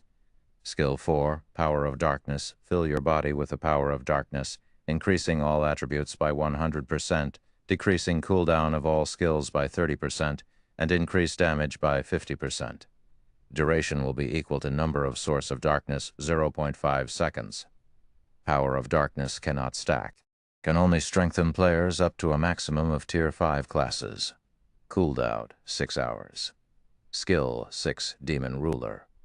Passive effect, increases the attributes of demonic creatures under user's control by 30%. Forcibly decreases the attributes of all enemy demon creatures within a 1,000-yard radius by 30%. Active effect, when activated, there is a 10% chance to control a demon creature that is no higher than 2 tiers and 30 levels than the user for 2 hours. Can control up to tier 5 creatures. Can control up to a maximum of 3 creatures at a time. Cooldown, 5 minutes. This book can truly give its user the power to rule over demons. Shi Feng was ecstatic as he read the tome's attribute panel. With these attributes, the Bible of Darkness was on par with a legendary item, yet it was only fragmented legendary rank. With the shortened cooldown for demon summoning, it was now possible to summon 3 demons at a time. This would be of great help on his future quests. Meanwhile, with the Demon Ruler's skill, he could potentially control up to 6 demons at a time. If he could restore the Bible of Darkness to its peak, he could form a powerful demon army. His army would be no weaker than Beast Emperor's evil demon forces. Moreover, he'd still be an ally of the human race. Now that the maximum number of people I can grant power of darkness to has increased from 600 to 1,200, I can use this opportunity to expand the Dark God's Legion. Shi Feng thought as he read the Light of Darkness skill. As Zero Wing continued to expand, its number of experts continued to increase. However, due to the previous limit of Light of Darkness, he couldn't have more than 500 people in the Dark God's Legion. Now, however, he could have a true 1,000-man legion. Moreover, the Bible of Darkness's repair had also upgraded the Berserk skill, Power of Darkness's effects. When he thought about arming a 1,000-man legion with Berserk skills, he could not help but shiver with excitement. Even 10 years after God's Domain's launch, Berserk skills had been incredibly rare.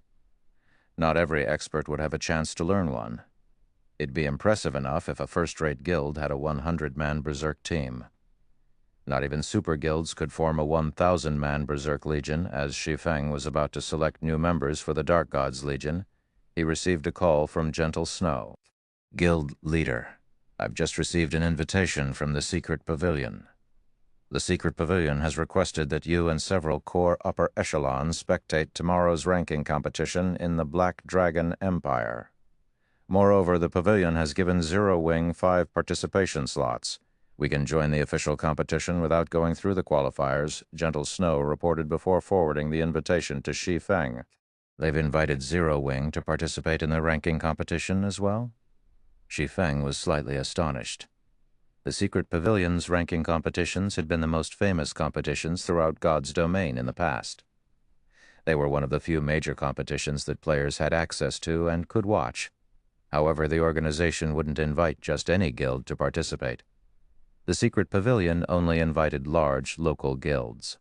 Moreover, due to the venue's capacity, a limited number of guilds were invited to spectate. Usually, the Secret Pavilion only prepared slots for 100 guilds. Among the guilds invited, the weakest were second-rate guilds. Other local guilds would then contest for the leftover slots. as this ranking competition was the best opportunity for a guild to increase their renown in an empire. An intense competition among the local third-rate guilds would break out before every event. Unfortunately, as both God's domain's size and player population were too massive, it was unrealistic to hold the ranking competitions in every country.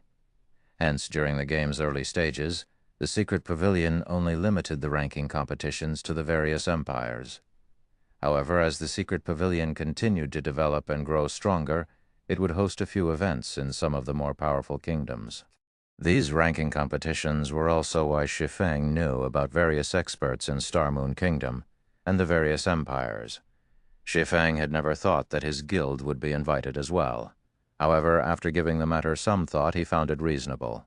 Zero Wing already had a branch guild in the Black Dragon Empire. In addition, Zero Wing was Star Moon Kingdom's #1 guild. It wasn't unusual for the guild to receive an invitation.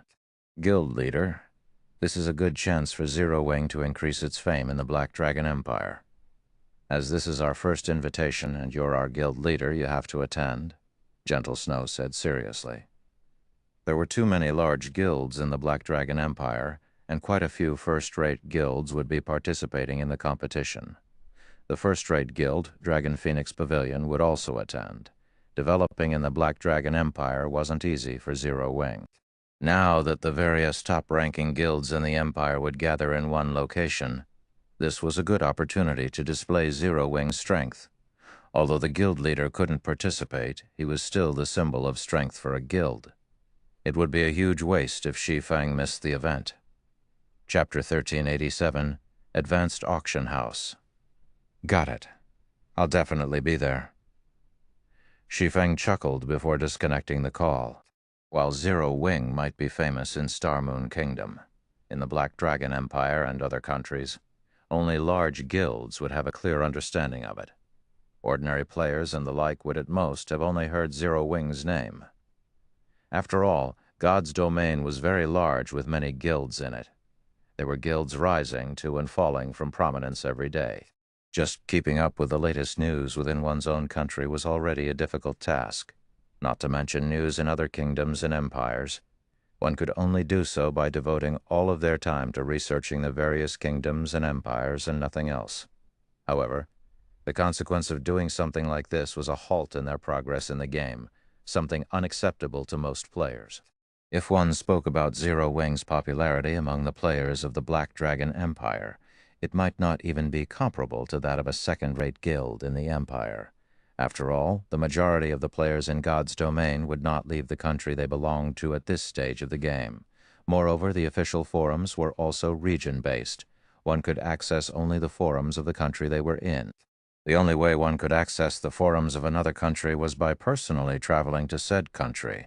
As a result, the knowledge that ordinary players and a large majority of elite players had regarding other kingdoms and empires was limited to the various ranking lists created by the Secret Pavilion. In fact, before becoming the guild leader of Shadow, Shi Feng had also been in a similar situation. If not for the Secret Pavilion hosting ranking competitions in the various countries, he wouldn't have been able to find out about the experts of the many kingdoms and empires, or the well-known guilds and adventurer teams. Following which, Shi Feng pulled up the relevant data for guild members and began choosing the new members for the Dark Gods Legion. Previously, as there were too few slots available in the Dark Gods Legion, he had set in place an elimination system to replace underperforming members. Now that the Power of Darkness slots had doubled in number, he needed to select new members for the Dark Gods Legion properly. After all, becoming a member of the Dark Gods Legion was already equivalent to becoming one of Zero Wing's core members. The benefits they enjoyed were second only to what the main force members received. Fortunately, Aqua Rose had already compiled a list of reserve members for the Dark Gods Legion and would frequently update it. The members on this list normally had excellent performances in the guild and displayed rapid improvement. Their individual strength ranked near the top among elite members as well. Moreover, Aqua Rose had also carried out a detailed investigation into their backgrounds. Hence, the likelihood of them being spies from other guilds was very low. These people have actually joined Zero Wing too? As Shi Feng was going through the reserve member list, he suddenly discovered the names of a few players that had been peak experts in Star Moon Kingdom in the past. the elementalist Carefree Wind, nicknamed the Magic Breaker. He was once an independent expert ranked within the top 30 of Star Moon Kingdom's elementalist rankings. Carefree Wind always operated solo. Despite many large guilds' attempts to recruit him, none of them had ever succeeded in doing so. The assassin Cool Breeze. He was similarly an expert on Star Moon Kingdom's assassin rankings. At his peak, he had managed to get within the top 15. Shi Feng could not help but sigh ruefully when he noticed that various peak experts of Star Moon Kingdom in his previous life had actually joined Zero Wing. It was no wonder people often said that Zero Wing was rife with experts. When he looked at this list now, those words really were true. Given enough time and opportunities, these people would definitely become peerless experts in the future. At that time, nobody would dare say that Zero Wing was lacking in peak experts. Just as Shi Feng was going through the reserve member list, he suddenly received a call from Melancholic Smile. Guild leader, I've already gathered the 100 architects you've asked for at the guild residence's first-floor reception room. They can start working at any time, Melancholic Smile said. The architect class was originally a very unpopular subclass. Even though the Candlelight trading firm had already recruited quite a number before, trying to gather 100 architects was not an easy task. With so many architects, they could already reconstruct Stone Forest Town all over again. Okay, I'll head over right away. Shi Feng nodded. Inside the first-floor reception room, 100 architects had gathered. Currently, some of them wore nervous expressions, while others looked excited. After all, this was the first time their guild leader, Black Flame, had asked to meet with him directly. Black Flame was someone everybody in Star Moon Kingdom knew about. He was a living legend. Just before this, he had even single-handedly defeated a small army of evil demons as well as sent Heaven's Burial's experts running for their lives. I wonder what the guild leader has called so many of us here for. I suspect that the guild might be planning on nurturing a few architects. I heard that some time ago the guild decided to nurture some alchemists. As a result, during this period, those alchemists in the trading firm have been practicing like crazy. They've all locked themselves up in their workshops and have declared they would get within the top 10 of some competition. I also heard about that. Moreover, I heard that it triggered a frenzy among the alchemists in the entire Star Moon Kingdom. Right now, many capable alchemists are trying to join the Candlelight trading firm to compete for the top 10 rankings for that competition. I'm not asking for much. As long as I can become a core member, I will be able to rely on God's domain to earn a stable income in the future. Stop dreaming. It's very difficult for lifestyle players to become core members in Zero Wing. After all, Zero Wing's core members all receive a considerably high fixed monthly salary. I've just managed to get promoted to Advanced Architect. There are only a few Advanced Architects in the entire Candlelight trading firm. Even if I can't become a core member, as long as I work hard enough, I should still have a great chance to become an internal member. Unlike the forgers, alchemists, and engineers of the trading firm, I don't have to break my back to become an internal member. Even after reaching the advanced rank, those guys can become only official members of the trading firm. I knew I should have become an architect sooner. If I did, I would have also become an advanced architect by now. While everyone was chatting, Shi Feng entered the reception room. Immediately, the architects inside the room rose to attention. The room also fell dead silent as everyone looked speechlessly at Shi Feng, anxiety apparent on their faces. They had reacted this way not because they wanted to. Rather, their bodies had responded instinctively to Shi Feng entering the room. After Shi Feng upgraded the 7 Luminaries ring, his basic attributes soared significantly, so much so that he had yet to adapt to the change fully. Hence, if he wasn't paying attention, his aura would flow out freely. Moreover, now that the Bible of Darkness was partially repaired, the book added a layer of darkness and coldness to his aura.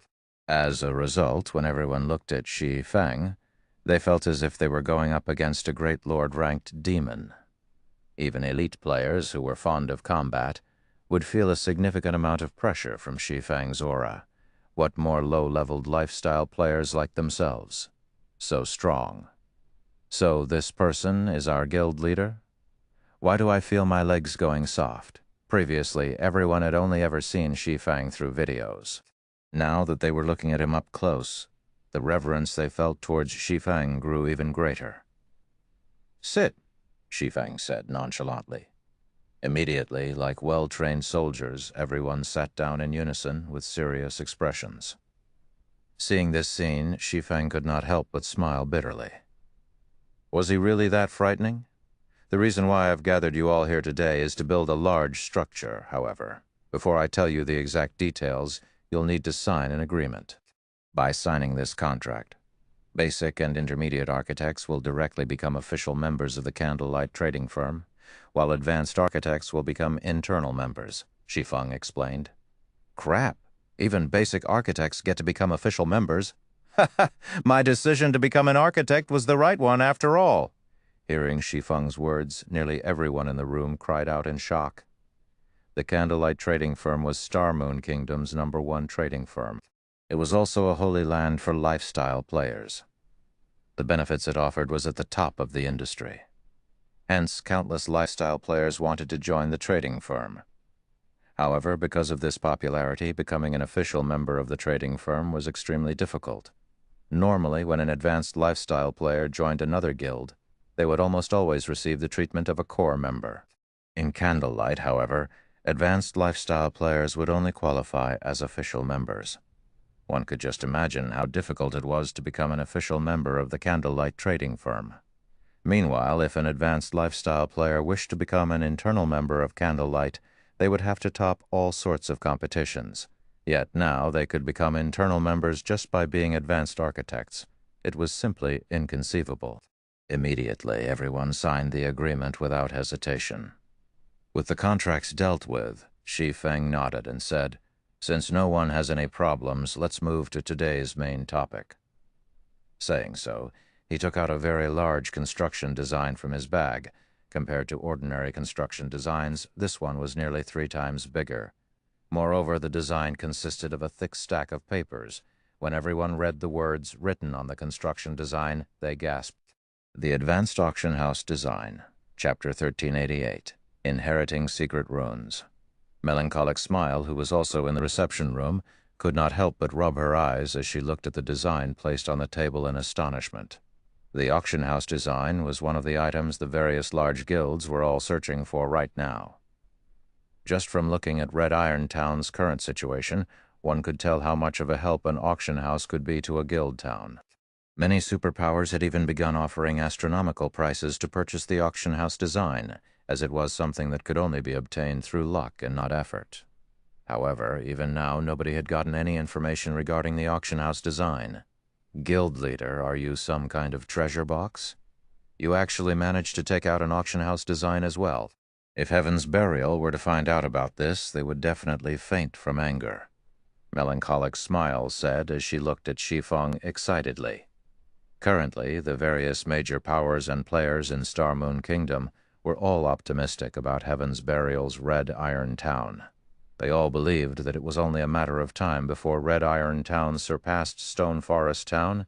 Meanwhile, one of the main contributing factors for their rosy outlook was the presence of the auction house. Now, however, Zero Wing also possessed an auction house design. If Heaven's Burial's upper echelon were to find out about this matter, their reactions would no doubt be priceless. At this moment, Melancholic Smile finally understood why Shi Feng had said that it was about time to give Heaven's Burial a wake-up call. As soon as Stone Forest Town's auction house was constructed, all hopes for Red Iron Town surpassing Stone Forest Town would be dashed. After all, aside from the auction house, Stone Forest Town still possessed many other attractions. It held an absolute advantage over Red Iron Town. Shi Feng simply chuckled in response to Melancholic Smile's question. He then started assigning tasks to everyone for the construction of the Advanced Auction House. Once the Advanced Auction House was constructed, let alone Red Iron Town's auction house, even Star Moon City's auction house might not be a match for it. However, the construction of the Advanced Auction House was very difficult and required a lot of rare materials. Just the construction cost alone was over 5,000 gold. In addition, the construction procedures were extremely complex, needing some special secret runes to complete the building. Hence, the design itself included a complete set of foundational secret runes for players to learn. Each player could inherit this kind of technique only once, and only a maximum of 100 players could inherit this set of foundational secret runes. To architects, this was a massive opportunity to improve themselves. How much they could learn would depend on their individual standards. However, even if they managed to learn only half of the technique, it would be a great help in their pursuit of mastery in the future. If one could fully grasp the foundational secret runes, they would have no problems becoming master architects. Although Shi Feng did not know how much the 100 architects present could grasp, at the very least, he would increase their chances at becoming master architects. Even if only 1 out of 100 of these people managed to become a master architect, it would be a matter worth celebrating for Zero Wing. At this stage of the game, not much importance was placed on architects. However, as God's domain continued developing and the number of guild towns and cities in the game increased, the status of architects in the game would also rise rapidly. Particularly at the later stages of the game, the treatment master architects received from guilds would not be the slightest bit inferior when compared to master forgers, master alchemists, and master engineers. After all, advanced construction designs were extremely rare. However, master architects had a chance at creating an advanced construction design of their own. Moreover, every advanced construction design was worth much more than the advanced designs of alchemy, forging, and engineering, because buildings constructed using advanced construction designs possessed distinctive abilities. Take the advanced auction house design, for example. In the case of an ordinary auction house, it was only capable of letting players consign and purchase items through it. There was not much difference between it and NPC auction houses. However, it was a different story for advanced auction houses. An advanced auction house possessed 2 more features than an ordinary auction house. The first feature was the bartering function. This bartering function did not require any intervention from players. The system would automatically complete the transaction of items for players. It was an extremely convenient system for independent players and adventurer teams. After all, a large portion of God's Domain's player base consisted of independent players and adventurer teams. There were bound to be some people that would be lucky enough to obtain items that the various large guilds could not. Just this bartering function alone allowed the advanced auction house to surpass ordinary auction houses by far. The second feature was a weekly NPC auction, which was similar to the auctions held at Blackwing City. At this NPC auction, NPCs would put their own items up for bids. Naturally, players would be allowed to purchase these items so long as the bids they placed were sufficiently high. This feature definitely could not be found in an ordinary auction house. Due to these 2 features, the advanced auction house Ouroboros, operated in the past, became the #1 auction house in Star Moon Kingdom, as well as neighboring kingdoms. Back then, even superpowers were envious of Ouroboros. Inside the reception room, under Shi Feng's guidance, all 100 architect players managed to inherit the foundational secret runes. Crap! There's actually such a construction method as well. These foundational secret runes are simply amazing. If my friends were to find out that I've joined Zero Wing and have even learned a set of foundational secret runes, they would definitely die of envy. Amazing. If I manage to learn these secret runes, I feel that I'll have a greater chance of becoming a master architect. Everyone could not help but exclaim when they obtained the foundational secret runes. The loyalty and reverence they felt toward Zero Wing also strengthened even more. Recently, there were all sorts of rumors flying about stating that Heaven's Burial would surpass Zero Wing sooner or later.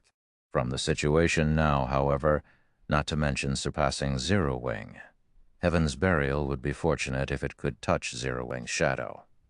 While Shi Feng was watching everyone learning the foundational secret runes quietly, Melancholic Smile's expression suddenly sank.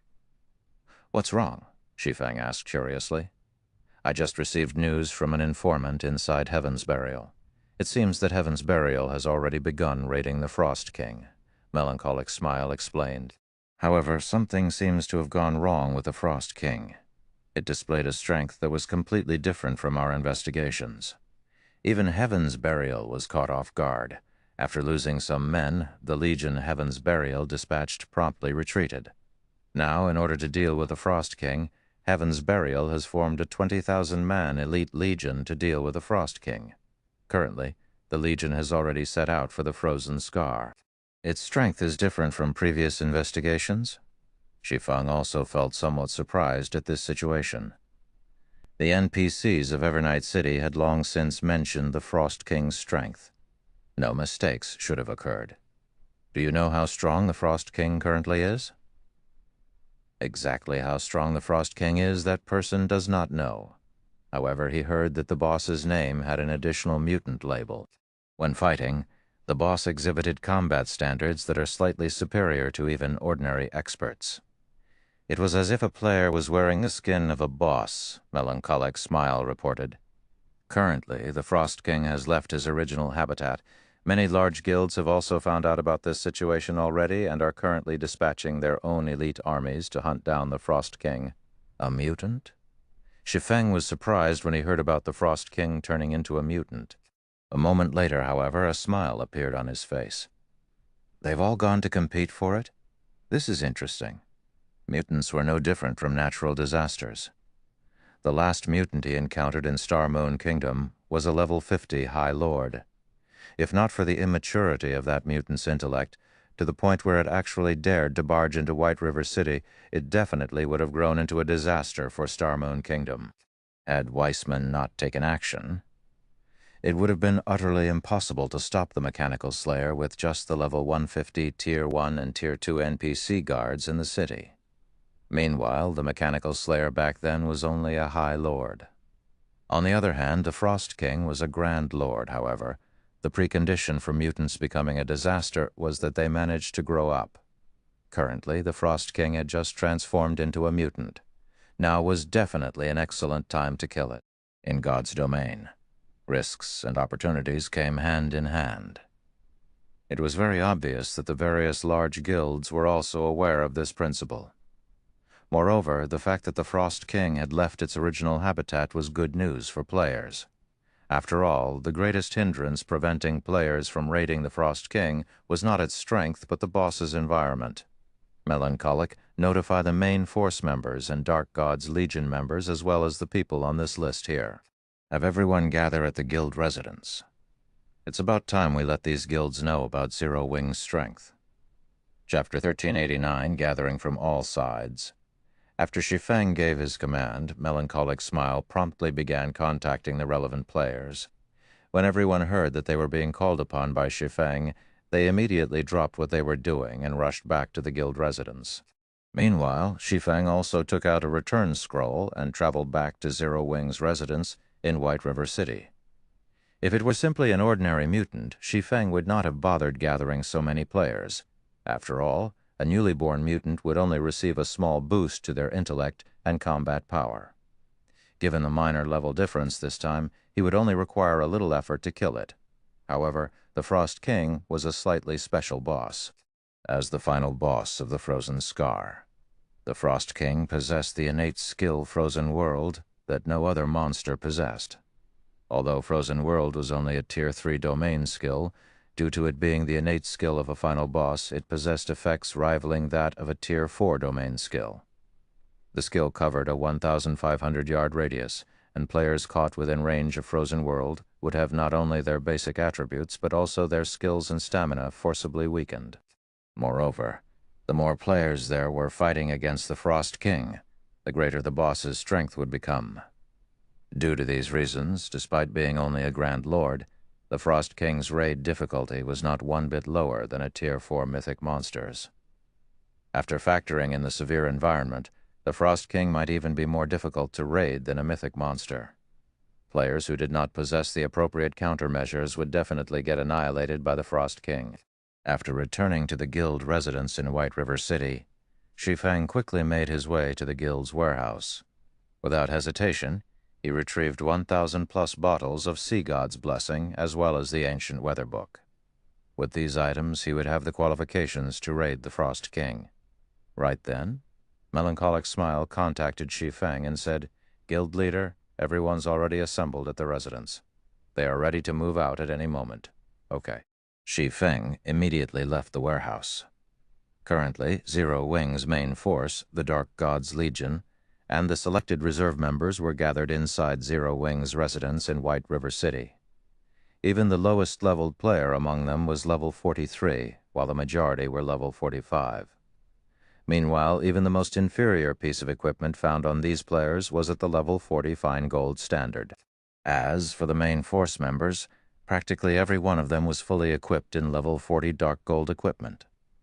To ordinary players, this could already be considered a set of divine equipment. As the 1,000-plus players waited before the guild hall, the intense aura they radiated stupefied the prospective applicants lined up outside the residence, as well as the passers-by on the street. When Zero Wing's members saw Shi Feng walking over, they immediately dropped their conversations and stood at attention, looking at Shi Feng with eyes filled with excitement.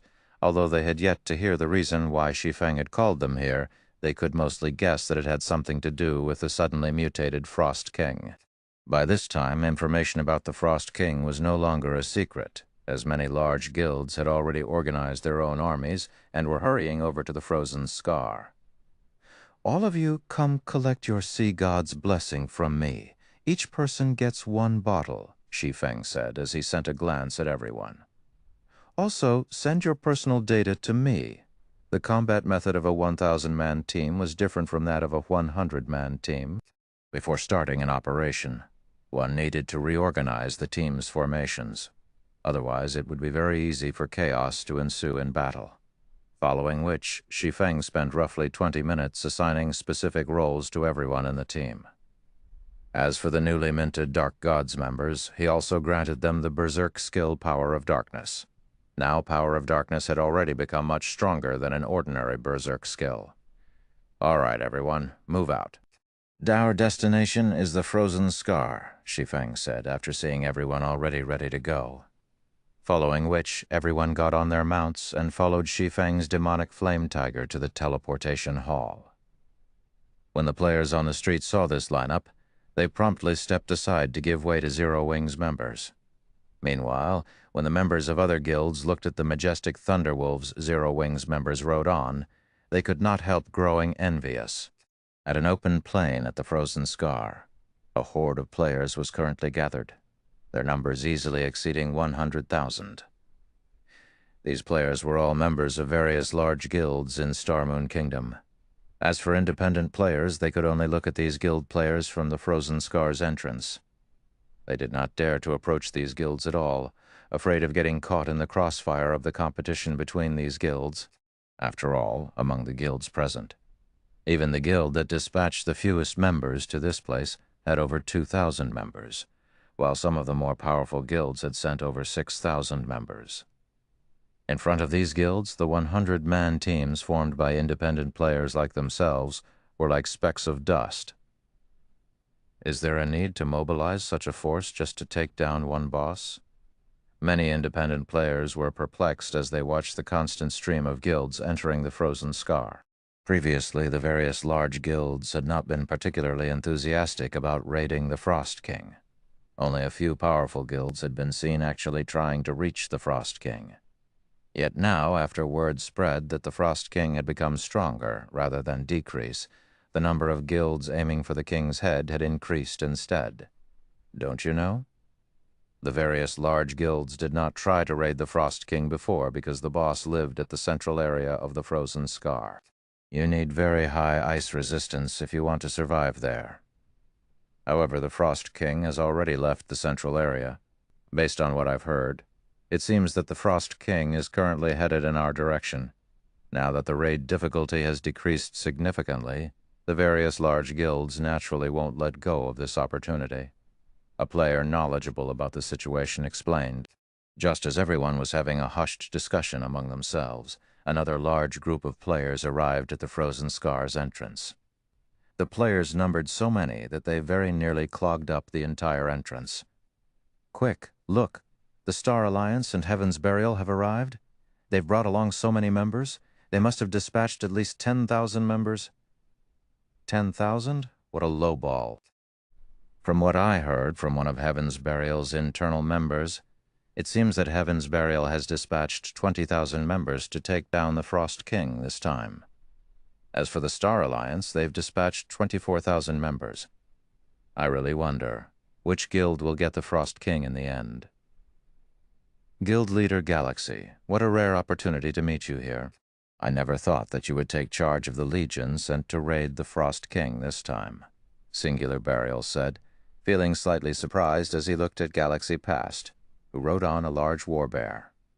At this moment, Galaxy Past was geared in silver armor engraved with golden divine runes and carried a purple, lightning-clad greatsword on his back.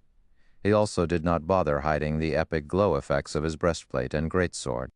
As for Galaxy Past himself, he had already reached level 45, and his body radiated a chilling aura. Compared to the Galaxy Past Singular Burial knew before, the current Galaxy Past was like a completely different person. Previously, as Singular Burial had been entirely focused on surpassing Zero Wing, he had neglected to pay attention to the Star Alliance. In addition, the Star Alliance had kept a low profile for quite a long time, only developing itself peacefully and not participating in any guild battles. Singular Burial never expected that after not seeing Galaxy Past for some time, the latter would actually become so powerful that even Singular Burial himself felt threatened by him. Moreover, Galaxy Past wasn't the only person that had changed. The Elementalist Red Feather, the Ranger Flourishing Willow, and the Elementalist Purple Eye had all become a lot stronger. Like Galaxy Past, they were also level 45, and every one of them gave off a very dangerous feeling. Haven't you personally come here as well in order to gain Evernight City's reputation and status, Guild Leader Burial? Galaxy Past countered, chuckling as he glanced askance at Singular Burial.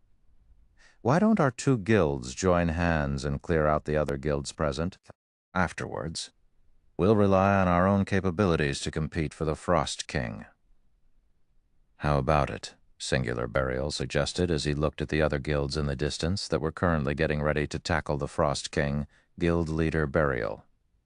While your suggestion indeed sounds good, allow me to refuse on behalf of the Star Alliance. In my opinion, the more the merrier. Galaxy Past immediately turned down Singular Burial's offer.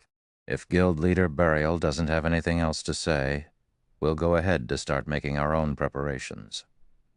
Saying so, Galaxy Past led the Star Alliance's members towards the plains. Guild Leader? What's up with Galaxy Past? Why do I feel as if he has transformed into a completely different person? Daybreak Fog asked, surprise coloring her face as she watched Galaxy Past and the other members of the Star Alliance walk away. I don't know. However, we'd best pay more attention to the Star Alliance in the future, Singular Burial said, shaking his head. Although the Star Alliance had transformed remarkably, Singular Burial was still confident of claiming the kill on the Frost King. His previous offer to clear out the other guilds was simply an attempt to probe the Star Alliance's strength. In reality, it did not matter to him whether the other guilds took part in the competition or not. All right, let's go get ready ourselves. Daybreak, Fog nodded in response and commanded the army forward. Just as the various large guilds were quietly waiting for the Frost King's arrival, another batch of white lights appeared at the entrance of the regional dungeon, signifying the arrival of yet another group of players.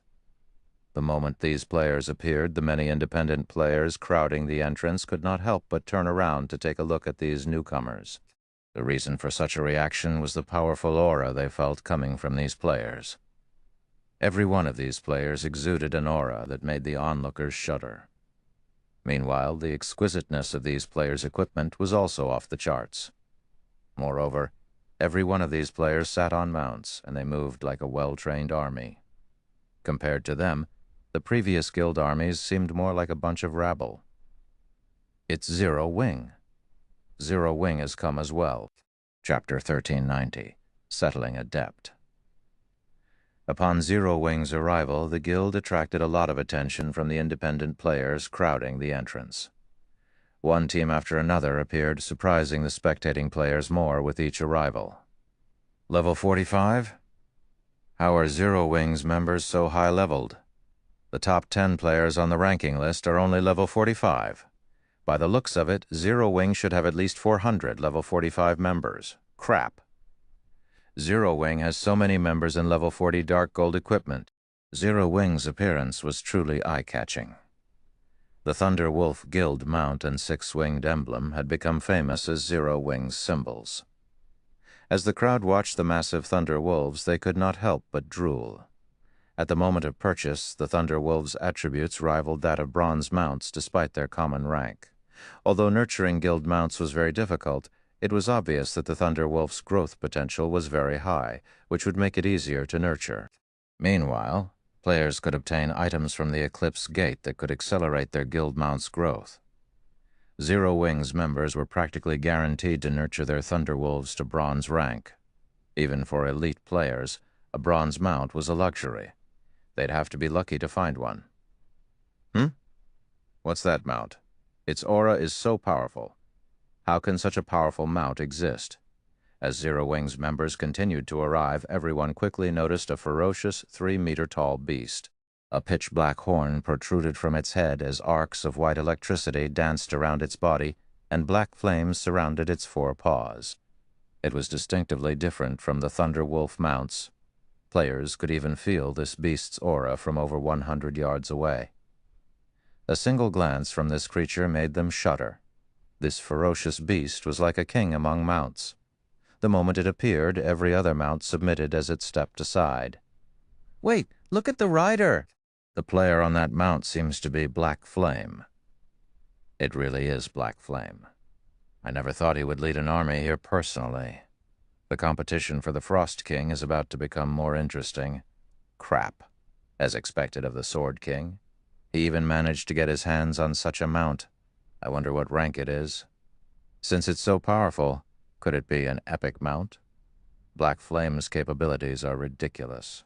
With such a powerful mount, he won't even need to take action to kill an expert player. He can simply let his mount take care of it. Everyone stared at Shi Feng in shock. A dark gold mount could, at most, rival a chieftain of the same level. Although chieftains were powerful, they were not insurmountable to the players here. However, Shi Feng's one-horned mount was clearly more powerful than a lord-ranked monster. At this point, the only explanation was that this demonic flame tiger was an epic mount. An epic mount. Even super guilds dreamed of obtaining such a creature. Unfortunately, the highest rank they had managed to secure was a dark gold mount. These players' awe for Shi Feng continued to reach new heights. Of course, these players didn't know that Shi Feng's demonic flame tiger had only become this terrifying after he had fed it a ferocious beast's bloodline essence. Although Shi Feng had only brought around 1,000 members to the Frozen Scar. The army's aura was even more imposing than the Star Alliance and Heaven's Burial's forces.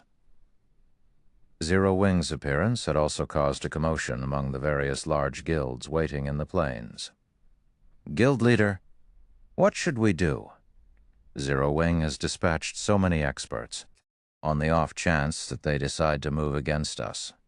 The various large guilds' upper echelons and players began to panic as Shi Feng and Zero Wing's army approached. The guild leaders were also on edges. None of them had expected Zero Wing to join this competition. After all, the guild hadn't shown any interest in the Frost King before. Hence, they had come to try their luck and compete for the Frost King's kill. None of them were concerned with encountering Heaven's Burial and the Star Alliance. But it was a different story if Black Flame showed up. He had fought in one major war after another, always emerging alive. He was even strong enough to instill fear in experts and an evil demon army, as both had fled for their lives. For this man, taking a particular player's life while surrounded by an army of tens of thousands of players was a piece of cake. Furthermore, 1,000 experts accompanied Black Flame against such a force. An army of 10,000 elite players was little more than cannon fodder. Don't panic. We have dozens of large guilds here right now. Zero Wing wouldn't dare attack any of us if we join hands. That's right, after all is said and done, a boss is a public resource. Moreover, we were here first. We should do this on a first-come, first-served basis. Although Zero Wing is Starmoon Kingdom's #1 guild, I don't think it will interfere. As Zero Wing approached, the various guilds began to form temporary alliances. In reality, though, they understood that such an alliance wouldn't pose any threat to Zero Wing. This was especially true after witnessing Black Flame single-handedly defeat the evil demon army. They all knew that attempting to deter Black Flame with numbers was a futile effort. Greetings, Guild Leader Black Flame. I am the Assassin's Alliance's Guild Leader, Cruel Sword. I am a friend of Zero Wing's elder, Shi Feng, Cruel Sword said as he took the initiative to greet Shi Feng, anxiety and respect filling his voice. Honestly, Cruel Sword did not want to greet the man. Although he was the guild leader of the Assassin's Alliance, a second-rate guild, it was nothing compared to Zero Wing. Moreover, the Assassin's Alliance mainly operated around White River City. If Zero Wing wished to do so, it could annihilate the Assassin's Alliance at a moment's notice. However, as Cruel Sword had formed a connection with Zero Wing's Shi Feng some time ago, the various large guilds had pushed him forward as their representative in any negotiations with the monstrous guild. Cruel Sword didn't know whether he wanted to laugh or cry. Relax. I won't do anything to you guys. If you want to compete for the Frost King, do it. Everyone will rely on their own abilities to secure the kill. Seeing Cruel Sword's tension, Shi Feng understood why the man had approached him. In this situation, he didn't mind what the various large guilds decided to do. After all, getting the Frost King's first kill was much easier said than done. However, Shi Feng couldn't help a rueful sigh when he saw Cruel Sword at level 43 with a set of silvery armor. The Assassin's Alliance had been a towering existence to him in the past, but the tables had turned. Shi Feng found the situation reasonable after giving it some thought. After all, Zero Wing was Star Moon Kingdom's #1 guild. Its elite member count alone was over 100,000. The guild also had more than 1,000 expert players. Their members wore the best weapons and equipment throughout Star Moon Kingdom. A second-rate guild simply couldn't compare. Many thanks to Guild Leader Black Flame, Cruel Sword thanked the man. If Zero Wing intended to chase these guilds away, they'd have no choice but to leave obediently. Hearing Shi Feng's reply, the many upper echelons released a sigh of relief. However, I'd like to ask you all to step aside as Zero Wing has a debt to settle with Heaven's Burial, Shi Feng added indifferently as he glanced at the guild's distant army. Chapter 1391, Monstrous Army. As soon as Shi Feng finished speaking, silence descended upon the snowy plains. Madness. This is madness. Are they really going to start a fight right now? This can't be right. Does Zero Wing intend to take out all of Heaven's Burial's members? Zero Wing isn't aiming for mutual destruction, right? For a moment, these players wondered if they had heard wrong. None of them dared to believe that Zero Wing would actually try to deal with Heaven's Burial right now. The guild only had 1,000 or so members here. Although Zero Wing's members possessed extraordinary combat power, Heaven's Burial had plenty of experts as well. Large number of the guild's elite members had also tagged along. Fighting in such an open field was very disadvantageous for the smaller army. If it really came down to a fight, even Zero Wing would suffer grievous losses. Guild Leader. What is Black Flame thinking? Is he actually planning to take on Heaven's Burial here? Purple Eye, wearing a set of luxurious mage robes, revealed a confused expression as she looked at the distant Shi Feng. He's not joking, right? Although the Zero Wing was very powerful, she did not think that the guild could defeat Heaven's Burial's 20,000 members with only 1,000 experts. Not everyone was as powerful as Black Flame. There was a limit to their strength. I don't know, but Singular Burial must be pretty frustrated right now, Galaxy Past said, smiling faintly as he glanced at the guild leader. Of course, we'll benefit most from their mutual destruction. Warn our members to stay away when they start fighting. Do not let us get dragged into this. Understood. I'll notify them right away. A smile similarly appeared on Purple Eye's face.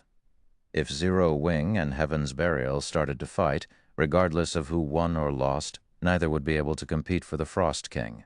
As everyone quietly discussed the situation, Shi Feng turned towards Heaven's Burial and loudly announced, "Everyone charge! Leave none of those Heaven's Burial bastards alive!" As Shi Feng gave the command, he activated a guild war order, locking down the frozen scar and preventing anyone from using a return scroll.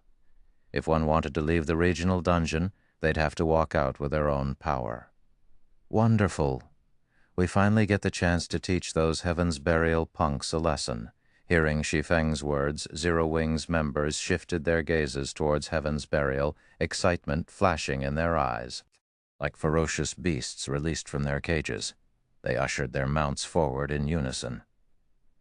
As Black Flame lost his mind, Singular Burial's expression turned ugly as he watched Zero Wing's members charge towards his own. He had never expected Zero Wing to start a fight like this. All 1,000 plus of these Zero Wing members were experts. Their overall combat power was most likely superior to a 10,000-man elite army. He had expected some friction between their guilds before he had arrived in the Frozen Scar. As a preventive measure, he had led an army of 20,000 elites. However, he hadn't expected Zero Wing to be so reckless to pick a fight at the risk of mutual destruction. Daybreak Fog frowned as well as she turned to Singular Burial and asked, "Guild leader, what should we do?" "Prepare for battle. I refuse to believe that Zero Wing can take us out with only 1,000 members." Singular Burial was enraged. Now that Zero Wing had made the first move, the guild would become a laughingstock in the kingdom if Heaven's Burial fled, despite its overwhelming numbers. Upon Singular Burial's command, Heaven's Burial's members prepared for battle. Shield warriors and guardian knights quickly moved to the front and formed a human wall. As for the ranged classes in the back, they had also readied themselves to attack at a moment's notice. The assassins instantly entered stealth, circling to the enemy army's sides. The distance between the armies rapidly vanished. 300 yards, 200 yards, 100 yards. "Begin," Shi Feng shouted in the team chat. Suddenly, Zero Wing's members retrieved bottles of Sea God's Blessing from their bags, downing the potions and increasing their basic attributes and resistances. They then activated Power of Darkness, increasing their basic attributes by another 100%. Zero Wing's main force members and Dark God's Legion members' attributes were already impressively high. Now that every one of them had activated a Berserk skill, their auras resembled those of Lord-ranked monsters. How is this possible? What? All of these people have Berserk skills? The distant spectating players gasped. Berserk skills were extremely rare in God's domain. A large guild would be fortunate if they secured a few dozen skill books. Even first-rate guilds generally had around 200 or 300 Berserk skill books. These players would be shocked to see Zero Wing have 400 or 500 members with Berserk skills. But all 1,000 plus members had activated these rare buffs. Moreover, it was obvious that these Berserk skills were extraordinary based on the guild members' auras. While everyone stared in shock, Shi Feng used space movement to appear among Heaven's Burial's rear line. He then switched the aura of space to the aura of fire before turning Flame Domain on Heaven's Burial's healers. Suddenly, a crimson ripple devoured the healers. A towering pillar of fire rose from the ground, flames enveloping a large portion of the enemy's healing force, even from the Frozen Scar's entrance. Everyone could see the burning pillar. The instant the fiery pillar appeared, Heaven's Burial's healers turned to ash. They hadn't even had a chance to flee. In the blink of an eye, over half of Heaven's Burial's healers had died. Black Flame. Wrathful flames burned in Singular Burial's eyes as he glared at Shi Feng. With uncontrolled rage, he shouted, "Everyone kill him!" In just one move, the army had lost 1,000 healers. Singular Burial's heart bled at the sight. As soon as Flame Domain ended, Shi Feng executed Lightning Edge with his killing ray, aiming for the dazed magical class core. Immediately, countless arcs of lightning left the sacred sword, devouring hundreds of magical class players. Only a few expert players reacted quickly enough to activate their life-saving skills, keeping themselves alive. In just 2 moves, Shi Feng had killed over 1,500 players. This is insane. So this is Black Flame? The jaws of the distant spectating independent players hung as they watched, none of them able to believe their eyes. The battle had just begun. Yet Shi Feng had devastated Heaven's Burial's army. As for the various guild players, cold sweat drenched their foreheads as they watched the slaughter. They inwardly celebrated the fact that they hadn't made an enemy of Zero Wing.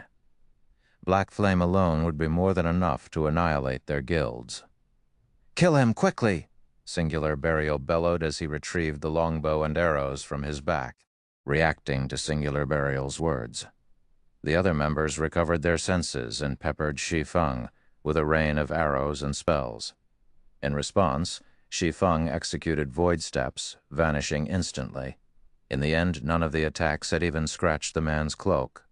Shi Feng then reappeared beside the healers that had survived the previous AoE attacks. Even without a berserk skill, Shi Feng's strength was as high as a great lord of the same level. As a result, every swing of his blade claimed the life of another healer. Due to Shi Feng's interference, Zero Wing's 1,000-man army reached Heaven's Burials unhindered. These experts proceeded to massacre the other guild's members. Despite Heaven's Burial's MTs activating their life-saving skills, they only survived 2 or 3 hits before transforming into light particles and disappearing. Like a meat grinder, Zero Wing's army devoured Heaven's Burial's people. Not even the enemy healers could keep up with their damage. The other guilds were stupefied. How was this even a battle? This was no more than a one-sided massacre. Chapter 13092, Hand Over Your Life. So this is the strength of Star Moon Kingdom's #1 guild. Just how high are their attributes? They killed MTs with over 40,000 HP in just 2 or 3 moves. The spectating independent players and those from the various guilds had goosebumps as they watched equipment litter the battlefield in their eyes. The Star Alliance and Heaven's Burial were only second to Zero Wing and Star Moon Kingdom, and both were only slightly weaker than Zero Wing. However, it seemed that those assumptions had been a joke, although Heaven's Burial's 20,000 members were quite strong and were experts in the eyes of ordinary players. Zero Wing's 1,000 members shredded these players as easily as paper dolls. Guild leader, at this rate, Zero Wing will annihilate our men very quickly. Daybreak Fog, who had taken command of the battle, reported. Her expression darkened as she watched the slaughter. Heaven's Burial had suffered over 4,000 casualties since the battle had begun. Even when 5 or 6 berserkers had changed at Zero Wing's MTs, they had failed to block the MT's advance and lost over 10,000 HP in the attempt. Meanwhile, Zero Wing's MTs only lost around 3,000 or 4,000 HP as the enemy bombarded them with spells and arrows. The majority of these MTs had blocked the attacks, further reducing the damage they received. The guild's healers easily kept up with the small amounts of damage. Zero Wing, you asked for this? Fury burned in Singular Burial's eyes as he watched Shi Feng take out his healers. Gnashing his teeth, he growled, "Send in Lightning Blade and Broken Flow. At worst, we'll give up on the Frost King for now. You want to use that now?" Daybreak Fog was momentarily stunned. She had never imagined that they would use their trump card to deal with Zero Wing. "That's right. I want to see if Black Flame can keep his composure as we murder his experts," Singular Burial sneered. He had to admit that Zero Wing's army was indeed frightening. Even Heaven's Burial had only collected 200+ berserk skill books thus far. There was no competing with Zero Wing's 1,000+ members. Anyone without a berserk skill in this battle was nothing but cannon fodder. At most, they could slow the enemy's advance. They'd be lucky to kill 100 Zero Wing members before they were eliminated. However, Heaven's Burial had not been sitting on its hands. "I'll notify them immediately." Daybreak Fog understood Singular Burial's reasoning. If they could deal a heavy blow to Zero Wing's expert army, they could deal a blow to Zero Wing itself. After all, it was not easy to nurture experts. If those experts lost their weapons and equipment, it would take a long time to find suitable replacements. Blade, orders from the guild leader were to take action, Broken Flow said. He wetted his lips in anticipation as he watched Zero Wing's members approach. "We're actually using it against Zero Wing." The Guardian Knight, Lightning Blade, frowned. Suddenly, every member of Broken Flow and Lightning Blade's 100-man expert team pulled a purplish gold potion from their bag and drank it. As the potion took effect, these players' eyes became bloodshot and their muscles bulged. Their auras also intensified. A vicious bloodlust overtook every player. These players promptly activated their berserk skills, increasing their attributes further. "Kill him! Teach Black Flame the meaning of despair." Singular Burial grinned wickedly as he watched the expert team rush to meet Zero Wing's army. After their previous fight with the Frost King, they had realized how powerful the mutant Grand Lord really was. There was a reason that they had dared to return and challenge the Frost King once more. The secret potential potion Broken Flow and his team had just consumed was precisely that reason. This potion had been crafted from an ancient recipe they had found in an ancient ruin. Unfortunately, as the recipe required extremely rare and valuable materials, with each attempt to brew the potion costing over 20 gold, they had only produced a little over 100 bottles. When consumed, the secret potential potion increased the user's strength by 120% and other basic attributes by 60% for 5 minutes. Although the duration was short, the potion had no side effects. Moreover, its effects would stack with berserk skills. When combining the secret potential potion with a berserk skill, the results rivaled Peak Class's twofold berserk state. Although Broken Flow's team had only 100 members, every one of their attributes was nearly on par with a great lord of the same level. This was why Singular Burial had dared to challenge the Frost King again. Unfortunately, he had been forced to use this trump card to teach Zero Wing a lesson. Die.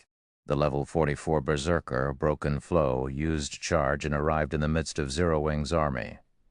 Tightening his grip on his greatsword, he executed Whirlwind Slash. Immediately, a storm brewed within a 12-yard radius, sending 8 Zero Wing members flying. One shield warrior that failed to defend himself in time instantly lost over 30,000 HP. The other experts from Heaven's Burial joined the charge, penetrating Zero Wing's army like a sharp blade. As the two forces met, these players forced the enemy assault to a halt, pushing back and killed Zero Wing's shield warriors and guardian knights leading the army. Crap. Are these players from Heaven's Burial monsters? They've dealt over minus 30,000 damage in a single attack. Even a level 40 MT couldn't survive such a hit. It's no wonder why Heaven's Burial dared to provoke Zero Wing. If Zero Wing's members don't have anything else in store, Heaven's Burial's 100-man expert team may take them down. The spectating players stared in shock as Heaven's Burial's expert team stopped Zero Wing's progress. Zero Wing's members had displayed astonishing attributes, yet Heaven's Burial's experts were stronger. In a single exchange, Zero Wing had suffered dozens of casualties. The difference between the forces was clear. Guild leader, I'm fairly sure that the potion Broken Flow and his men just used is the secret potential potion the Secret Pavilion's report mentioned. Based on the report, Heaven's Burial had only gotten its hands on a little over 100 bottles after a lot of effort. Now that they've used this potion against Zero Wing, they must intend to give up on raiding the Frost King. Purple Eye commented when she saw Heaven's Burial turn the tides of battle. Smiling faintly, she said, Zero Wing is in trouble. If this battle were in a jungle, they could buy some time until the potion's duration ends, but they don't have that option here. Zero Wing and Heaven's Burial's mutual destruction would be the best possible outcome for the Star Alliance. Although that wasn't likely, Heaven's Burial had dropped from the contest for the Frost King's first kill. Black Flame has underestimated Heaven's Burial. After all is said and done, Heaven's Burial rose to its position in such a short amount of time. Why wouldn't it have a few trump cards? However, we'll have to thank Zero Wing for this. If not for Zero Wing, we wouldn't have seen this trump card, Galaxy Pass chuckled. Purple, tell Red Feather and the others to prepare once Heaven's Burial's berserk skills run out. Send them into the fight. Guild leader, rest assured. We'll collect the weapons and equipment they drop, Purple Eye said, giggling. Back in the battlefield, the tables had turned on Zero Wing, and they began to retreat to buy as much time as possible. After all, Power of Darkness had a very long duration. Ordinary berserk skills were no match for it. If they could endure until Heaven's Burial's berserk skills ended, they could reclaim the fight. Suddenly, Shi Feng turned his attention towards the enemy's 100-man expert team. Heaven's Burial's trump card had surprised him. If not dealt with properly, Zero Wing could lose this fight. Black Flame, you dare face me? I'll take your head. After killing a level 45 berserker, Broken Flow shifted his gaze towards Shi Feng as the man charged for him. Grinning, he led a dozen or so players to surround Shi Feng. Chapter 1393, Might of the Number One Expert. As Broken Flow took action, several elementalists close to him began to chant their incantations, using ice spears and ice walls to hinder Shi Feng and allow Broken Flow and the other melee experts could surround the swordsman. At the end of the day, Shi Feng was still Star Moon Kingdom's #1 expert. Even if their attributes rivaled that of a great lord of the same level, they weren't certain that they could kill Shi Feng with brute force alone. Good. Surround him. Do not let him escape. Singular Burial had also activated his berserk skill, a silvery glow wrapping around his body. He then unfurled the magic scroll in his hands. Suddenly, one silver arrow after another manifested in his hand, flying towards Shi Feng as he dodged the incoming ice spears. Dozens of silver arrows formed silvery streaks of light as they shot towards their target. Not only were they astonishingly fast, but they cut off Shi Feng's escape path. The guild leader must be really angry. He's even using his precious Tier 3 curse. Even if Black Flame survives the attack, he'll be severely injured. Broken Flow was slightly astonished as he watched the arrows bombard Shi Feng. The magic scroll Singular Burial had just used contained the Tier 3 curse, Light's Guidance. When activated, it would allow the user to fire 30 arrows per second, each arrow containing the might of a Tier 3 spell. Not only could these arrows repulse a great lord, but they also dealt divine damage. All damage reduction effects were useless against this attack. Even mythic monsters would receive significant damage if the arrows hit, not to mention players. Meanwhile, Light's Guidance had a duration of 10 seconds. In other words, Singular Burial could launch a total of 300 arrows. With damage reduction effects nullified, a Tier 3 spell could kill current players instantly. Of course, dodging all 300 arrows was impossible. Even if Shi Feng had an invulnerability skill, it wouldn't last him through all 10 seconds. To make matters worse, when Rangers used this magic scroll, the arrows would receive a 30% speed boost. The arrows would move so fast that even great lords of the same level would not be able to react in time.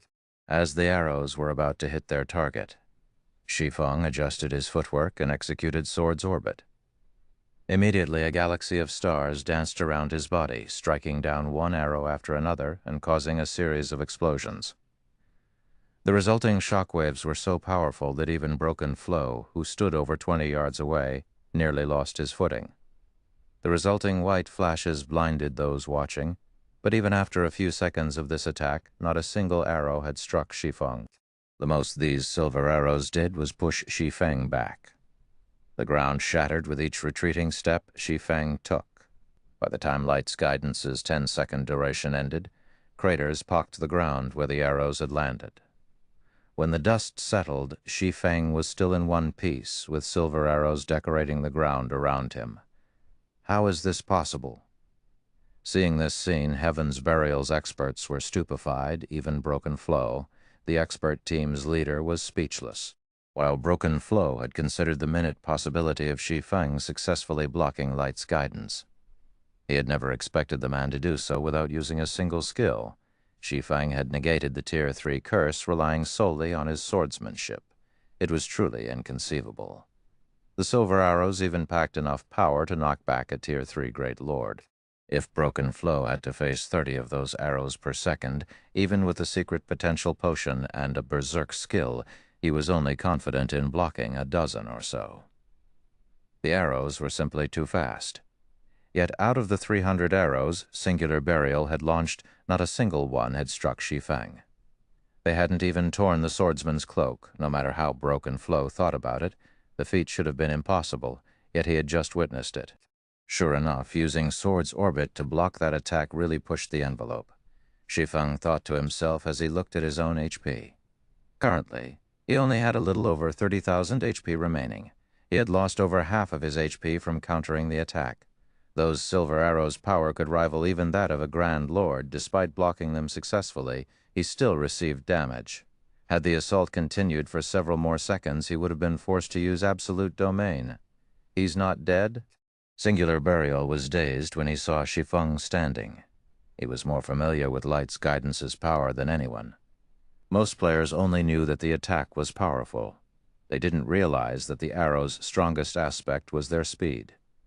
Keeping up with the arrow's speed visually was already a challenging feat, not to mention keeping up with them physically.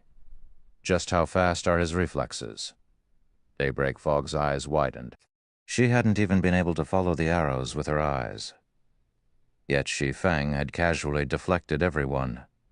If she allowed this player to get too close, the consequences would be unimaginable. If this battle had taken place before Shi Feng had upgraded the Seven Luminaries ring, he would have failed to block all of the arrows. He had only dodged and countered the fast, powerful attacks thanks to the physique bonus he had received from the fragmented legendary ring's hidden effect and the Abyssal Blade's passive skill. He's a monster. Is this the Sword King's true strength? The spectating crowd was flabbergasted. Shi Feng had countered such a devastating spell with only his weapons. This was simply unheard of. Quick, kill him. He doesn't have much HP left. Don't give him a chance to recover. Singular Burial hurriedly shouted after regaining his composure. Although his Tier 3 curse had failed to kill Shi Feng, the latter had less than half of his HP remaining.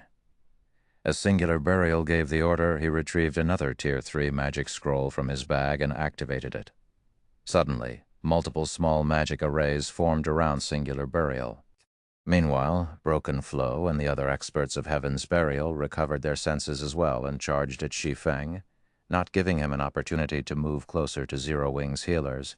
In the blink of an eye, 36 spears of dark fog appeared behind Singular Burial, each spear radiating a deathly aura. Die! Singular Burial sneered at Shi Feng. This spell was called Soul Sanction. Although it was not as powerful as Light's guidance, the 36 spears were not physical. They could not be blocked, only dodged. Soul Sanction? Shi Feng's expression darkened when he noticed the soul spears appear behind Singular Burial. An unstoppable spell was far more dangerous than a powerful one. Immediately, he executed void steps and disappeared. Don't even think of running away. Broken Flow reacted quickly and used charge, aiming for Shi Feng's previous location. Upon arriving, he stomped the ground powerfully.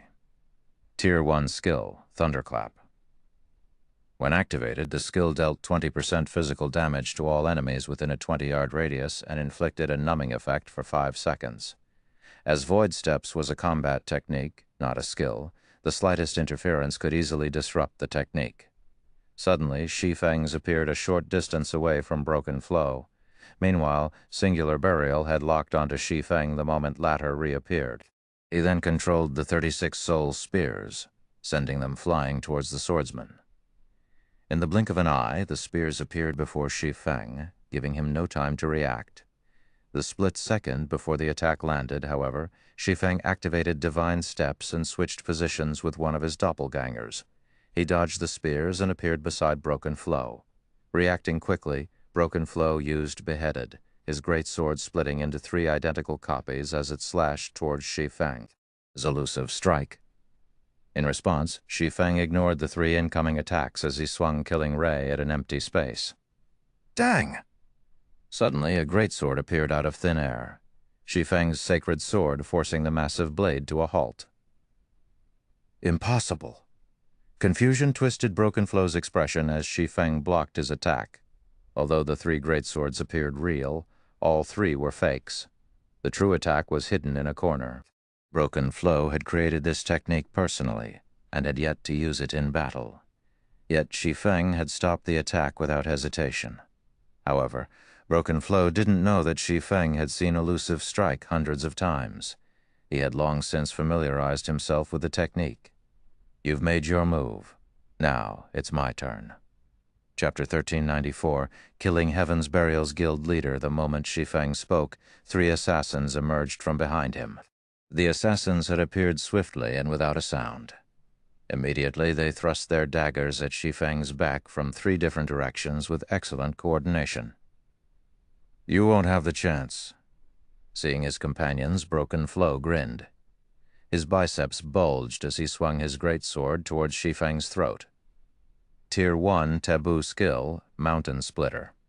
The Taboo skill instantly increased. Broken Flow's strength by 120% and attack speed by 100% for 3 seconds. With attacks from both sides, Shi Feng had nowhere to flee, and due to the close proximity, he had no time to dodge.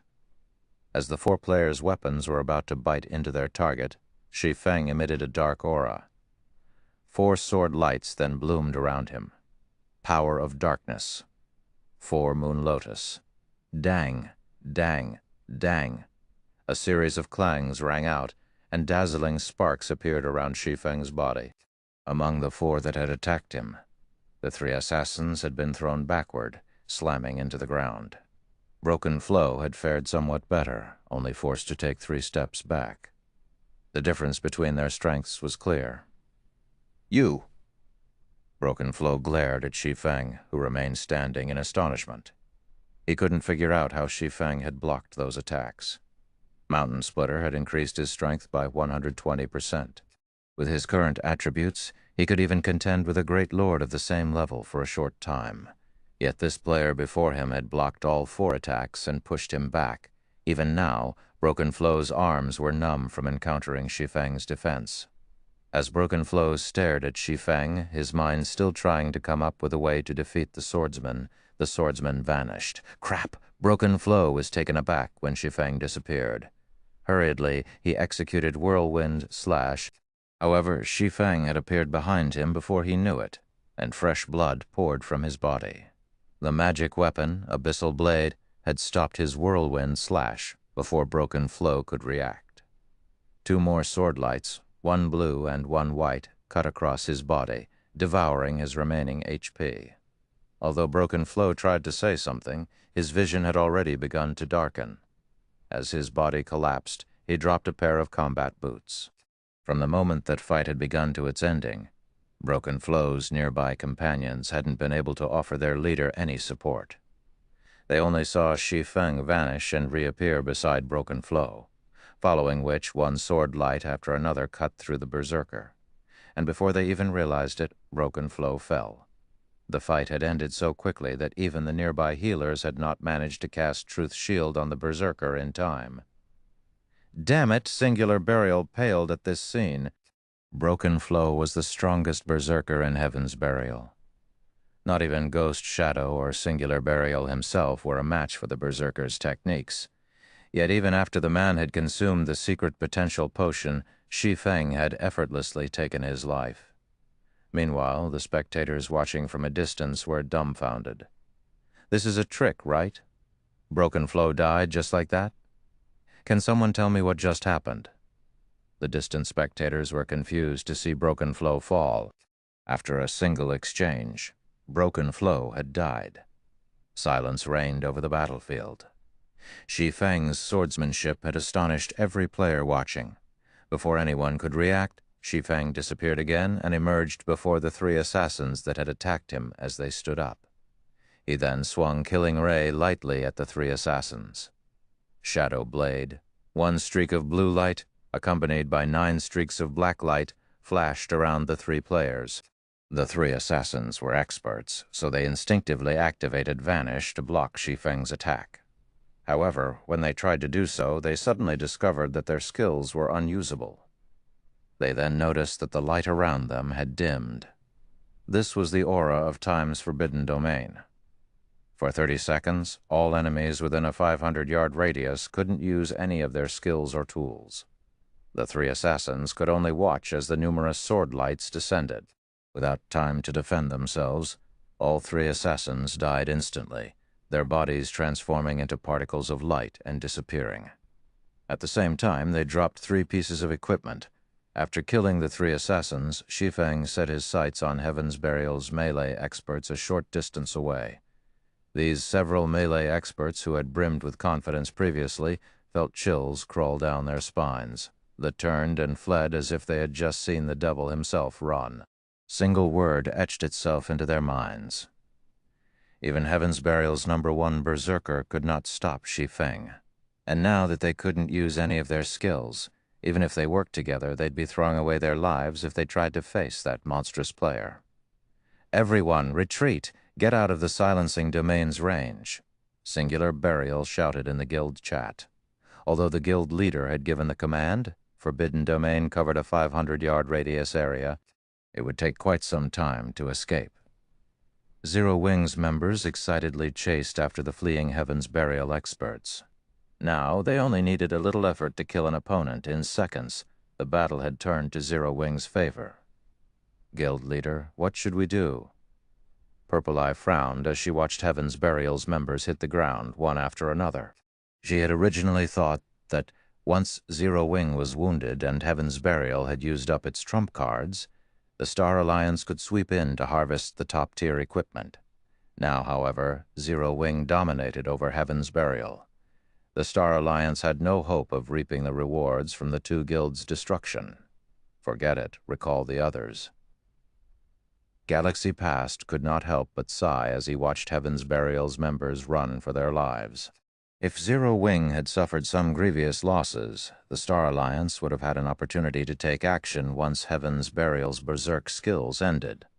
Not only would Zero Wing owe them a favor, but they'd also deal a heavy blow to Heaven's Burial. The Star Alliance could also pocket some of the weapons and equipment the two guilds had dropped. It had been a perfect plan, killing 3 birds with 1 stone. And yet Black Flame alone had disrupted that perfect plan. Until now, it had been unheard of for a single player to turn the tide of battle, but Black Flame had done just that. Only now did Galaxy Past understand why the secret pavilion had warned him not to provoke Zero Wing. Not even the secret pavilion could guarantee the Star Alliance's survival in Star Moon Kingdom. He now realized that in God's domain, quality was vastly more important than quantity. This was no longer a virtual reality game that one could rule over with a large enough army. After killing a few more melee experts, Shi Feng shifted his attention to Singular Burial, his gaze containing a chilling, killing intent. Even though Shi Feng hadn't said a word, Singular Burial could sense the swordman's intent. You wish to kill me? How arrogant! Singular Burial's expression darkened. He was less than 100 yards away from Forbidden Domain's edge, and Shi Feng was over 200 yards away from him. After consuming the secret potential potion and activating a berserk skill, his movement speed was higher than an ordinary Great Lord's. Shi Feng could never catch him. Once he was outside of the Forbidden Domain, he had plenty of escape routes. The spectators in the distance could also feel Shi Feng's intentions. This can't be right. He's trying to kill Singular Burial. He's insane. Everyone's excitement grew as they watched. Over 10,000 surviving Heaven's Burial members protected their guild leader. A few experts even stood by his side, including the fact that Singular Burial himself was a skilled player. Shi Feng was just too far away to kill the man. Boldly, Shi Feng advanced towards Singular Burial. "Stop him!" Daybreak Fog commanded. Losing this battle was a huge hit to Heaven's Burial's reputation. If their guild leader died, standing among an army of over 10,000 players, the guild would suffer even greater embarrassment. They would become the laughingstock of Star Moon Kingdom. The other guild members understood the severity of the situation as well. The fleeing members stopped and turned to face Shi Feng. Although they could not do any damage to him, they could buy some time. Despite the tidal wave of players surging towards him, Shi Feng showed no signs of retreating. Instead, he activated Thunder, God's Descent, increasing his speed and damage significantly. He then activated Dragon Breath. Shi Feng then fired a beam of white light from his mouth. The beam devoured the approaching players, creating a wide open path for Shi Feng before he charged into the crowd. Heaven's Burial's members disregarded their own safety as they attacked the swordsman desperately. Only, before they got close to Shi Feng, their bodies transformed into particles of light and disappeared. As Shi Feng passed by players, sparks of light danced in the air. The distant players were stupefied. However, the swarm of players had slowed Shi Feng's approach. When Shi Feng was 50 yards away from Singular Burial, the latter finally left the Forbidden Domain and could use skills and tools again. "Black Flame, you are 10 years too early if you think you can kill me." Singular Burial sneered at Shi Feng, who was surrounded by a sea of players. He then took out a Tier 1 instantaneous movement scroll from his bag, intending to leave the battlefield. Once he left, Shi Feng wouldn't be able to reach him. Is that so? However, as soon as Singular Burial finished speaking, a deep voice reached his ears. Before Singular Burial could turn around to see the voice's owner, a streak of blue light cut across his body. Everyone was stunned. Like magic, Shi Feng had appeared behind Singular Burial, dragging his blade across the man's body. Tier 2 taboo skill, Instant Strike. Despite the secret potential potion and an active berserk skill, Singular Burial couldn't keep up with the enemy guild leader, whose attack speed had increased by 500%, before Singular Burial could even activate his instantaneous movement scroll. Several streaks of light had blossomed across his body, devouring his HP. Chapter 1395, Uproar in Star Moon Kingdom. When Singular Burial collapsed, everyone on the battlefield was dazed. He died. How is this possible? They can't even escape? Everyone's gaze shifted to Shi Feng. As they looked at the cloaked figure standing among thousands of enemies with one blue and one white sword in hand, they were filled with a sudden reverence. Shi Feng had charged into the enemy ranks by himself, yet his advance never faltered. Moreover, everywhere he passed, life ceased to exist. Even when he took the life of Heaven's Burial's guild leader, Heaven's Burial's members could only watch, powerless. Now this was a real expert. He even killed Singular Burial in such a predicament? Galaxy Past could not help his astonishment as he watched Singular Burial's body hit the ground, still holding the instantaneous movement scroll. Unlike return scrolls, instantaneous movement scrolls could be used without an activation process. Yet not even Singular Burial had reacted in time to save his own life. One could just imagine how fast Shi Feng was. If Galaxy Past had been in that position, he had no doubt that he would have suffered a similar fate. Kill him. Daybreak Fog bellowed. Now that quite a few people had already escaped the Forbidden Domain, they could naturally use skills and tools against Shi Feng. Moreover, Shi Feng stood in the heart of Heaven's Burial's army. He had also just used several skills consecutively, so they should be on cooldown. They still had a chance to kill this man. Moreover, Shi Feng had less than half of his HP remaining, which increased their chances of killing him. Hearing Daybreak Fog's command, many of Heaven's Burial's experts recovered their senses. Some immediately launched powerful skills and spells, while some used magic scrolls. Watching these attacks rain down on him, Shi Feng activated Void Shield before dashing towards the nearby experts. Shi Feng was already fast enough to dodge the majority of the spells and skills, even when targeted by some rare, unavoidable attack. He could rely on his extraordinary senses to block them. Meanwhile, Void Shield created a shield that had 10 times its user's maximum HP. After activating Power of Darkness, Shi Feng's HP had broken past the 160,000 threshold. In other words, the shield could absorb over 1,600,000 damage in addition to increasing Shi Feng's HP recovery rate by 500% and movement speed by 100%. Shi Feng bobbed and weaved, avoiding the ranged attacks. Not only hadn't his HP decreased, but it had begun to recover at a visible rate. As Shi Feng passed, the players in his path promptly faded in a shower of sparkles. None of these players could survive his hits. Even the expert players died by the time Shi Feng was within melee range if they didn't activate a life-saving skill in time. After a brief moment, hundreds of weapons and equipment joined the battlefield, dropping from Heaven's Burial's elites and experts that Shi Feng had killed. The bloodlust Shi Feng radiated was many times stronger than that of Heaven's Burial's experts after they had consumed the secret potential potion. His bloodlust was so intense that Heaven's Burial's members shuddered, unconsciously backing away. They now realized that they hadn't trapped Shi Feng. Rather, they had jumped into the tiger's den as an offering. Impossible! Is he the incarnation of a god? The distant spectating players were stupefied. As Shi Feng took a step forward, Heaven's Burial's members took a step back. They maintained a distance of over 20 yards away from Zero Wing's leader, not daring to move an inch forward. Heaven's Burial's army consisted of over 10,000 elite members, yet not one of these players dared to charge at Shi Feng. Seeing this, the various large guilds in the distance inwardly celebrated. They were thankful that they had never provoked Zero Wing. Big Sis Fog, what should we do now? A core member from Heaven's Burial asked Daybreak Fog, who currently wore a grim expression. "Do we continue fighting?" "Fight?" When Daybreak Fog watched Shi Feng walk through Heaven's Burial's army as if he were strolling through his own backyard, she could not help but shake her head and order, "Have everyone retreat." Shi Feng's horrific combat power had long since frightened these players. They had lost any will to fight. If Heaven's Burial continued this battle, it would only result in more casualties. When Daybreak Fog gave the command to retreat, Heaven's Burial's members breathed a sigh of relief as they fled from the battlefield. However, Shi Feng had no intention of letting Heaven's Burial go. He led his guildmates in the continued slaughter. He only gave up the chase after the enemy players left the frozen scar.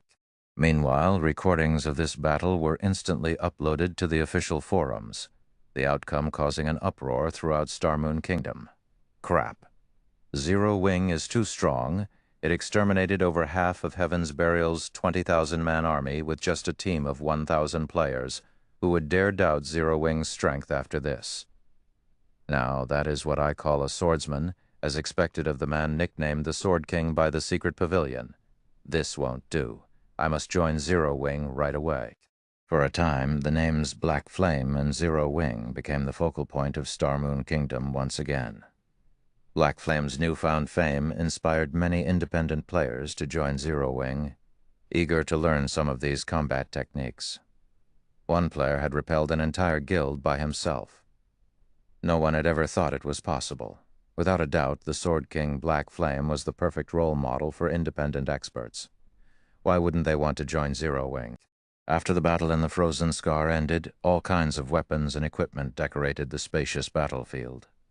Every one of these items was enough to drive an ordinary player mad. These items would even tempt guild elites, yet despite so many precious items laying on the ground, not a single player dared to approach them. They stood by quietly as Zero Wing's members looted the battlefield. Zero Wing struck gold this time. Those are all items from over 10,000 elite players. Purple Eye watched Zero Wing's members jealously as they collected the weapons and equipment. Weapons and equipment were vital to a large guild's development. Due to the lack of available weapons and equipment in a large guild, ordinary members were sometimes forced to stay that way despite having combat standards of an elite member. Now that Zero Wing had received so many weapons and equipment from Heaven's Burial, it could nurture another large batch of elites, growing even stronger as a guild. Heaven's Burial's members sure are wealthy. Shi Feng couldn't help his astonishment as he read the item list his subordinates had compiled. Chapter 1396, Frost King, Guild Leader, we've struck gold. Why are Heaven's Burial's weapons and equipment such high quality?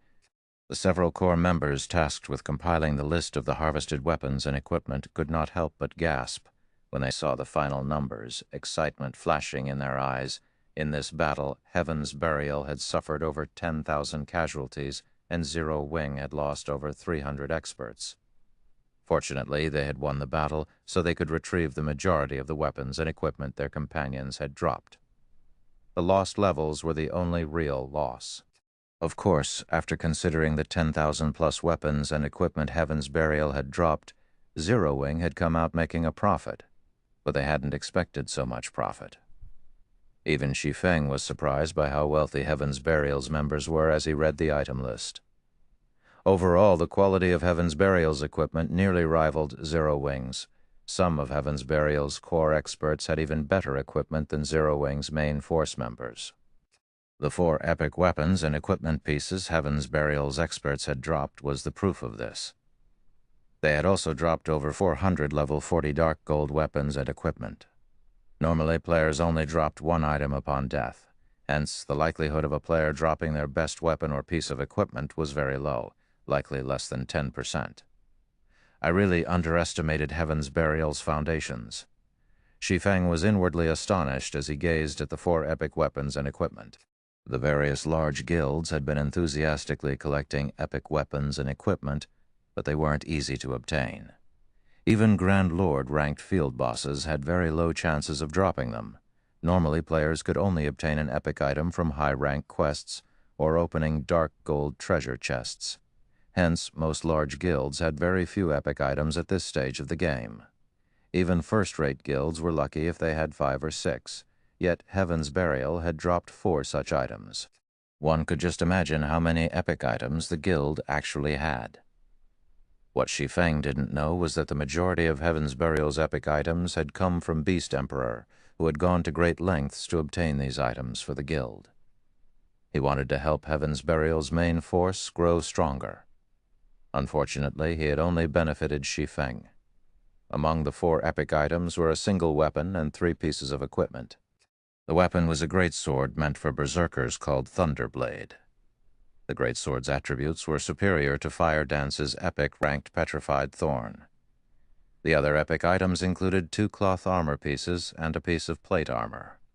One of the cloth pieces was a headpiece called the Eye of Arnos, while the other was a set of robes named the Fluctuation Robi. Both pieces of equipment focused on increasing the user's basic attributes. As for the plate piece, it was a breastplate for shield warriors and berserkers called the Indestructible Breastplate. With these 4 epic items, his top-tier experts would have an easier time with their Tier 2 promotion quests. Quick, look! The Frost King is coming! While Zero Wing had rested after the battle, a commotion shook the forest some distance away from the snowy plain. Agonizing cries filled the chilly air, startling the guild and independent players as they shuddered. A moment later, a 5-meter-tall figure burst through the trees. The figure was a frost giant in crystalline armor and wielding 2 frost sabers. This monster was none other than the King of the Frozen Scar, the Frost King. Frost King, elemental creature, mutant Grand Lord. Level 54, HP 260 million or 260 million. Everyone's eyes nearly fell from their sockets when they saw the Frost King's stats. How is this possible? The Frost King is leveled. Crap! He has 260 million HP. How can a Grand Lord have so much? He's even tankier than a mythic monster of the same level. Why does it feel like the temperature has dropped? Can a team of 1,000 players really defeat a monster like that? Once they saw the Frost King's stats, fear tore through the crowd.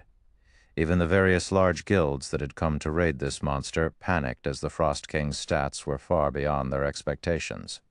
As the Frost King approached the massive crowd of players, some guild experts felt an invisible pressure weigh down their bodies. Some guilds began to hesitate, reconsidering the raid. Based on their reports, they could only raid the Frost King using 1,000-man teams. If more than 1,000 players were within 1,500 yards of the Frost King, the boss's stats would increase substantially. The more players there were nearby, the greater the Frost King's self-buff would be. He would very quickly grow beyond players' capabilities. Staring at the Frost King's current information, however, many of these players didn't know if it was even possible to take the monster down with only a 1,000-man team. The pressure radiating from the Frost King was just too strong. This boss might even be able to suppress mythic monsters. This pressure would significantly hinder players' combat power in a fight. What a powerful pressure. No wonder why Heaven's Burial planned to use Zerg tactics against him. Purple Eye also felt the Frost King's pressure bear down on her as it approached. However, rather than worry, excitement and anticipation made her eyes sparkle based on the prior reports. They knew that the Frost King was very powerful. As a preventive measure, the Star Alliance had dispatched over 20,000 members and intended to use the most common strategy to deal with field bosses, Zerg tactic. Only, the Star Alliance intended to use a tactic that was slightly different from those in other virtual reality games. Since God's Domain's field bosses grew stronger when a certain number of players was within range, it wouldn't be wise to dispatch all of one's forces during the raid. Instead, they would send in a limited number of players, keeping the remaining forces on standby. When someone died, they'd send in another player to the fallen player's place. This way, a team could continue the raid with the optimum number of players, slowly whittling the boss down. As one of the most common strategies the various large guilds used to raid field bosses, it was the reason that these guilds preferred to kill field bosses over dungeon bosses. If they lacked quality, they could make up for it with quantity. Furthermore, the more powerful a monster was, the better loot it would drop. for a horrifically powerful monster like the Frost King. Needless to say, his loot would be awe-inspiring. The Frost King's first kill would also grant access to Evernight City. It seems that the Frost King belongs to us this time. When Galaxy Past saw how powerful the Frost King was, he began to laugh. He had worried that Zero Wing would be a powerful opponent for the Star Alliance, but the guild didn't seem capable of raiding the Frost King at this point. Zero Wing had only sent a little over 1,000 members to the Frozen Scar. The guild's few reinforcements weren't enough to take down the Frost King. Even if Zero Wing called for more reinforcements now, the Star Alliance would have long since defeated the Frost King by the time those players arrived. Suddenly, the Frost King, who was 2,000 yards away from the nearest group of players, released a low, wordless shout, and a human-like sneer appeared on his face as he stared at the players from the various guilds. Then he vanished. By the time he reappeared, he was less than 500 yards away from the guilds. Since well over 1,500 players were now within range, the Frost King's basic attributes instantly skyrocketed. The Frost King raised his sabers and swept them at the players before him. 2 energy beams shot forth from the sabers, devouring the army of players. Everything in the beam's path froze instantly. In the blink of an eye, Frost covered the world in a 1,000-yard cone before the boss. Every player caught in the attack had transformed into an ice sculpture. Even MTs who had activated their life-saving skills had lost their lives. Only a few players with quick reactions and invulnerability skills had survived. In just one move, the various large guilds had suffered over 2,000 casualties. Impossible. How is the Frost King's perception range so wide? How are we supposed to withstand such destructive power? Everyone was astonished. The guilds that had intended to defeat the Frost King with Zerg tactics in particular felt faint. Abruptly, the Frost King charged into the nearest crowd, massacring the players. Despite so many players desperately trying to hinder and attack the boss, the Frost King's movement speed was simply too high. Not only did the mutant easily dodge the incoming attacks, but he also dealt horrific damage. With a single stroke of his saber, the Frost King could create a groove in the ground that extended for over 50 yards, killing dozens of players instantly. Even when the occasional player's attack struck the Frost King, they couldn't deal more than -500 damage. The Frost King's defense was almost more powerful than mythic monsters of the same level. In contrast, the Frost King's HP had increased to 500 millions. Now, its battle recovery alone could heal 500,000 HP every 5 seconds. After a short moment, the various large guilds had been wiped out, suffering extreme losses. Only a small number of lucky players had escaped the Frost King's wrath. "Guild leader, are we still going to raid it?" Purple Eye asked, her expression darkening as she watched the various large guilds fall. "Damn it! Why did things end up like this?" Galaxy Past frowned as he watched the Frost King's unstoppable rampage. The boss had actually taken advantage of the guild's plans to use Zerg tactics to strengthen itself. That was simply unheard of. "Retreat! Pull away from the boss!" Immediately, the Star Alliance's members fled from the battlefield, not daring to linger. After a few more moments, only a small number of players occupied the previously crowded plains, as most had fled to the Frozen Scar's entrance. "Everyone's gone?" Shi Feng muttered, as he glanced at the crowd by the dungeon's entrance. He then swept his glance towards the Frost King, who had calmed, smiling. He then said in the team chat, "All right, let's move out." He had guessed that this would happen. After all, even he had only dared to come this far after thorough preparation. It was only natural that the various large guilds, which had very little understanding of mutants, would end up like this. Hearing Shi Feng's words, his guildmates' excitement grew. They followed after Shi Feng and slowly approached the Frost King. The guilds and independent players at the entrance noticed the movement. What's Zero Wing trying to do? They're insane. They're going to fight that thing. Chapter 1397, Zero Wing Takes Action.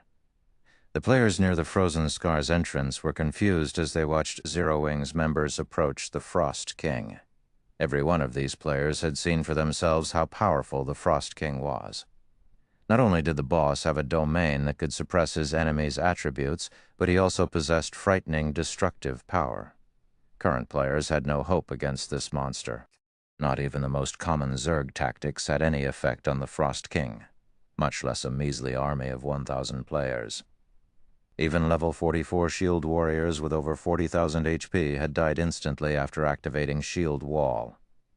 If none of their MTs could tank the Frost King, how were they supposed to raid this boss? Although Zero Wing's 1,000-man team was incredibly powerful, that strength was nothing more than a joke before the Frost King. Guild leader, they're not really trying to raid that thing, are they? Curiosity overtook Purple Eye as she watched Zero Wing's army inch closer to the Frost King. I don't know, but Black Flame should be fully aware of the Frost King's might. He shouldn't be foolish enough to challenge that boss. Perhaps he's trying to gather some intel to prepare for a future raid attempt, Galaxy Past said, shaking his head. He didn't understand Zero Wing's actions either. In his opinion, they'd likely need a 1,000-man team of Tier 2 players to kill the Frost King. Trying to raid the boss with anything less would be futile. Players simply couldn't fill the gap in strength with numbers as everyone's attention shifted toward Zero Wing. Shi Feng waved his hand. Suddenly, miniature ballistas began to appear within the guild's army. In the blink of an eye, 50 miniature ballistas were organized into 5 rows, following which Zero Wing's members began to assemble the war weapons. Crap. Zero Wing's using siege weapons to deal with the Frost King. That's way too extravagant. Madness. This is madness. Are they not afraid that the Frost King will destroy the miniature ballistas? The spectating players could not help but gasp as they saw the rows of miniature ballistas, unable to believe their eyes. The various large guilds' upper echelons were particularly dumbfounded. Zero Wing was using siege weapons to raid a field boss. Not even super guilds would dare to be so wasteful. It was just too much of a risk. Even if they killed the boss with the siege weapons, the losses would far exceed their gains. Every siege weapon was extremely valuable. Moreover, since these weapons posed a greater threat, monsters almost always targeted them first. Yet not only had Zero Wing brung siege weapons to a field boss raid, but they had brought 50 miniature ballistas in total.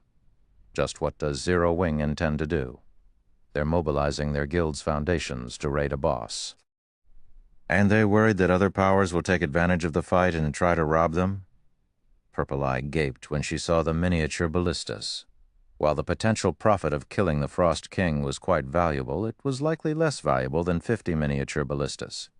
If Zero Wing lost those weapons in battle, it would severely impact the guild's overall combat power. Do you think that any power remaining in Star Moon Kingdom would dare steal or destroy those weapons? Galaxy Past asked, smiling bitterly. In reality, Zero Wing's revelation of their siege weapons in this raid was a declaration that it wasn't afraid of a theft attempt. It was proof of the guild's strength. They had already witnessed Zero Wing's power, particularly Black Flame's strength. Black Flame had killed Heaven's Burial's guild leader amidst an army of thousands of elites. The other members from Heaven's Burial had only been able to watch helplessly as he took their guild leader's life. With such strength, who would possibly dare pick a fight with Zero Wing? To put it bluntly, doing so was suicidal. It was much different from the attitude Zero Wing had adopted when the weapons and equipment Heaven's Burial had dropped littered the battlefield. Despite so much precious loot before them, none of the various large guilds or independent players had dared to claim them.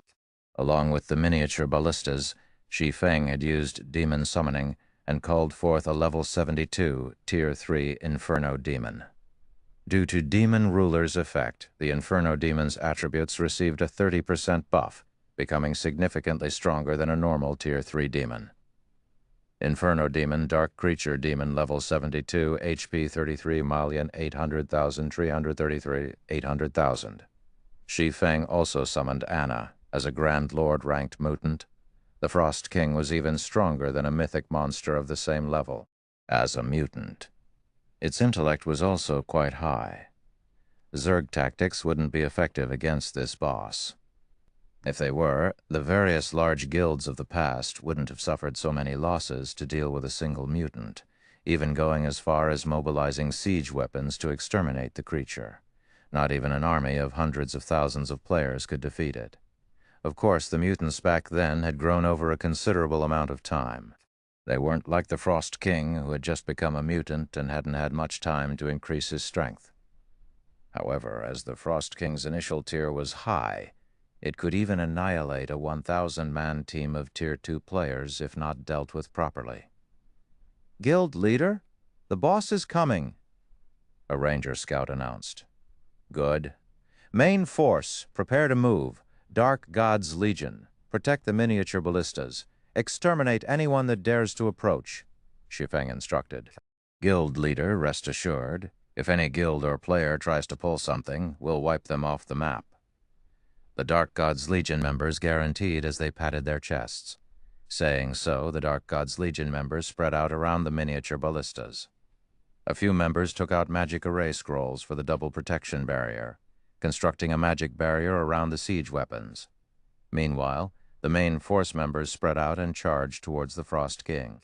Due to the Frost King's domain, the main force members' attributes fell significantly upon entering the boss's sphere of influence. Upon sensing the approaching players, the Frost King swung one of his sabers at the crowd. A streak of blue light swept towards Zero Wing's MTs. Just before the blue light struck, a shadow descended from the sky and stood before the MTs. Holding its flaming spear before it, the Inferno Demon blocked the streak of light. Boom. The impact immediately threw the level 72 Inferno Demon over 30 yards, its HP decreasing by over 100,000. The distant spectators gasped when they saw the Frost King's display of strength. "What strength?" Shi Feng was similarly astonished. Despite blocking the attack, the Inferno Demon had still received so much damage from one casual attack. If not for the Bible of Darkness's buff, it wouldn't have lasted long against the Frost King. Noticing the boss prepare to launch his second attack, Shi Feng took out the ancient weather book and used weather control. Suddenly, the chilling atmosphere began to warm rapidly as a scorchingly hot sun dominated the sky. While the ancient weather book didn't seem to have any practical effect against monsters, the exact opposite was true. In God's domain, players weren't the only ones affected by their environment. The same was true for monsters. If a monster fought in an environment that ran counter to its nature, the monster's combat power at least would decrease by half. This was also why the various large guilds had searched for any skills or spells that could affect weather in the past. However, skills and spells of this type were even rarer than curses and taboo skills of the same tier. Generally, only superpowers could get their hands on one. Suddenly, the snowy plains transformed into a burning hellscape. Although players didn't prefer this fiery environment either, Zero Wing's members had consumed the Sea God's blessing. They could adapt to hot or cold adequately. In contrast, the Frost King, an ice elemental, was exceedingly uncomfortable. Disregarding Zero Wing's members, the Frost King turned and attempted to flee the hellscape. "Stop him! Don't let him get away! All ballistas, attack!" Upon Shi Feng's command, the assembled miniature ballistas launched exploding arrows simultaneously. Shoo, shoo. A rain of fire descended upon the Frost King, the scene far more spectacular than normal boss raids. Chapter 1398, Tier 4 Strength. The 50 exploding arrows rained down on the Frost King like meteors. Roar! Noticing the incoming attacks, the Frost King roared. It then brandished its twin sabers, cutting down the exploding arrows before they could land. The boss knocked the majority of the exploding arrows off course. As for the remaining arrows, the Frost King simply took a step forward and dodged most of them, while blocking a small portion with his sabers. In the end, only 3 exploding arrows had connected with their target. 32,964, 3315, 157, 32,849. Such high defense. Zero Wing's members could not help their surprise on its own. An exploding arrow was as powerful as a Tier 2 spell, but with a miniature ballista's damage modifier, these arrows could compete with the strongest Tier 2 spells. Overall, a single exploding arrow could deal over minus 100,000 damage against a great lord of the same level, yet the few that had struck the Grand Lord ranked Frost King had only dealt a little over minus 30,000 damage. One could imagine how pitiful their damage would be if players relied on Tier 1 skills and spells to take down this boss. Everyone finally understood why Shi Feng wanted to utilize the miniature ballistas. With the minute damage players' attacks would deal, even a 1,000-man team was unlikely to overcome the Frost King's battle recovery. If more than 1,000 players fought the Frost King at the same time, the boss would become even stronger, his strength and defense reaching new heights. The Grand Lord would be unstoppable, as expected of a mutant. Despite such an uncomfortable environment, its reaction speed is still so fast, Shi Feng commented, smiling slightly as he watched the Frost King, who still attempted to flee the hellscape. In truth, Shi Feng hadn't expected 3 of the 50 arrows to hit the Frost King. After all, he was very familiar with how terrifying a mutant was. Tier 2 attacks would have a limited effect on this creature. Finally, Anna finished her incantation. With a wave of her staff, a level 75 Tier 3 Golden Giant and 10 level 75 Tier 2 Rock Guardians appeared before her. The Rock Guardians immediately formed a magic barrier to trap the Frost King. However, the Frost King was simply too powerful. Despite the barrier, his basic attributes remained unaffected. Fortunately, the Rock Guardian's barrier created an opportunity for the 50 miniature ballistas to bombard the boss. Following which, the miniature ballistas launched another volley at the Frost King. This time, due to the limited space the Frost King had to maneuver, he dodged and blocked significantly fewer arrows. In the end, over a dozen exploding arrows found their mark, damages over 30,000 appearing above the boss's head, one after another. Suddenly, the Inferno Demon descended from the sky and activated the Tier 3 skill, Macropyre. Ice elementals like the Frost King feared fire-type attacks over all else. With a single attack, the Frost King lost over 1 million HP instantly. Upon receiving such a significant amount of damage, the Frost King retaliated, swinging one of his sabers at the Inferno Demon with lightning speed. Although the Inferno Demon had used its flame spear to block the attack, it still lost over 100,000 HP. Fortunately, Zero Wing's healers supported the summoned demon from a safe distance, granting the creature the ability to fight the Frost King for a long time. With the Inferno Demon and Golden Giant tanking the Frost King, Zero Wing's members could freely attack the boss from the sides. Although their damage was insignificant at best, they could more or less hinder the Frost King's movements by attacking his joints. For a time, the Frost King engaged in a fierce battle against the Inferno Demon and the Golden Giant, the sounds of weapons clashing echoing throughout the plains. At the same time, the miniature ballistas continued to fire one exploding arrow volley after another, whittling down the Frost King's HP. Meanwhile, Shi Feng switched to the aura of fire and circled to the Frost King's back before activating Flame Burst. The Frost King released an agonizing cry as he received Shi Feng's 15 consecutive strikes. 61,574, 123, 487. 61,746. In total, Shi Feng's 15 attacks dealt over minus 1 million damage. Is he a monster? The watching upper echelons from the various large guilds were stupefied. Even their guild's top-tier experts had only dealt several hundred damage to the Grand Lord with their skills, yet Shi Feng's normal attacks dealt over minus 5,000 damage, while his skills dealt over minus 10,000. Aside from Shi Feng's individual performance, these upper echelons winced as they watched Zero Wing's members waste the precious exploding arrows. This situation showed them how truly powerful Zero Wing's foundations were. Throughout Star Moon Kingdom, only Zero Wing would dare to raid a measly field boss with such an extravagant method, following which the Frost King's HP rapidly decreased under Zero Wing's combined assault. 99%, 95%, 89%. As time passed, the originally peerless Frost King's maneuverability suffered as his HP decreased. When the Frost King had only 30% HP remaining, he finally seemed to realize that his life was in danger. Suddenly, the Frost King stomped his foot, causing the ground beneath him to sink slightly, following which pillars of ice rose from the dirt surrounding the Grand Lord. The cage of ice rendered the miniature ballistas and players' attacks ineffective. After another 5 seconds, the Frost King split into 2 identical clones. However, both Frost Kings only had 15% of their total HPs. Is this a joke? The distant spectating players gaped when they saw 2 Frost Kings. One Frost King was frightening enough, yet now Zero Wing had to face 2 of them. Just how were players supposed to defeat such a boss? The large guild's members weren't the only ones horrified. Zero Wing's members' hearts sank at the sight. For a moment, they were at a loss. The Inferno Demon and the Golden Giant had already struggled to tank the mutant. Moreover, after such a long fight, the healer's mana was close to depletion.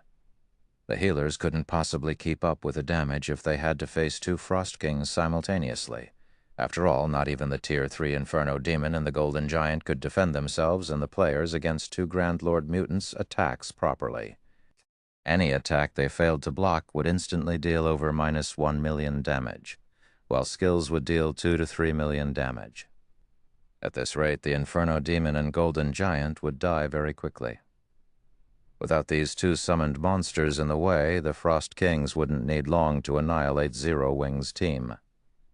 Suddenly, one of the Frost Kings threw the Golden Giant from the magic barrier, leaving the Inferno Demon alone to deal with the 2 bosses' pincer attack. Both Frost Kings revealed sinister smiles, their sabers releasing a frosty aura that dropped the surrounding temperature sharply. They then swung their sabers down at the Inferno Demon. All living creatures must die. The 2 Frost Kings bellowed as they sent 4 arcs of blue light at the Inferno Demon. When struck, the Inferno Demon's HP, which had been at 50%, plummeted to 0, its body transforming into particles of light and disappearing. How is that possible? Everyone was stunned. The 2 Frost Kings had killed a Tier 3 Inferno Demon instantly. It's over. Zero Wing's loss is inevitable. Galaxy Past was indescribably shocked as he watched the Inferno Demon vanish from the battlefield.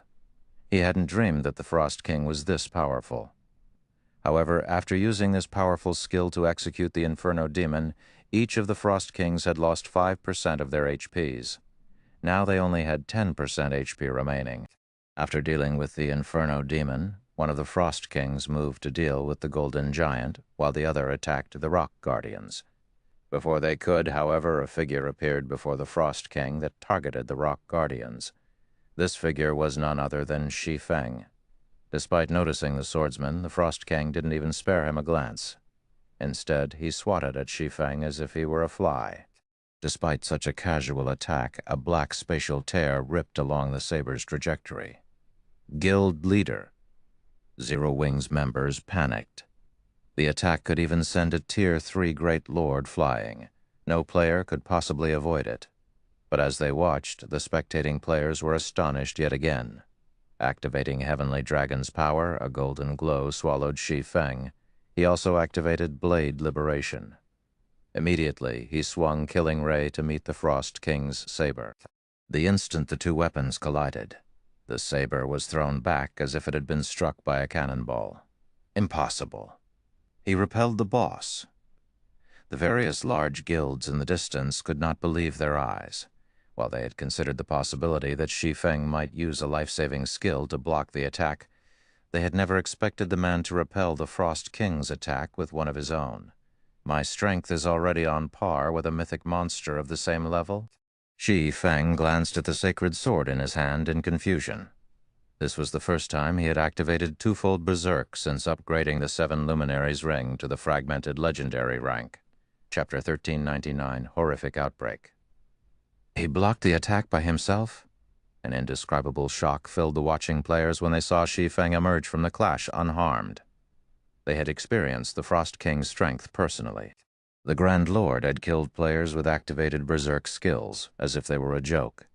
Yet Shi Feng had repulsed the Frost King with a single blow. Although the Frost King had weakened slightly after finishing off the Inferno Demon with that powerful skill, players had no hope against its strength. I wonder what Heaven's Burial's reaction will be if Zero Wing takes down the Frost King. Purple Eye mused, smiling bitterly at the repulsed Frost King. She had hoped that the Star Alliance could use the Frost King to elevate its status in Star Moon Kingdom. Unfortunately, that plan was no longer feasible. However, the setbacks the Star Alliance suffered were nothing compared to those of Heaven's Burial. After overcoming so many challenges to gain an advantage over Zero Wing, not only had Heaven's Burial failed to hurt the Guild, but it would also lose the advantage of its link between Red Iron Town and Evernight City. We can't underestimate Heaven's Burial.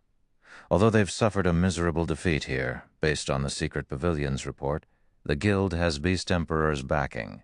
That Beast Emperor fellow has already taken control of several large guilds, including the top first-rate Guild Overlord Dynasty, and is the Purple Thorns Kingdom's undisputed ruler. It won't be so easy for Zero Wing to defeat Heaven's Burial, Galaxy Past said, shaking his head. Before the Secret Pavilion had secured ownership of the Star Alliance, his ambitions had been great. He had dreamed of becoming an overlord in God's domain one day. However, after joining the Secret Pavilion, he had come to understand one thing. God's domain was unlike any other virtual reality game that had ever existed.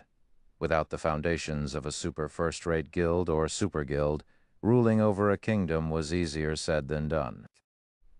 The opponents on the surface were far from the only ones vying for dominance. Many powers lurked in the darkness, developing in secret. If these powers decided to take action, even a first-rate guild might not withstand their might. However, the fact that Zero Wing managed to become the ostensible overlord of Star Moon Kingdom was already plenty amazing. The guild leader is so awesome. He even blocked that kind of attack? Shi Feng's performance had rekindled hope in Zero Wing's guild members, whose confidence had begun to waver.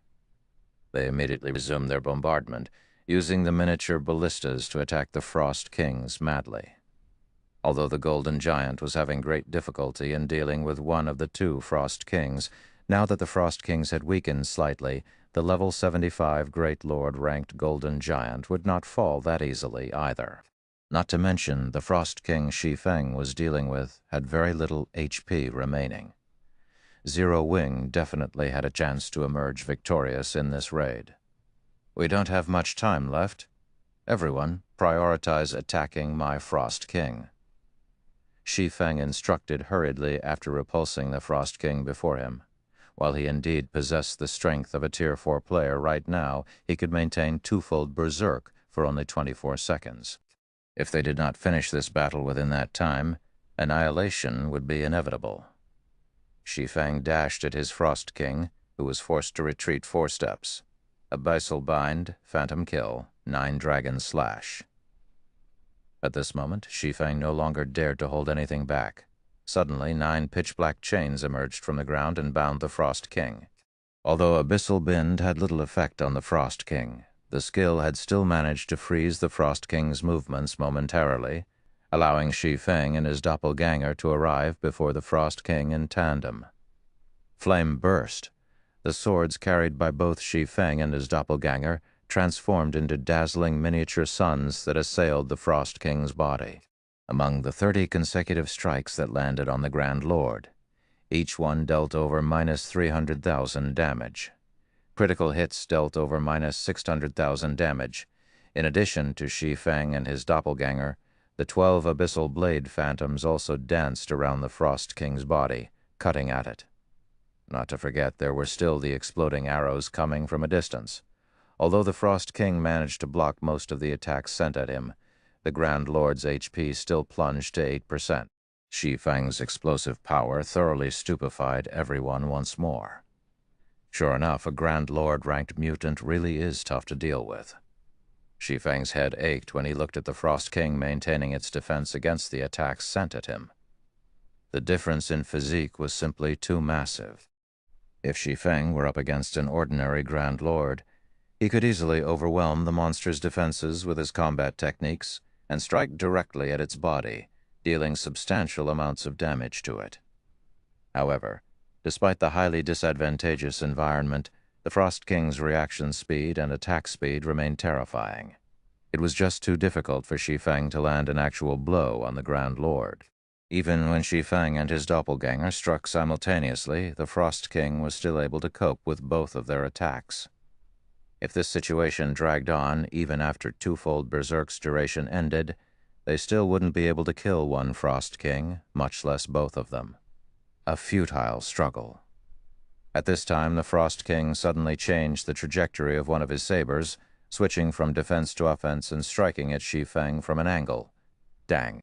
Fortunately, Shi Feng managed to protect his side abdomen in the nick of time, using Killing Ray. In return, however, he had to take 2 side steps before he could stabilize his body. He's starting to recover his strength already. Shi Feng's complexion darkened as he looked at the vibrating sacred sword. Although he was aware that the Frost King would recover from his weakened state very quickly, he never thought that it would happen this quickly. However, the Frost King had no intentions of giving Shi Feng any opportunities to react. The boss promptly brandished his sabers and forced Shi Feng into a defensive state. Now, even Shi Feng's doppelganger had difficulty finding an opportunity to land an attack. This situation panicked Zero Wing's members. They were all aware that Shi Feng was currently using twofold Berserk, and that the combination Berserk skill only had a short duration. However, the exploding arrow's power was simply too mediocre. Each arrow dealt only a little over minus 30,000 damage.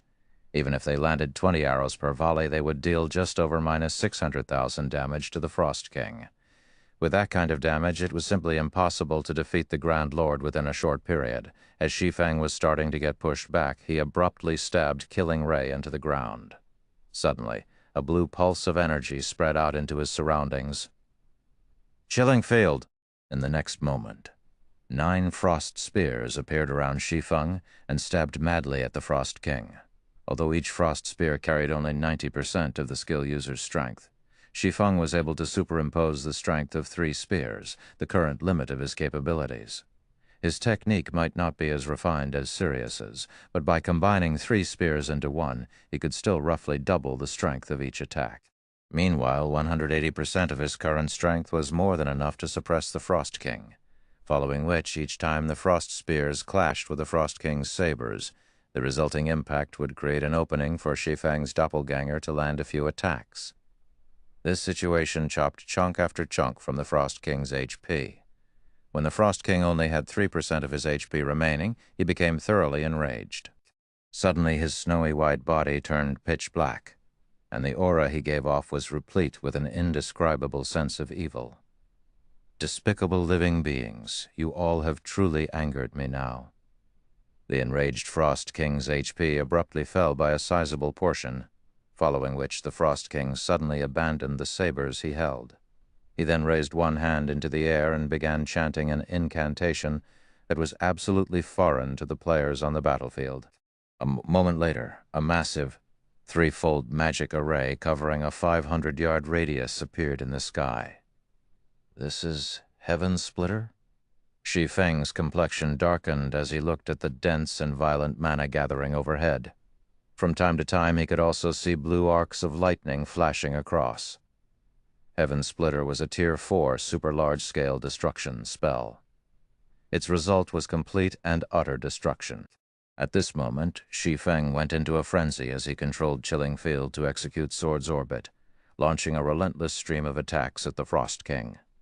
As the mana in the skies grew increasingly violent, the Frost King's HP likewise declined. 2%, 1%. Die. Shi Feng bellowed as he activated Divine Providence and Dragon Breath. Immediately, a white beam of light devoured the Frost King, reaping the final strand of his HP. Chapter 1400, King's Loot. When the HP of one of the Frost Kings reached 0, both Frost Kings suddenly turned into ice and shattered. At the same time, the heavy pressure on Zero Wing's members lifted, and they collapsed wearily to sit down on the ground. That was so close. Everyone from Zero Wing breathed out a sigh of relief when they noticed the magic array in the sky disappearing gradually. Had the magic array been allowed to gather mana for even a moment longer, this battle would definitely have ended in their annihilation. After the Frost King's death, everyone received a generous amount of EXP, Although not everybody managed to level up, their experience bars still increased by a sizable portion, equivalent to 1 day's worth of grinding. However, compared to the EXP they received, everyone paid much more attention to the loot of the Frost King. The reason for this was the loot's abundance. The Frost King actually dropped over 100 items when it died. Even the final bosses of leveling maps would not drop such a large number of items. Usually, one would be fortunate to get 1 or 2 dozen items. Yet now, there were actually over 100 items dropped. Just looking at the loot made everyone's heart race. What? So many items actually dropped? Envy suddenly filled the eyes of the distant spectating large guilds and independent players, many of them wishing they could charge forward and steal some of the items for themselves right now. However, the onlookers simply left their fantasies as fantasies, setting aside how much time they would need to cross the long distance separating themselves and the loot. Just getting through Zero Wing's experts to reach the loot would already be a near impossible feat. Crap. I bet there are going to be plenty of dark gold weapons and equipment among the loot. Dark gold rank? Aren't you underestimating the mutated Frost King a little too much? I recall that the last mutant that appeared in White River City had dropped epic items after it died. Since the Frost King was much more powerful than that previous mutant, most likely there are going to be many epic items among the loot. Even until now, our guild has only managed to obtain 1 epic item. Moreover, it was even taken by the guild leader. If I could have one as well, I'd definitely be willing to leave my guild and join Zero Wing. Everyone speculated on the Frost King's loot. What frightening loot! With merely a glance at the items dropped, Shi Feng already spotted more than 10 weapons and equipment. Meanwhile, the majority of the loot consisted of various attribute gemstones and magic crystal treasure chests. Attribute gemstones were one of the hard currencies in God's domain. No matter what level players reached, attribute gemstones would not become obsolete. Meanwhile, the magic crystal treasure chest was something only Grand Lord ranked bosses and above had a chance of dropping, starting from level 50. Depending on the magic crystal treasure chest's quality, the number of magic crystals it rewarded would also vary. This could be considered a relatively good way for expert teams to obtain magic crystals. Common magic crystal treasure chests gave between 5 to 20 magic crystals, and on the market they sold for roughly 3 gold each. Bronze magic crystal treasure chests gave between 30 to 50 magic crystals, and sold for roughly 12 gold each. Mysterious iron magic crystal treasure chests gave between 100 to 150 magic crystals, and sold for roughly 37 gold each. Secret silver magic crystal treasure chests gave between 300 to 50 magic crystals and sold for roughly 120 gold each. Fine gold magic crystal treasure chests gave between 1,000 to 2,000 magic crystals and sold for roughly 450 gold each. Dark gold magic crystal treasure chests gave between 3,000 to 5,000 magic crystals and sold for roughly 1,200 gold each. Meanwhile, the Frost King had dropped a total of 5 magic crystal treasure chests, 3 secret silver rank, 1 fine gold rank, and 1 dark gold rank. After another 10 minutes or so, Shi Feng was finally done organizing the Frost King's loot. As he was doing so, he could not help but grow ecstatic. Among the loot, there were 2 Tier 4 magic scrolls.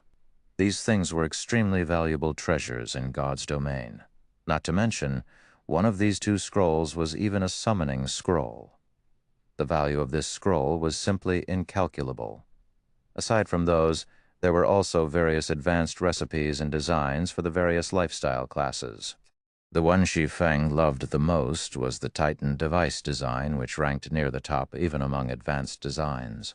Or, to put it in another way, the Titan device was one of the consumable items all players dreamed of obtaining. Like the strengthening device, the Titan device was similarly a consumable item, only, unlike the strengthening device, which was used to extend the durability of equipment, the Titan device was used to increase the mana density around players. It allowed players to exert even more of their own strength. Of course, the increase in mana density provided by the Titan device was not as significant as that of the fragmented legendary ranked 7 Luminaries ring.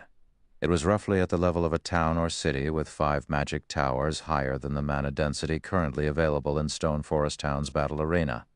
However, the duration of the Titan device was considerably short, lasting only 3 hours. Even so, it was still exceedingly popular among the players of God's domain in the past. As long as Titan devices appeared in an auction house, the various large guilds and adventurer teams would immediately buy them out. Unfortunately, the Titan device design was extremely rare. Even after 10 years had passed, very few guilds had managed to get their hands on one. Only super first-rate guilds and super guilds had several of the designs, while first-rate guilds would have been fortunate to have even 3 or 4 pieces. As a result, the Titan devices these guilds produced were rarely ever sold to the public and were generally kept for internal consumption. Aside from the Titan device design, the Frost King had also dropped 2 epic items and 1 fragmented legendary item. The quality of the loot dumbfounded even Shi Feng. Of the 2 epic items, one was a necklace called Magic Devouring Charm. The necklace's level range was between 45 and 100. Unfortunately, the necklace's basic attributes were average at best. Moreover, the necklace had only 1 passive skill. In Shi Feng's opinion, though, this necklace was definitely a top-tier necklace for magical classes. The reason for this was the passive skill Mana Body. Mana Body increased the wearer's spell completion rate by 3% and spell effectiveness by 30%, while decreasing spellcasting time by 20%. This could be considered a godly skill for magical class players. Aside from the Magic Devouring Charm, the other epic item was a spatial bag. The value of this item exceeded even the Magic Devouring Charms. Although the spatial bag did not provide any attributes or skills to players, it could be stored inside a player's bag space and be used to store 12,000 slots worth of items, nearly double the available slots in Shi Feng's current bag space. Meanwhile, the most amazing aspect of this spatial bag was its built-in warehouse. Players could store non-bag space items such as diamond wood and 7 luminaries crystals inside this warehouse. Moreover, the spatial bag could store up to 300 non-bag space items, triple the amount the Hurricane sailboat could carry. If put up for auction, it could easily sell for over 50,000 gold. With this, transporting diamond wood will become much more convenient. As Shi Feng looked at the spatial bag, he quickly thought of many more ways of making money. Non-bag space items were generally very precious in God's domain, due to the trouble of transporting them. These items generally sold for very high prices. Hence, maritime adventurer teams were able to make a fortune by transporting items. As long as one transported some popular non-bag space items to a location that did not produce them, one would be able to sell the items for astronomical prices. Now that Shi Feng had the spatial bag, he could travel to various countries to purchase their local non-bag space items for a low price and resell these in other countries. After he was done looking at the 2 epic items, he could not help but shift his sights to a dazzling staff. Despite the 2 epic items earlier being worth tens of thousands of gold, the total value of these 2 items was not even worth 1/10 of this staff. The reason being this staff was a fragmented legendary weapon.